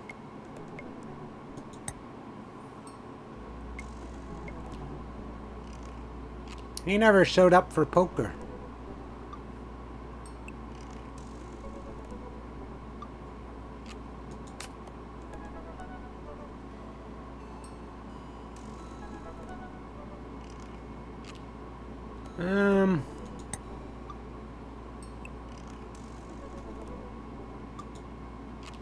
Oh, shoot, zombie right back still.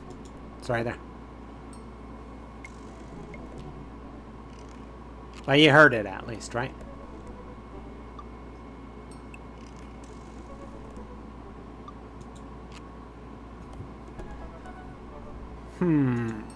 Which one?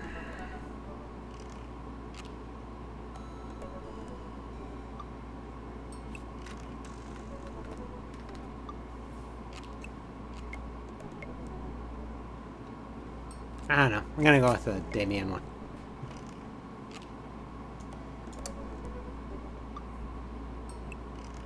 Never give up. Never remember. Oops. That's a little bit high. Damien seemed really interesting. A little odd, but interesting. I think I should hang out with him to get to know him a little better. I navigate to Damien's Statbook page and type out a message. Hey dude, you seem cool. We should hang out sometime. I sit there a minute before I see that Damien's typing. But then he keeps typing and typing. Man, is this guy writing a novel? I leave the computer to make some coffee. He's still typing. I sip my coffee and the computer finally dings. Draconic. I must confess my excitement to be receiving your kind letter, for, as you see, I do find myself available to enjoy your company. I must ask for your forgiveness, however, as I believe our first meeting did not paint me in as gentlemanly a manner as I would have liked. Whoa, there's more. I would be highly flattered to enjoy your companionship at my residence for an afternoon tea and a stroll around my garden, should it please you. Till then, adieu. Yours humbled, D. Bloodmarch. I stare at the screen and reread the letter several more times. Hey, Amanda. Can you help me with something? Dad, for the last time, I'm not popping your back pimples. Ugh. No. Can you interpret this for me? I turn the computer to Amanda and she squints at Damien's message. I just don't understand NetSpeak. Like, is this how you kids communicate with each other now? No. Oh, totally. This is the hot new thing. See, Dad? Kids got over saying lol and LMAO or whatever and decided that what they needed to do was bring it back to the 1800s. So what do I do? Where's your pen and quill? What? Did you forget to unpack the pen and quill? Dad, how will we address the noblemen in regards to your upcoming debutante ball? Okay, now I know you're messing with me. Father, without a proper chaperone, you'll never end up with a suitor worthy of our land. Or our dowry. Or... So you read Pride and Prejudice for school one time, and now you're reciting things you know about it back to me, aren't you? Like the first 5 pages, then I read a review of the movie. Still gotta be though. Great, so what do I say to Damien? I got this. Amanda reaches over me and types on the keyboard. Sure thing, dude. Regards. Yeah. Draconic. Okay. Well, I suppose that's that. Wow. Funky. I make the short walk over to Damien's house. Well, I guess you can't really call it a house. It's more of a manor. Estate. The Gothic architecture looms above the other homes in the cul-de-sac. I walk past a couple of gargoyles guarding the front door and look around for a doorbell. There doesn't seem to be one, but he's got a knocker. Use the knocker. I pull the large, ornately carved bat's head door knocker back, and a hollow sound echoes throughout the house as I strike it against the door. I wait several moments before the door slowly creaks open. It's a little creepy, but I enter the home and take a few steps into the foyer, noting the oil portraits of who I assume are dead relatives hanging on the wall. It's a dog. As I'm admiring them, the front door slams shut behind me. Ooh, nice skulls.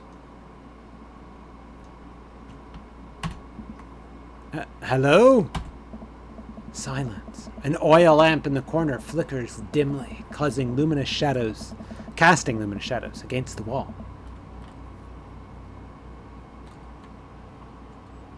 Why do I feel like all the people in these paintings are staring straight at me? Why is it so cold in here? Where's Damien? Draconic. Pleasure to have you in my home.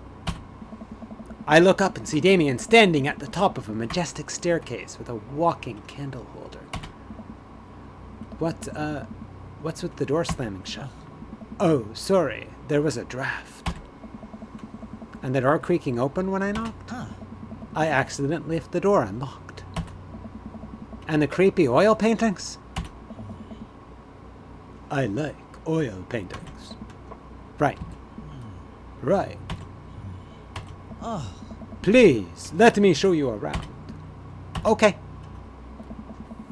Damien leads me around his house, showcasing his parlor, sitting room, auxiliary sitting room, and the parlor again for some reason. This is one of the older homes on the block, yes, but nowhere near as old as the architecture might suggest. Through extensive renovations, I have been able to craft a residence that is both historically accurate to the Victorian period and equipped with the amenities of any modern dwelling. We walk past a door covered in bumper stickers, caution tape, and a black parade poster. Did they listen to My Chemical Romance in the Victorian era? That's my son's room. You know how the rebellious teenage years are. Onward, onward. There's more to see. We reach a door at the end of the hall that Damien opens with a flourish.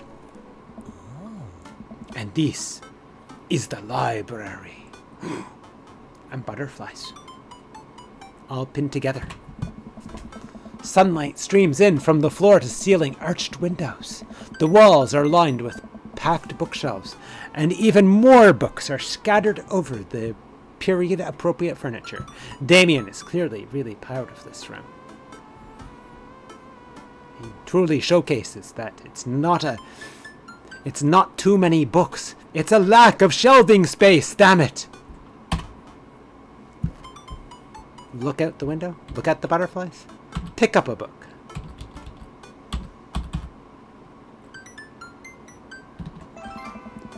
I walk to the window and am greeted by a beautiful view of Damien's backyard. Oh my. It showcases a beautiful view of the rest of the cul-de-sac. Here I can see Craig on his lawn.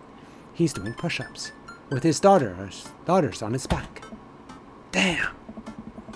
He sees me and waves happily, doing push-ups with one hand now. Damn.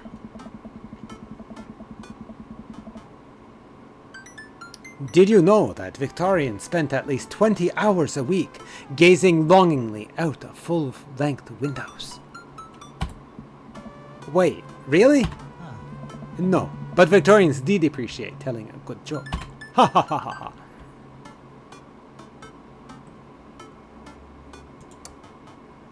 I got hearts for that one. I'm gonna pick up a book though. You know, Draconic, in the Victorian era, there was some controversy surrounding reading. Many people thought the more tawdry novels would encourage youth into a life of crime and would cause too much of a distraction from work and school. I pull out a book at random and examine the worn cover. Opening it, I turn to a random page and read aloud. Naruto struggled against the chains that Sasuke had bound him with. Shirtless and out of breath, he looked up at Sasuke. Sasuke smirked, unbuttoning his ninja pants. What? Okay, I think that's enough. Damien snaps the book shut and puts it back onto the shelf. That's a rare book from my private collection. Okay, let's look at the butterflies. I walk up to the glass display of pinned bugs on the wall. It's pretty impressive. Nice bugs. I pinned them all myself. And maybe I could show you how sometime. I'm concerned I would stick the pin through my finger. Ah, the pinner's gambit. Is that a thing? No. Please, will you join me for tea? Oh yeah, the kettle's probably all done by now. I follow Damien to his sitting room, where finger foods have already been set out upon a beautiful tiered silver tray. I take a seat on one of the high-backed chairs as Damien pours and serves me some tea. Can't believe we're having a high tea. I never thought I'd get to do this. Oh. Damien smiles to himself. What? Oh. It's a common misconception that high tea refers to the wealth or class of the people enjoying it, when in fact the high refers to both the later time of day that the working class had to enjoy tea and the height of the tables on which they served. Oh, my dear friend, we're currently enjoying afternoon tea. That's informative. Damien takes a seat next to me and serves me a tiny sandwich. Dun dun dun. Your home's really impressive. Are there a lot of goths in Maple Bay? I like your arcade. Let's go with your home's impressive. It seems like you really put a lot of work into this place. Thank you. Huh. No one's ever complimented my home before. Hell, I can barely get matching salt and pepper shakers in my place. And look at what you've done. I'm kind of jealous. Oh. That's very generous of you to say. What got you so interested in goth stuff? Oh. Well, when I was a young boy, my father... Did he take you into the city? Sorry? Did you guys see a marching band? I'm afraid I don't understand. You're serious? Of course. But it's, you know, the song. Amanda made me listen to it. Seriously? I'd love to see a marching band. Nevertheless, I've always had a love for art, history, and fashion. What started off as a small hobby of collecting taxidermied animals grew into sort of an obsession. It's a privilege to be able to appreciate the lives and culture of those who came before us, I think. Why not go all the way? I like not dying when I catch a cold. He takes a sip of tea. I can acknowledge that there were many very terrible things about the Victorian era, and to try to live a life that strictly aligns with those ideals would be admittedly horrid. But I think it takes a critical mind to truly appreciate something to the fullest, to be cognizant of its flaws and love it all the same. Tell me, Draconic, do you have any hobbies? Oh man, I do. But I don't know if I care about anything the way you care about this stuff. Well, I'd love to hear about your interests. Hearing someone talk about the things they're passionate about is intriguing, and quite honestly rather attractive. Please do tell me your hobbies. Tell me your hobbies, Rosie. Playing with beavers. Rosie said playing with beavers. Not to be confused with playing with beaver. Not to be confused with playing with beaver. Quick, sounds sophisticated.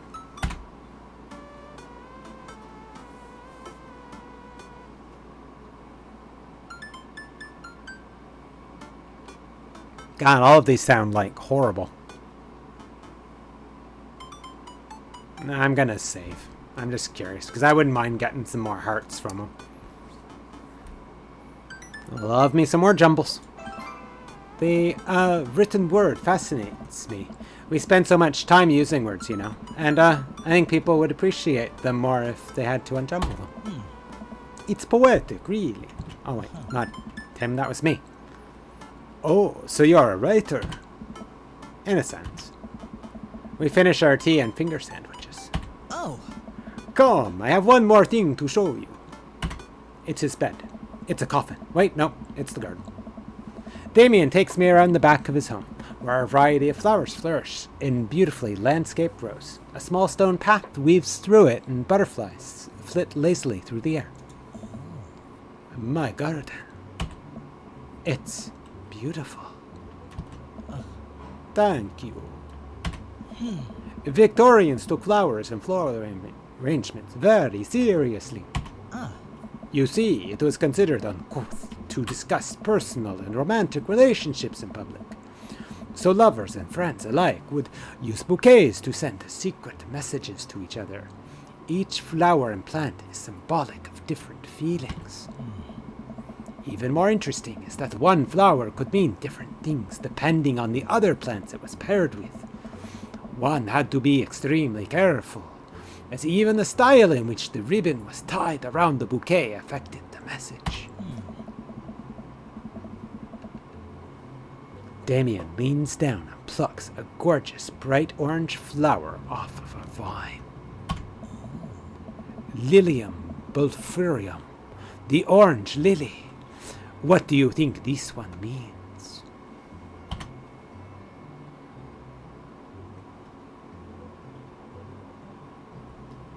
I'm gonna save.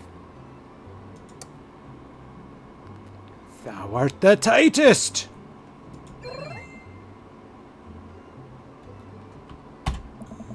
The orange lily is actually symbolic of pure hatred. Okay, I'm gonna say the one that would probably be that. I'm just curious.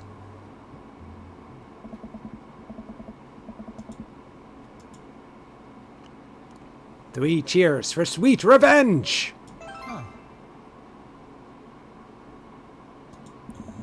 The orange lily is actually symbolic of pure hatred. Well, and that's precisely why floral arrangement is so challenging. What's your favorite type of flower?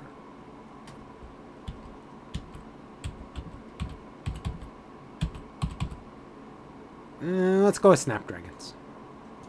I'll save.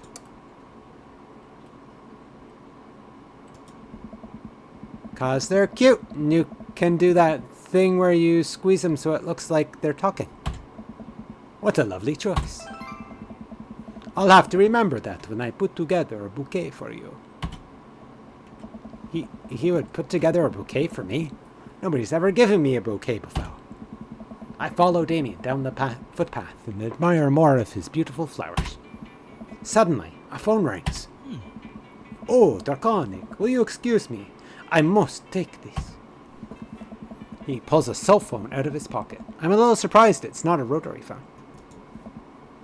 Go for it. Damien smiles and walks back to the house. I take a deep breath and enjoy the heavily perfumed air. What a lovely yard. This makes me wish I had put a little more effort into that garden Amanda and I tried to start one time. Our watermelons grew to the size of cherry tomatoes and then immediately died. Oh hey, a gargoyle. Oh no, I knocked over the gargoyle. Oh no. Fix that guard. Oh God. What have you done, you fool?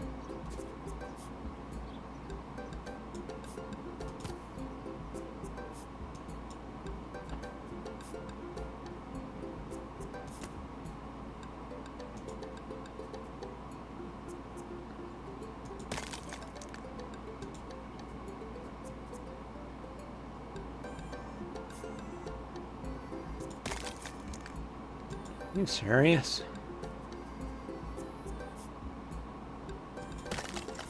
No, that's not it. Oh wait, I see it. Goal. Yeah, I kind of sucked at that. Our secret.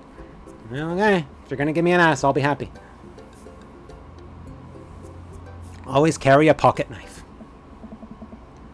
Ooh, that was a close one. Uh-oh, here comes Damien. He looks upset. Draconik, my sincerest apologies to have kept you waiting. There's an urgent matter that I must attend to, so I'm afraid I must take my leave. No problem, dude. Everything all right?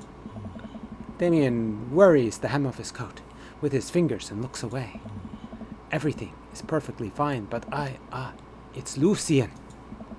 What's wrong? He appears to have, well, his teacher needs me to come to the school post-haste. Do you need help? Oh no, you don't have to. Let me come with you. Us dads gotta stick together. You're right. This is one of Lucien's more elaborate stunts. I would greatly treasure having another parent by my side. Let's go. Damien and I walk into the school and are immediately greeted by an anxious-looking Hugo. Hey, Damien. You're here in record time. Oh no. I wouldn't miss it for the world, dear friend. Wow, whatever it is, it doesn't seem like this is Hugo and Damien's first time to the "my kids are in trouble" rodeo. What is it this time? Oh. This, Damien, you have to see to believe. Damien and I fall into step behind Hugo, who leads us through the busy corridors of the school. We pass by several classes in session, and I vaguely wonder if Amanda's around. Hugo eventually ushers us into a small boiler room with a flight of rickety stairs leading down into the darkness. Watch your step. I can hear faint voices drifting up from the basement, and they don't sound happy. As I'm led into the depths of the school, I recall the antics I got into as an angsty middle schooler. At least I had enough sense to stay out of creepy basements. We find another teacher in a boiler room tucked away in the back of the basement. With him are Lucien and Ernest, Hugo's son. Lucien has a bloody nose. Ooh, a bloody nose. Thanks for coming. I can't make heads or tails of this. I look around the scene of the crime and see a bunch of bricks and some masonry tools scattered around. Oh, damn. Oh, let me ban that one.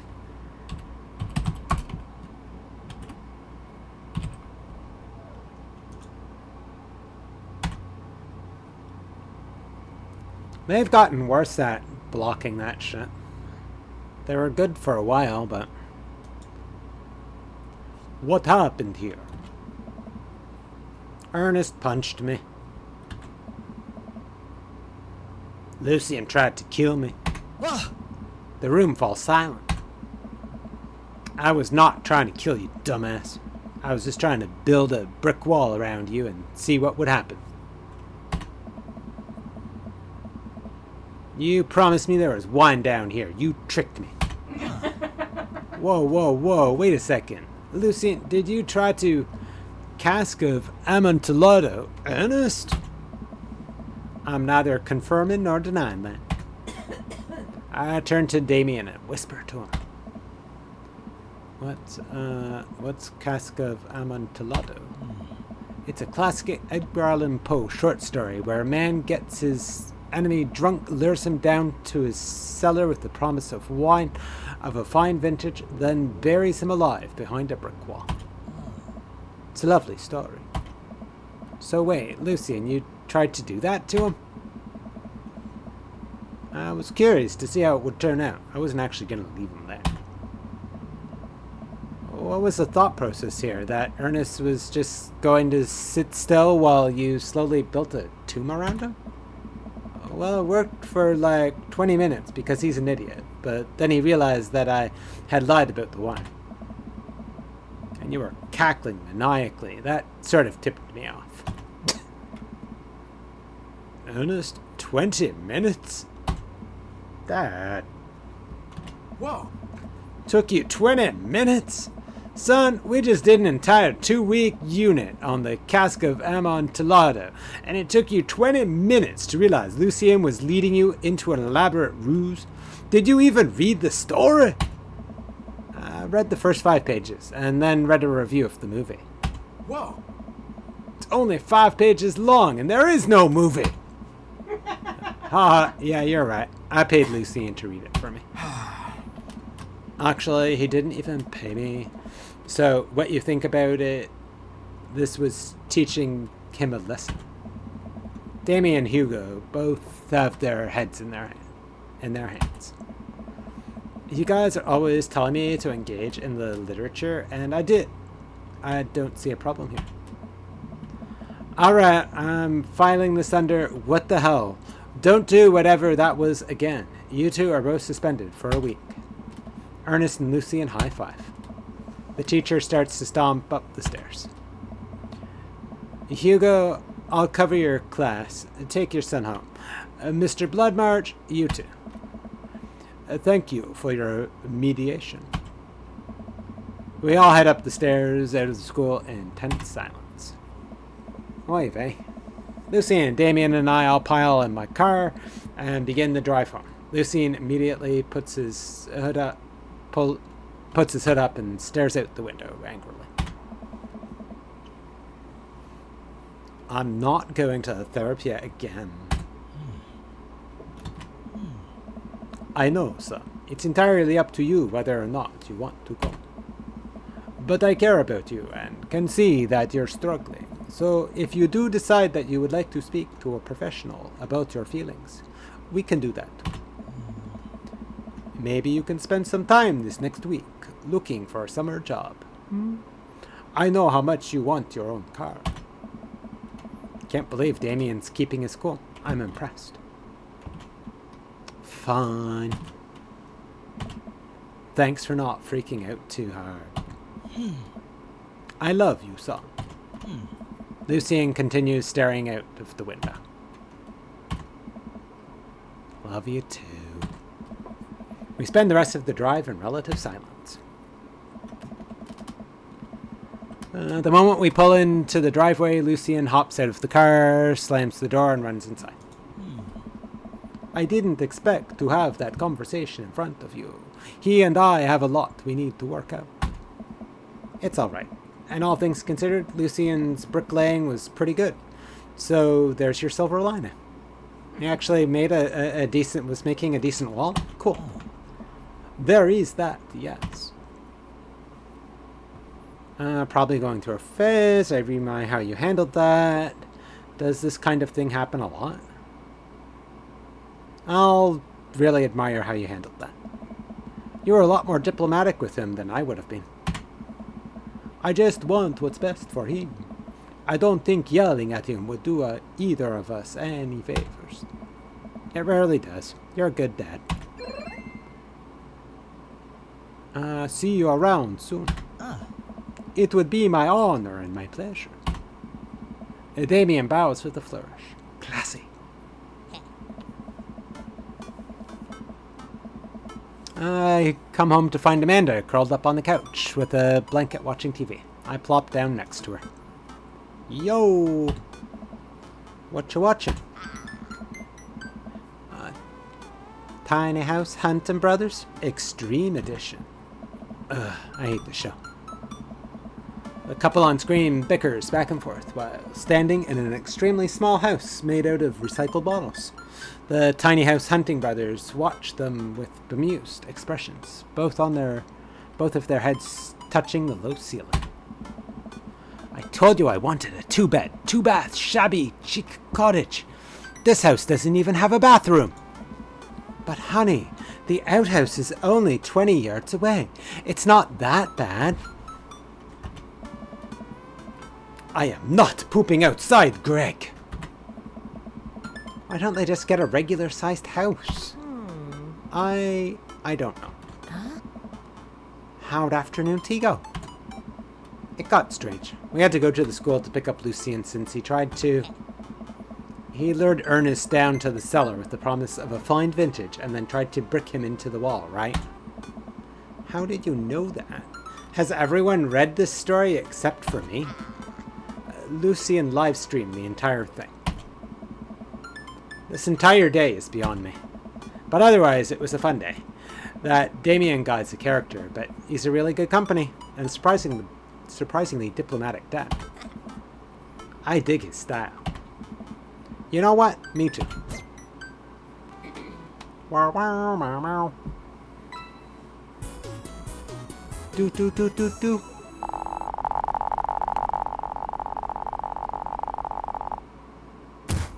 Are you familiar with the works of Corey Feldman? He simply slayed in The Lost Boys. Ooh.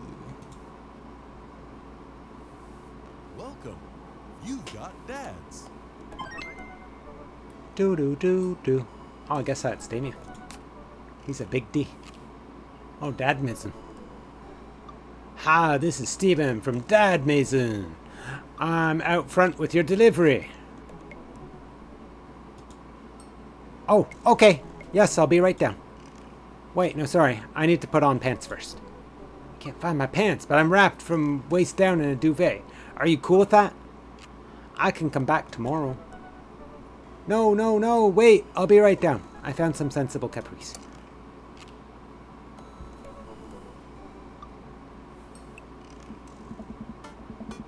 Ooh, I got a package. Wonder what it is.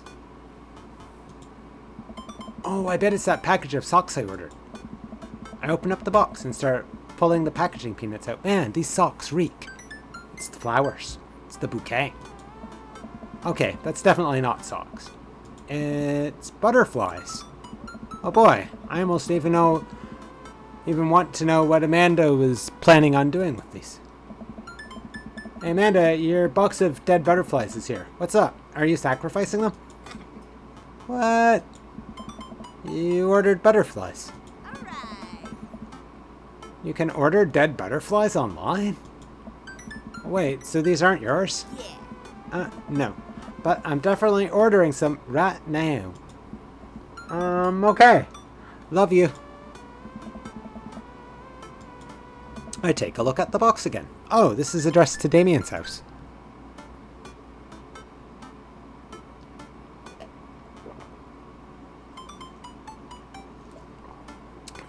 Okay, let's bring it over, I guess. I'll save just in case, though. I should take it over to him. And jog over to Damien's house with the box. I pull back his door knocker, but suddenly the door opens. Mr. Dude, what do I owe the pleasure? Whoa, how did you know I was about to knock? I don't know. Okay, anyways.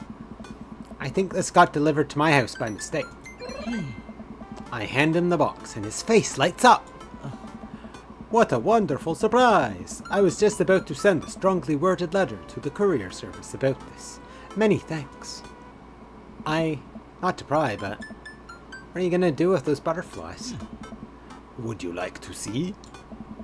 Alarm bells ring in my head. This is how you die, Draconic Dude. Sure. Damien leads me into a study where he's set up some sort of workstation. Above his desk is a wall of pinned butterflies, moths, and beetles. Oh, wow, that's really something, Damien. Ah, I'm quite proud of my collection. You do all of this yourself? Of course, I find it rather relaxing. How do you... It's simple. Here, let me show you.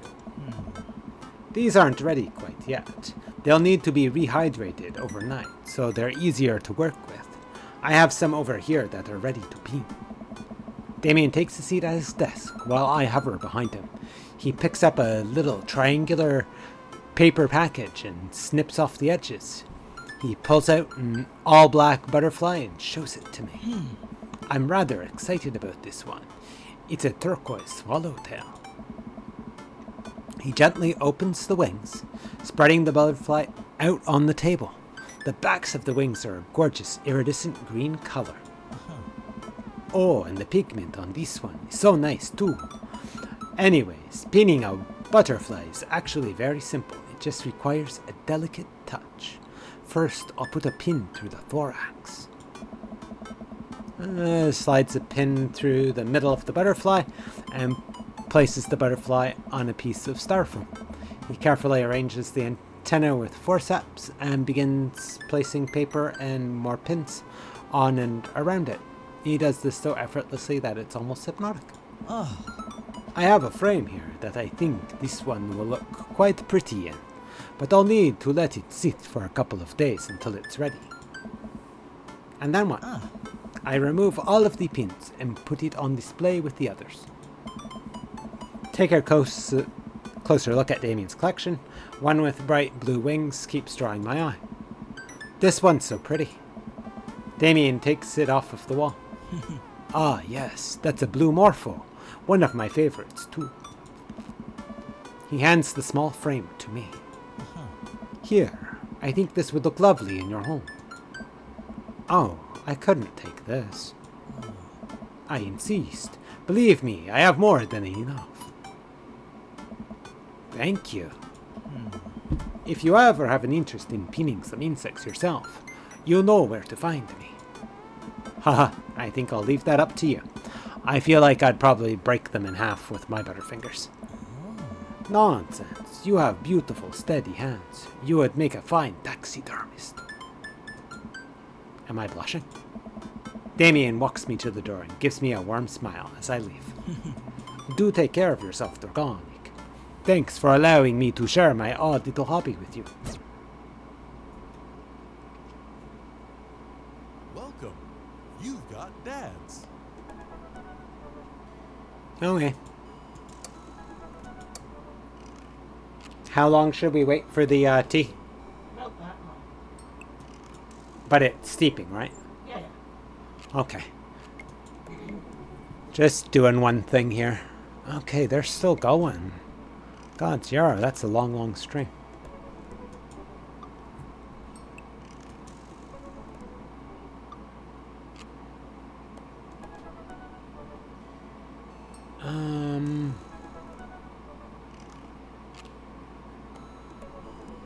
I'll go lurk in Dragon Gems. Which I wouldn't mind lurking there too. I'll just pause Yaros. Oh, it's showing us 13 minutes for the next ad break. Gods. They throw out so many of the damned ads.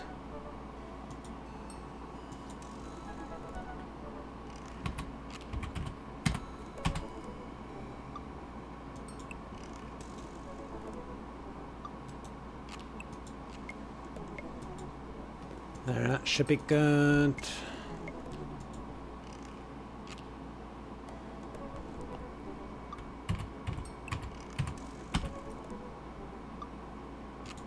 Are they going or not going?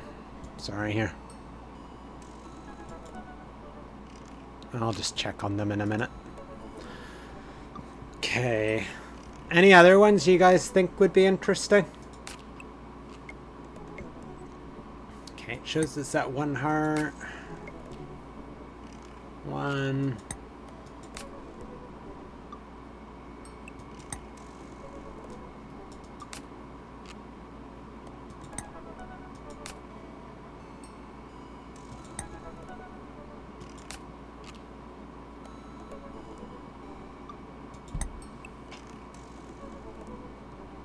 Hmm.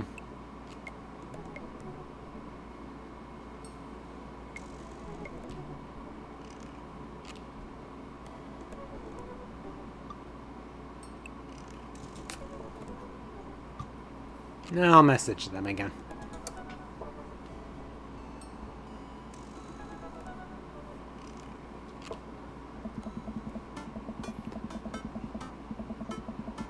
Instead of messaging the guy, why don't I just walk over and grab some coffee?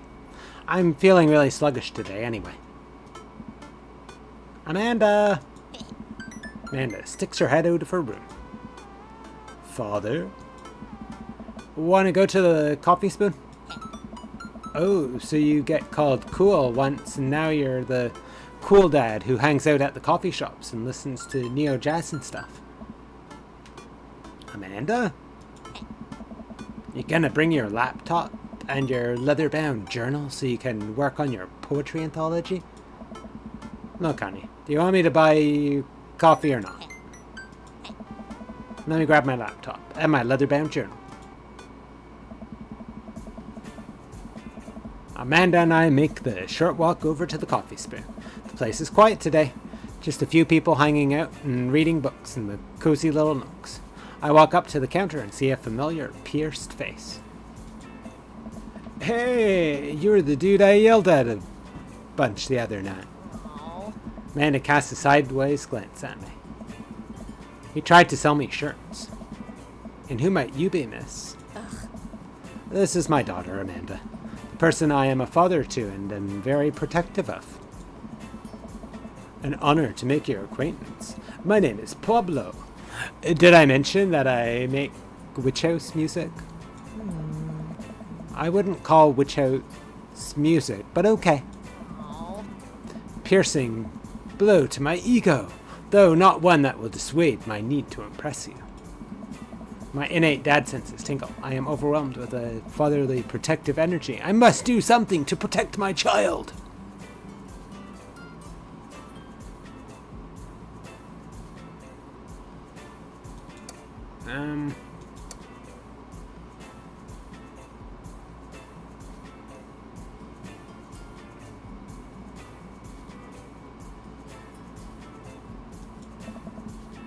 Listen here, Pablo. I have a very specific set of skills to, I can type pretty fast for people my age. If you so much as harm a hair on my daughter's head, I'll be coming for you at a comfortable 80 words per minute after I practice a little. Dad. Conic. Oh. Mac comes out from washing dishes in the back room to meet Amanda and I. He and I high-five as fellow cool people do. I see you've met my newest employee. At your service, although I'm only here until Vacant Veil starts their world tour. What's that? When's that? Well, we have to put out a record first. Alright, Pablo. Now, what do we do with customers again? Right, yes. Pablo clears his throat. Hello, good folk of Maple Bay. Can I interest you in a tasty caffeinated beverage? A smashing pumpkin spice latte, please. A classic. And you? That's bad. Americano football, decaf for cutie, or Father John Misto?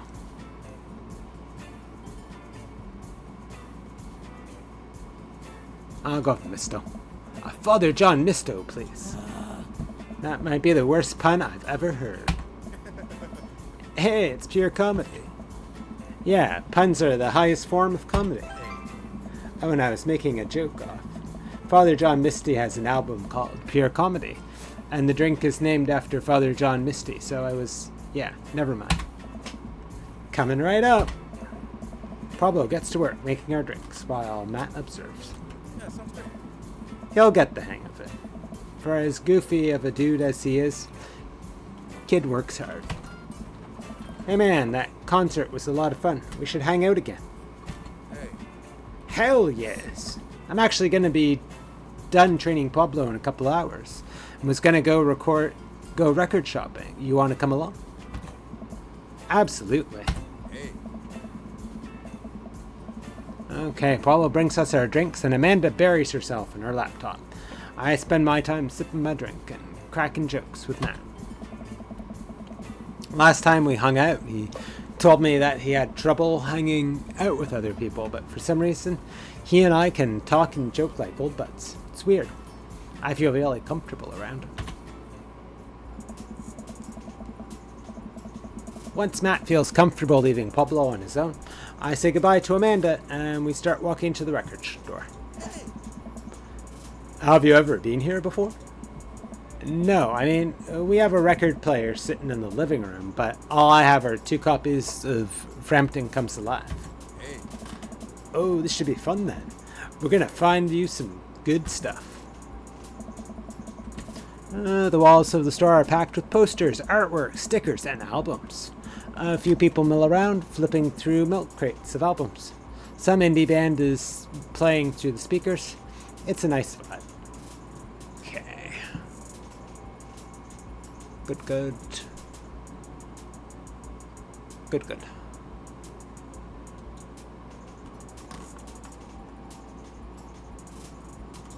Okay, I'll just put back on Yarzy then.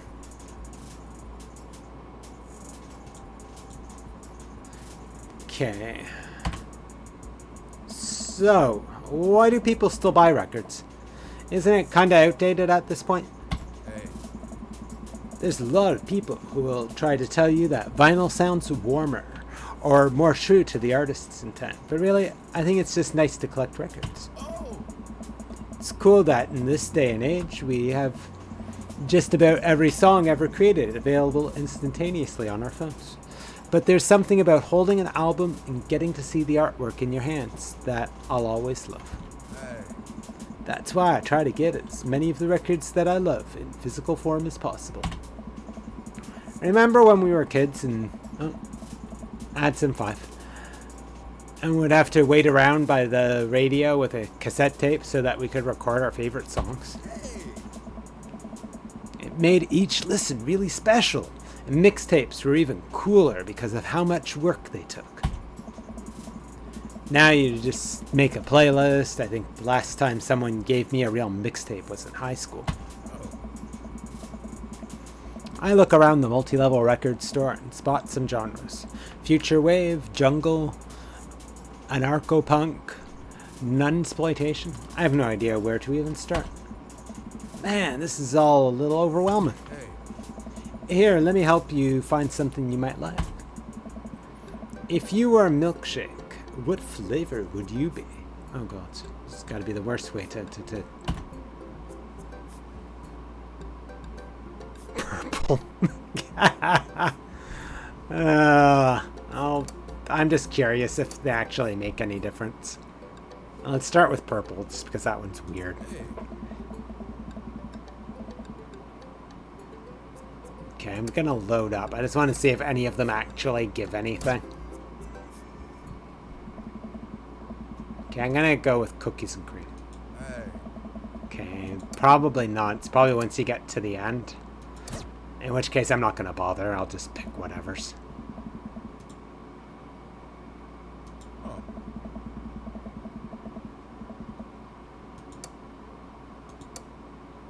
Okay, last one, but I don't think it will.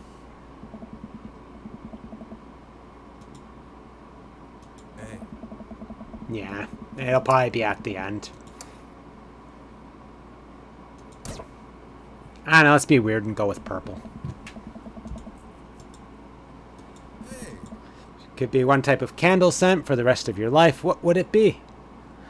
Daffodil Mountain Spring, Camouflage Summer Breeze, Spring Creek Fireball, Power Violence Cherry Blossom. I'll go Fireball. What's your favorite ambient sound? Rain, Bowling Alley, Star Trek Bridge, Howls of the Bone Chorus. So let's go with Rain. Dream vacation spot. Backyard, active volcano, living off the fat of the land in Ibiza, starting a new life in the Baltics.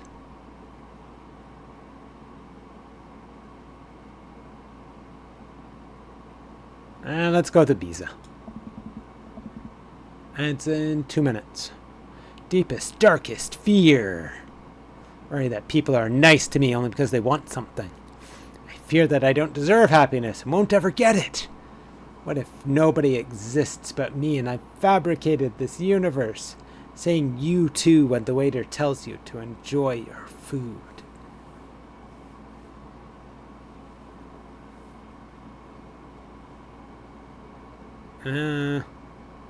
Let's go with happiness.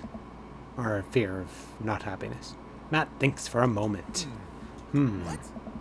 Oh, I know just the thing! Hey. The end of the store and returns, holding a record behind his back. He shows it to me. This is How to Be a Human Being by Glass Animals. The first album is fire, but they kind of tried out some different stuff on this one, and I can respect that. It's really good. I think you'll like it a lot. Whoa, dude.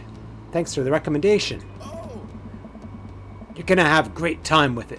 Promise. Matt and I bring our records to the cash register. A young girl with a septum ring and a buzz cut stands behind the counter with one earbud in. The usual stuff today, Matt? Yeah, sounds great. Just some light pickups. Matt places 3 albums on the counter. Swear I'm good at this by Diet Sig, Forever by Mystery Skulls, and Greatest Hits by Ramo Drive. 30 seconds. Tight. Hey,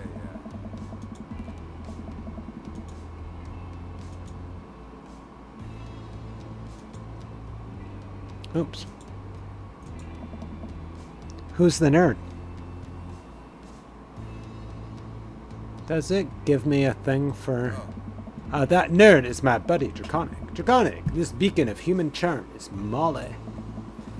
I got kicked out of art school for destroying my paintings at the end of every critique. Lovely to meet you. Anyway, Matt, is the open mic night still on? You know it.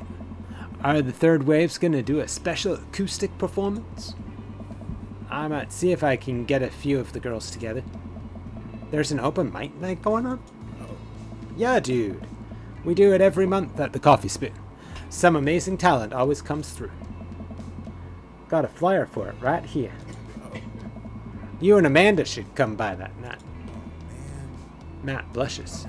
I mean, if you're not doing anything. Will Vacant Veil be playing? If only. I finish paying for my record and we head out of the store. Man, what a trip down memory lane. I haven't been in a record shop like that since Vance had shag carpeting. Okay, it's on break. I will go get my tea and put it on. Be right back. There, I typed it in chat, just so you all know.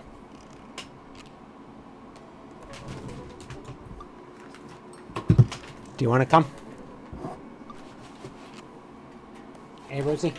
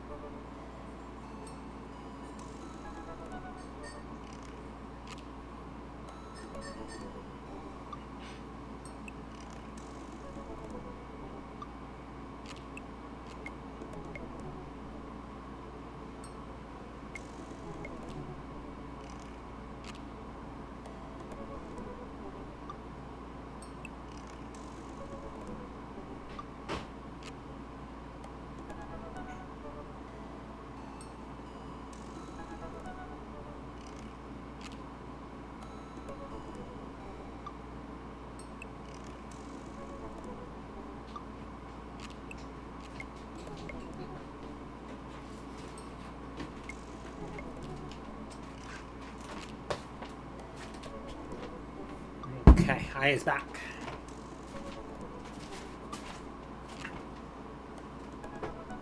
Just get the headphones and be right back off and.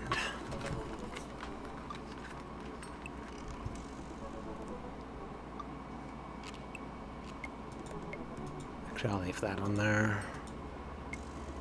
Oh, right, be right back first.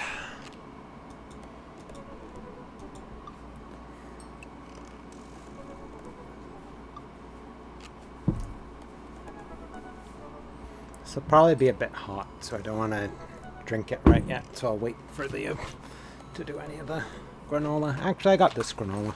I can do a couple of these little ones.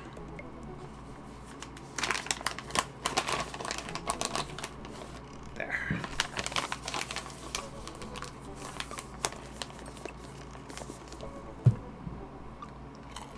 Okay. Okay, I haven't been in a record shop like that since Vince had Shag Carpeter.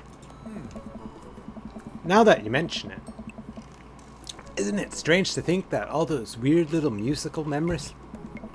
How do you mean? Well, I think music is a very time and place sort of thing. A song is important to me, not only in that I think it sounds good, but where I was and what I was doing when I listened to it.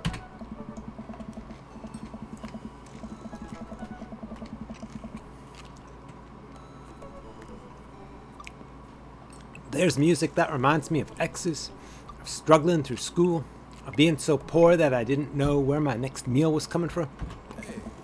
All that stuff. And listening to those songs reminds me of those moments of my life. Yeah, now that I think of it, even the pop concert Amanda made me take her to is special to me. I mean, I'm not really a fan of the band, but hearing their songs on the radio reminds me of how young and excited Amanda was. And then that even reminds me of a younger me, going to see my favorite bands in concert with all my friends. We would always go to my friend Cynthia Chapman's house beforehand and smoke pot in her basement like we were so slick. Her parents definitely knew what we were doing. Wait, when was the last time you smoked pot? Matt stops and thinks for a moment. It's been decades. Dude, me too. Where do you even get pot now? Is that even what the kids call it these days? I don't know. But I bet I could find out. Do you want to get high and listen to our new records?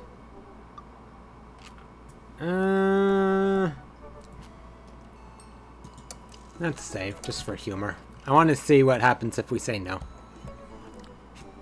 What? Nah, man, I think I'm good. Oh. And, it's a little juvenile, I guess. Let's just go back to my place and listen to them.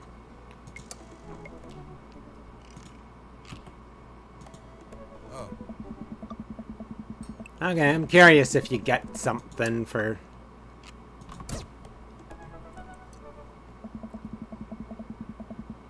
Oops.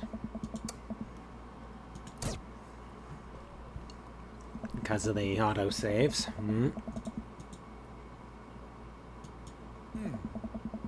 Matt pulls out his phone and starts texting. After a few minutes, he looks up and smiles at me. Molly's got a hookup. Says to meet in an alley near the coffee shop. Hey. Okay, if it turns out it's the feds, you make a break for it, and I'll take the heat. Just promise me that you'll raise Amanda like she was your own. You realize that weed is being legalized in the state, right? I definitely knew that. Hey. But we live in dangerous times. Who knows what lurks in the seedy underbelly of Maple Bay? We could find ourselves on the wrong end of a deal gone bad. Just look out for Amanda. I swear. Oh, here's our guy. Coming in the corner, one of those nasty grease dumpsters shrouded in darkness. It's a lean figure dressed all in black. It's gonna be Robert. Excuse me, Mr. Drugman? Surprised, the person almost jumps out of their skin. It's Lucian, Damien's son. Who sent you? We're cool, man. We're cool. Says who? For all I know, you could be with the feds. Actually, weed is... Prove you're cool. What? I need to know that you're down or I bolt. Okay.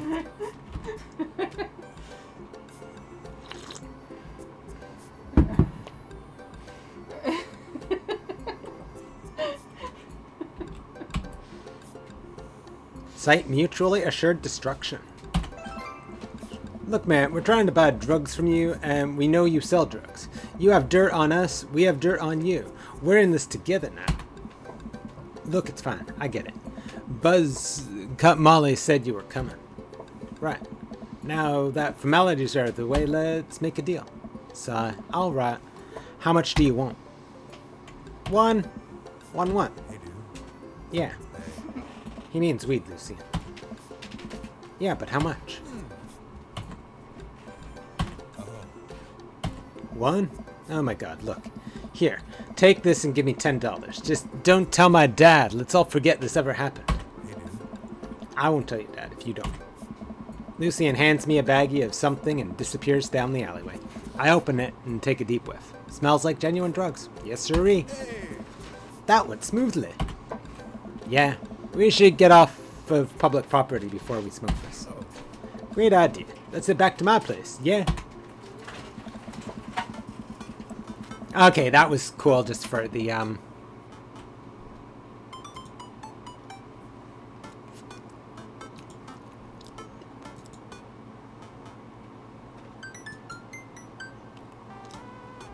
Okay, they're still going. I'll just leave it on those two.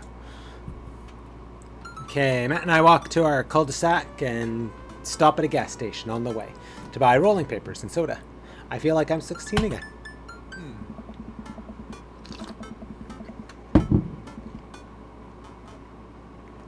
Common Zeta's having a sleepover tonight, so that gives us all the time we need to do drugs. Awesome, let's do some drugs. Matt pulls one of the records out of his bag and puts it on for us. I plop down on a comfy leather couch and look around the place. There are a bunch of band posters, and his record collection takes up an entire wall.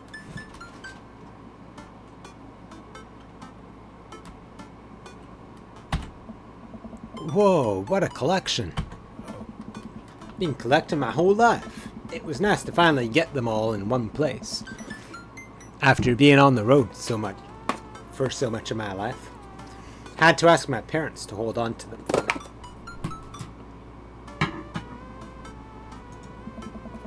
Matt sits down next to me and we lay the marijuana drugs out on the coffee table. Do you want to do the honors? Please, it's your house. If you say so. Matt pulls out some rolling papers and sprinkles some of the beatnik tobacco onto a piece. He starts rolling it back and forth and the paper breaks almost immediately, spilling drugs all over the couch. Never was too good at this. Matt tries again and is able to successfully roll a nice looking weed cigarette. He hands me a lighter and blunt. Oops. Well, that's...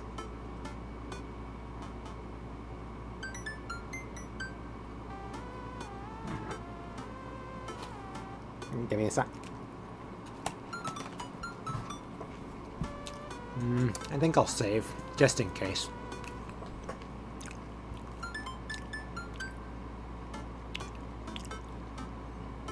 Rip that golf fairway. Yes, let's do that. Okay, that's a good one. I light the joint and inhale deeply. This is not what I remembered. It's been a while though. Maybe pot drugs have just gotten more potent since the last time I smoked. I pass the joint to Matt and cough a little bit. Should it sting this much or am I just a baby? Sting this much.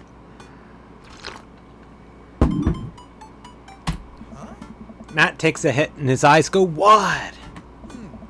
That's not weed. Oh God. Did we develop a taste for meth? No, it's... Takes another hit and winces. Yeah, this is oregano. I sniff the air. Yeah, that would definitely explain why it smells like a pizza place in here. That little punk ripped us off.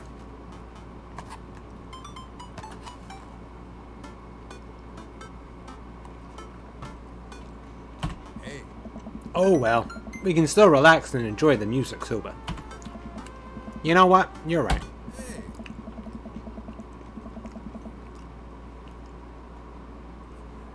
We sit and listen through the Diet Sig album that Matt bought, which is catchy as hell. I look around the room again and see photos of Carmencita growing up. I spot a young woman with a huge smile in one of the pictures with the two. Who's that?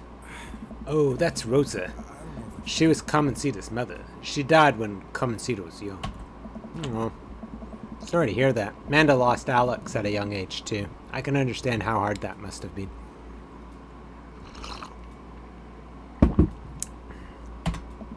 I look around again, spotting a framed gig poster hanging on the wall. On it there's an illustration of Matt and Rosa surrounded by flowers. The cursive lettering reads, "Stillness, the dancing." Looks like they played the Soundgarden over a decade ago. Were you two in a band together?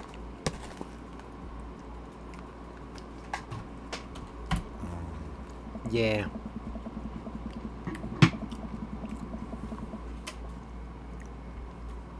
That was the reason I was touring so much when I was younger. We traveled the whole country in this rinky-dink little van. It was hard to stop, but once we started gaining notoriety and seeing how much our songs meant to kids, it was just incredible. Wow, that seems like a life some people only dream of. oh, It was difficult at the same time. I couldn't have done it without someone by my side. Rose and I knew that we couldn't do it forever. The long hours on the road, missing your family, sleeping in the van, all that stuff. So once she became pregnant with Carmencita, we put down roots in our favorite town to play in, right here. Since she was a kid, Rosa always had a dream to own a quiet little coffee shop. She died before it opened. I'm so sorry. Don't be. I'm not really sure what to say. I couldn't possibly count the number of times I told people the same thing after Alex died. hey, yeah. Matt gets up to flip the record. Next to the turntable, I notice a dusty piano. Do you play? Hey. I'm out of practice. I used to jam on the keys back in the day. Oh yeah! I fronted the hottest 7-piece ska band that Eagle Rock Bay High School ever had to offer. Hey. No way, you had a ska face? Face? Ska never dies. Hey. Except for Communist Manifesto, who broke up after the senior talent show to pursue solo careers. Hey. Dude, that's so rad! Matt pulls out the piano bench. Give me some of that two-tone love.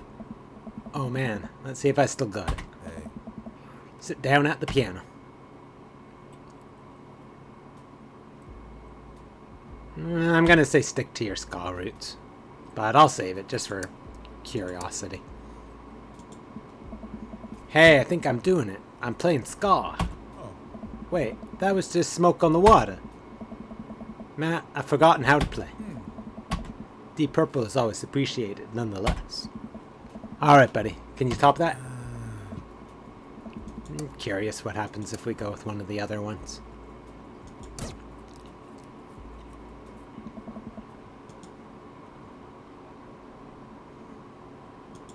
Classic. Start playing chopsticks. What a jam. Okay, that works. Alright, buddy. Can you top that?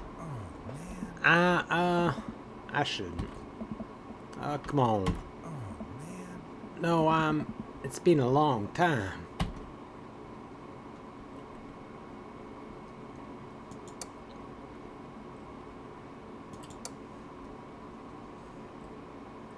I'm gonna see what happens if you drop it. Okay, buddy. Sorry to put pressure on you. Hey. I mean, it's not a problem. It was good to watch you get back in touch with the music that flows. Yeah, I learned to play that song when I was 15. Hey, Matt and I sit and listen. Okay, I'm curious. What happens if we push him?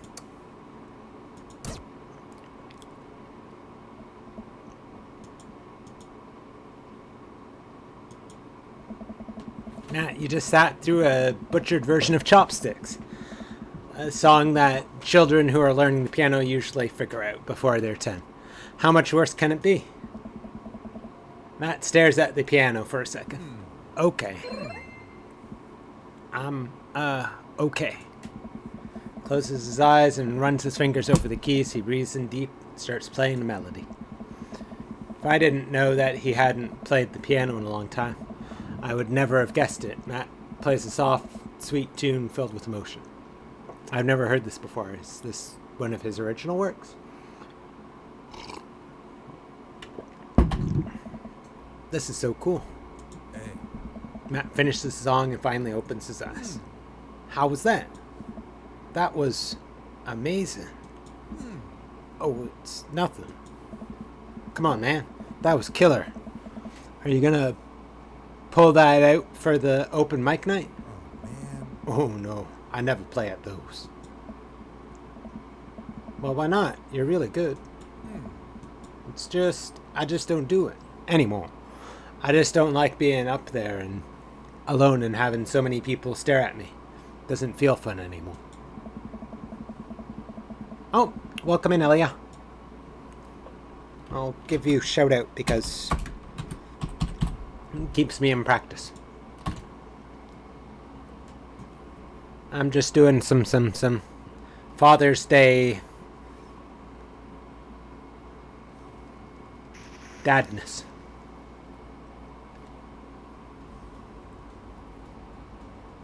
This is Valis, I think it's called. Oh, no worries. Holy shit! Yep, now you did it. You got like tripled your problems there. I can sense that Matt's getting uncomfortable at the thought of it. I won't push him. Alright, man. But I hope you know how beautiful your music is. Thanks. Matt and I sit and listen to more records until it gets late, and I decide that I need to get to bed. Hey, Matt walks me home. Let's never tell anyone about the oregano, okay? Deal. Wait, can I tell my doctor? I don't know anything about the health effects of smoking oregano, and I think we'll be fine. Night, dude. Asthma. Night.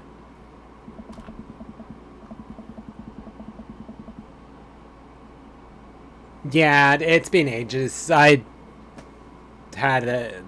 played it when I got it somewhat, but yeah, I never really did much of a full play. So it's been ages since I'd even seen any of it. I walk inside and the house is dark, save for the sliver of light coming from beneath Amanda's door. Ah. I knock lightly on the door and enter Amanda's room. She's sitting at her desk with her camera, editing photos. Hey, Amanda. Amanda swivels around in her chair to face me and slumps down. What smells like a pizza parlor in here? What? Nothing. So, what's up? Dad, I'm hungry. Hey! Wait, no. Hi, hungry. Whoa! No! I'm Dad. Amanda collapses on the floor. Promised myself I'd never let it come to this. Sorry, kiddo. You set it up. I spike it down. You're a monster.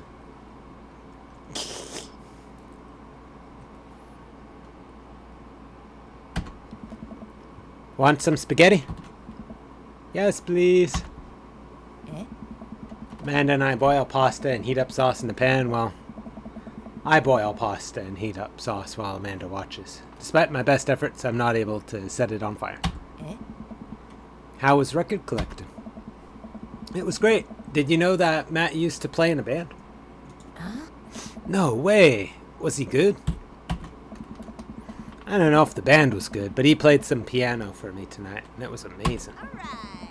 He played piano for you? dude.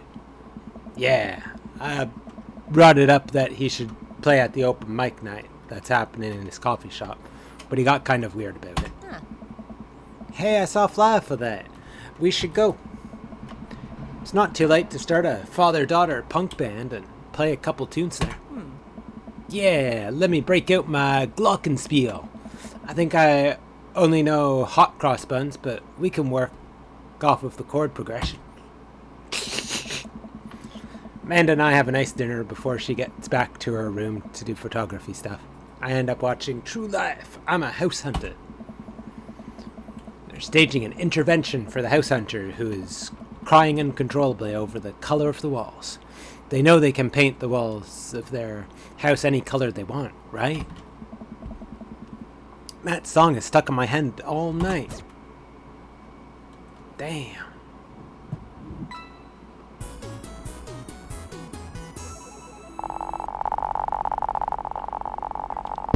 $5.20. Ha ha. That was the Holland 1945.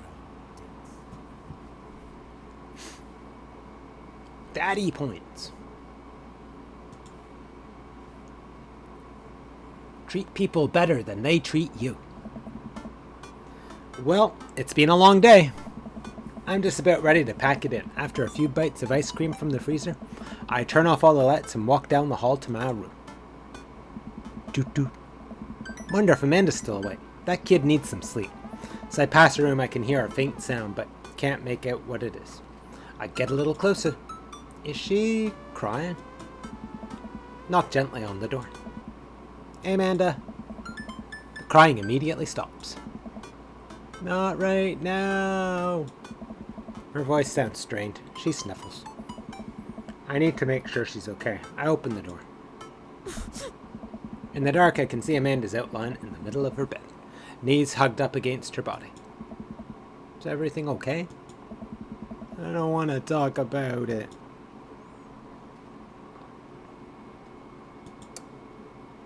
I'll save. I'll see if anything good, bad, or indifferent happens if we... Did something happen? No, nothing happened. Go away.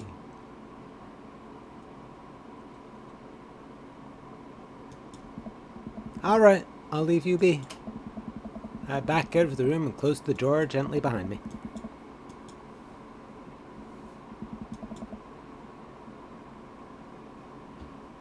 Yeah, she seemed totally normal. Feel awful just leaving her to cry, but I also get the feeling that if I tried to do anything else, it would only have made her more upset. Can't stop mentally cycling through all sorts of awful things she could be dealing with right now. More than anything, I just want her to be happy and safe. I have a hard time falling asleep, but when I finally do, I'm still thinking about Amanda. After a long night of very little sleep, I roll out of bed and make myself a pot of coffee. Amanda should be up for school soon. Maybe she'll be willing to talk about whatever's bothering her. About 10 minutes before she's supposed to leave, Amanda comes out of her room and makes a beeline for the freezer. Morning. Morning.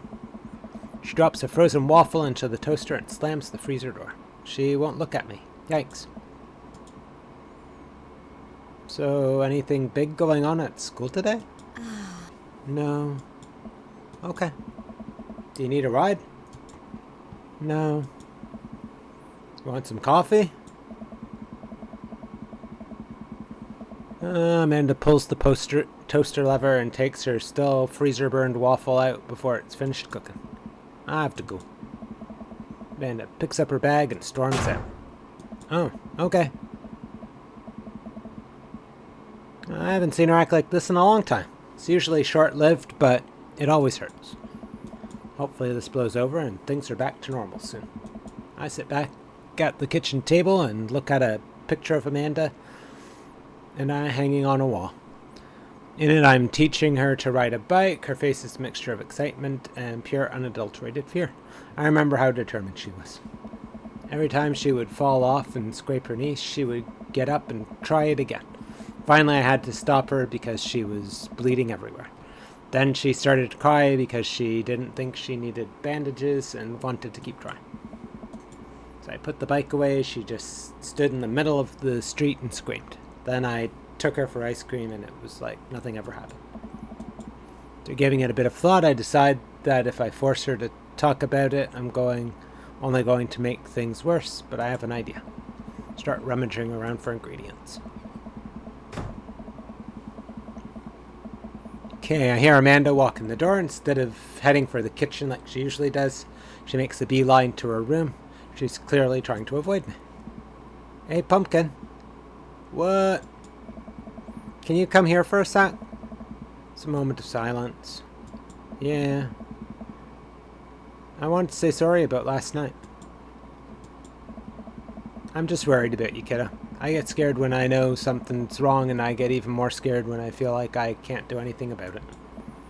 Dad, so just whatever it is. And you don't have to tell me if you don't want to, but whatever it is, just know that you have a dad in your corner who wants you to be happy. Ah. Honey, you know I'm bad with words, so I was hoping I could speak a language we both understand. I pull a cake out of the refrigerator and place it on the table. Hopefully the frosting is set by now. Ta-da! Dad! It took me a really long time because I ran out of red frosting somewhere around sad and had to start over. Ah. This is beautiful! It's strawberry. Amanda gives me a big ol' hug. I grab some plates and forks and serve us up some delicious cake. So it's really stupid. What is it? This whole thing. I know I've been really weird lately, and I don't even know how to explain it. I feel like I might have to make you a chart. Ooh, a chart. I'm listening. Do you want me to take notes? Ah. I guess I should start from the top. So you know how Emma R's going to that fancy art school in California, right?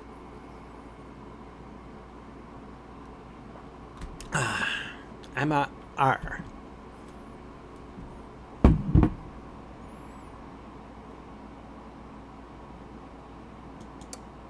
I'll save because I'm not really sure on which ones are which. I'll say the best friend. I think Emma R was the best friend. You got it! Wow, proud of you. Okay. Anyways, ever since she got the acceptance letter, I've been feeling like she's drifting away. You know. She's been spending a lot of time with Grace and Emma P. I just thought it was all in my head for a while, but then I found out from Rosie M that both of the Emmas, Grace and Noah, all went to a party at Mackenzie F's. On the same night, they all told me they were busy studying for the Calc AB final. Yikes.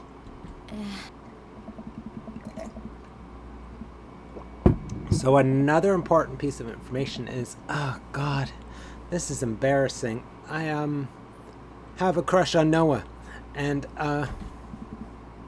that's a thing. What? Whoa. I had no idea. I definitely didn't know that, okay? You're a bad liar. So are you. I learned from the worst. Oh. Anyway, the only person I told about the crush was Emma R. She promised not to tell anybody. I didn't confront them about the party thing because I didn't want to start drama. So I just keep quiet and keep going about my business. Amanda sighs. And then one day I invite everybody out to get nachos at the mall. And after not texting me back for like 2 hours, or even though none of them ever put their phones down for more than 60 seconds, they all say they're busy, like simultaneously. So I tell them, never mind, I'll just eat nachos at home, right? But we're out of chips, and I really, really wanted nachos. Totally understandable. Ugh. So I go to the mall anyway. I get to the food court, and who do I see there but Grace, Emma P, Emma R, and Noah, all hanging out together and eating nachos without me. What? Gets better. I'm standing there by the escalators watching them, and I realize that Noah has his arm around Emma R, which is kind of weird, right? But then they kiss. No. Yeah, I know. So I storm over there and I'm like, hey.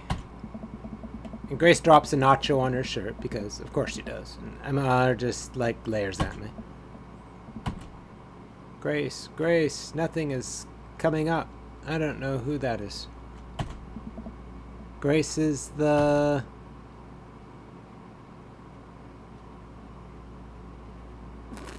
I don't know. I can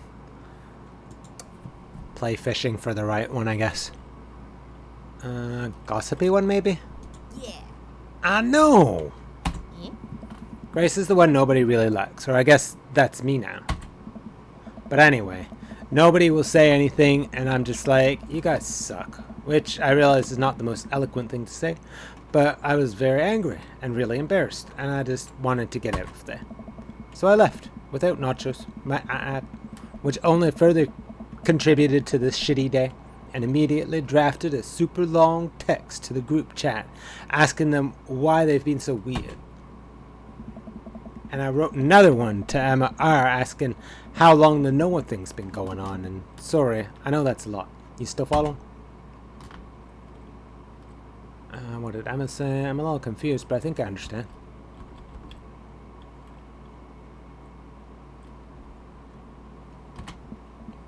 Ooh, okay.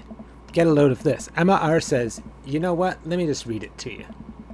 Pulls out her phone and reads, word for word, an arduously long string of text messages. Can you believe that? I cannot believe that. I care so much about Amanda's social life and mental well-being, but man, I don't understand what she's talking about. This is all beyond me, but I am trying my hardest to be supportive. Oh, that's not what I was thinking that meant. Ah. They were dating in secret for like months. So I told her that she's being a really terrible friend, and she's like, well, if you think I'm so terrible, then just stop being my friend. And I was like, okay. And then she left me on read. And then, wait, left me on read? What's that? Oh, like, she saw my message and didn't reply. And I know because there are read receipts. I don't know what read receipts are, but I'm just gonna nod and pretend I understand. Gotcha. So while this is all happening, I'm talking to Emma P about how mad I am because she's at least being kind of reasonable. And I'm venting to her about how pissed I am at everybody and stuff. And then out of nowhere, Noah texts me and is like, how could you say that about me? And I'm like, say what about you? And he tells me that Emma P sent screenshots of everything I told her to the group chat that I got kicked out of. Alright, I think you lost me at screenshots, but that definitely sounds bad. So much more, but honestly, it's all just really stupid teenager stuff. Bottom line is that everybody dropped me, half of my grade hates me, and now I have no friends. Amanda, I'm so sorry. I almost expected it from everybody else, but Emma R's been there since Mom died. I can't believe she would just stab me in the back like that. I'm not even that mad that she's dating Noah. I'm just upset that she lied to me about it for so long. Yeah. Amanda stabs the remnants of her cake. Okay, I take it back. I'm kind of mad. She's dating Noah. Like, what did I do wrong? Why did everyone just suddenly decide I'm not cool anymore? Why wasn't I enough? I don't understand. And as mad as I am at everybody, like, I miss them, Dad. Amanda looks so dejected, I almost can't take it. What could I possibly say to help? Oh. Anyways, that's it. That's the whole sordid tale. Thanks for listening. Tune in next week for more hot gossip. Wow. I know, it's pretty dumb. I'm gonna say it's not dumb, but I just want to make sure it's not one where it's gonna be like... No, it's a stupid thing to be upset over. Amanda, your feelings are real. Don't ever be mad at yourself for having feelings. I guess. Unless you've secretly been a robot who's been approximating human feelings this whole time. Dad, if I was a robot, I wouldn't have transformed into a monster truck a long, long time ago. I would have transformed. Sorry.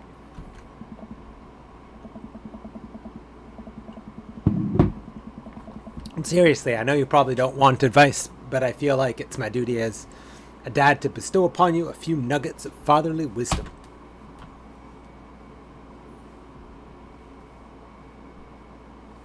High school sucks. So do you want to hear the options? Not all friendships last forever. Real friends don't do that. And high school sucks. All of which are true. I'm going to go with high school sucks. Because I just want to see what happens if I say that. Honey, high school sucks. You make friends with people just because they're there. When you're still living in your hometown, there's a pretty small pool of people to choose from. But once you go to college and once you get into the real world, you're going to be exposed to all sorts of people. And it's going to be easier to make friends with people who really get you. Some of those friendships can last a lifetime. I mean, look at me and Craig. And some of them only last a little while. And that's okay too.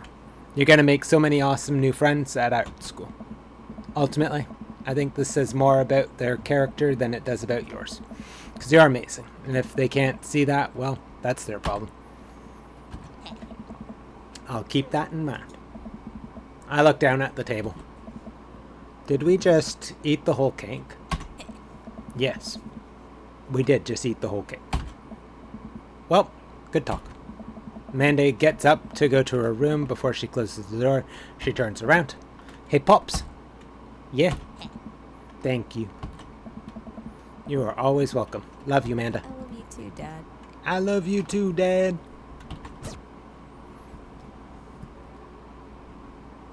Gas is cheaper in the suburbs. You've got dads. Oh, we haven't talked to Craig in a little bit. I'm gonna save it there, even though it probably did save. Yeah, I'm close to 6 hours. I'm gonna call it here, I think. Let me just check one thing. Yeah, it's got a little while before that. I'll look and see who's on. But I'm gonna put it on the end one and close the Dream Daddy.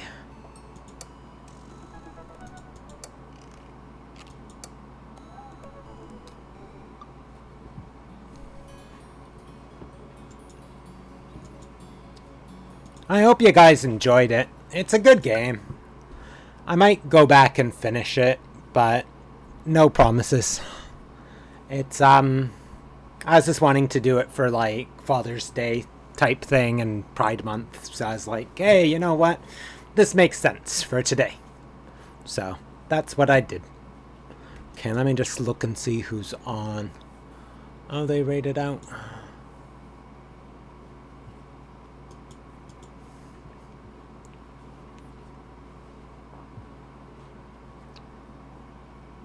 Okay.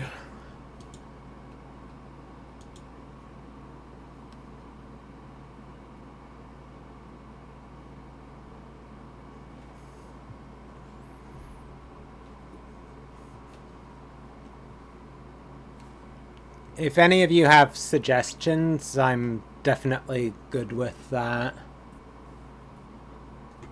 Some of the ones I'm thinking... Rush, Nukem, Cortland's doing Doom the Dark Ages, MP83 is doing Viewer's Choice, and Dragon Gem's doing her Blueprints. Oh, and Rainy Now's still on. She's doing King's Quest 2.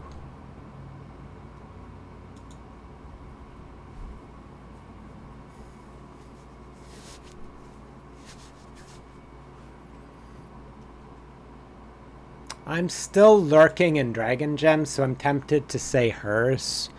The other one I was lurking in was Yarrow Z, but he's rated out already.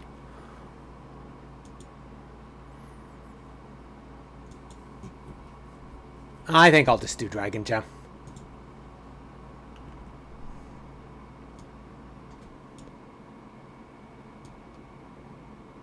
There.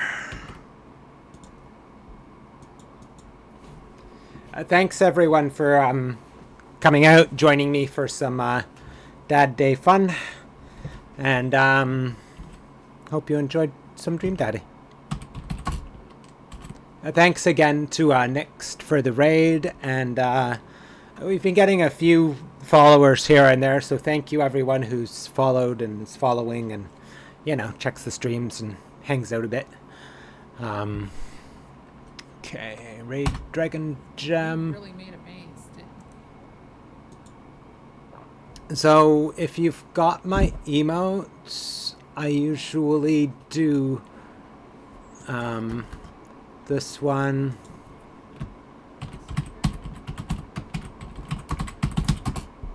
And if you don't have my emotes, if you're not subbed, then any raid emotes should work, but I'll usually just do the do these ones since they're the global ones.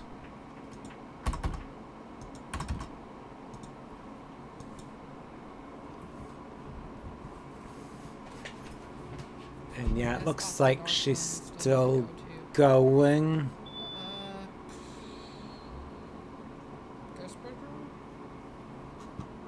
She's doing blueprints, by the way.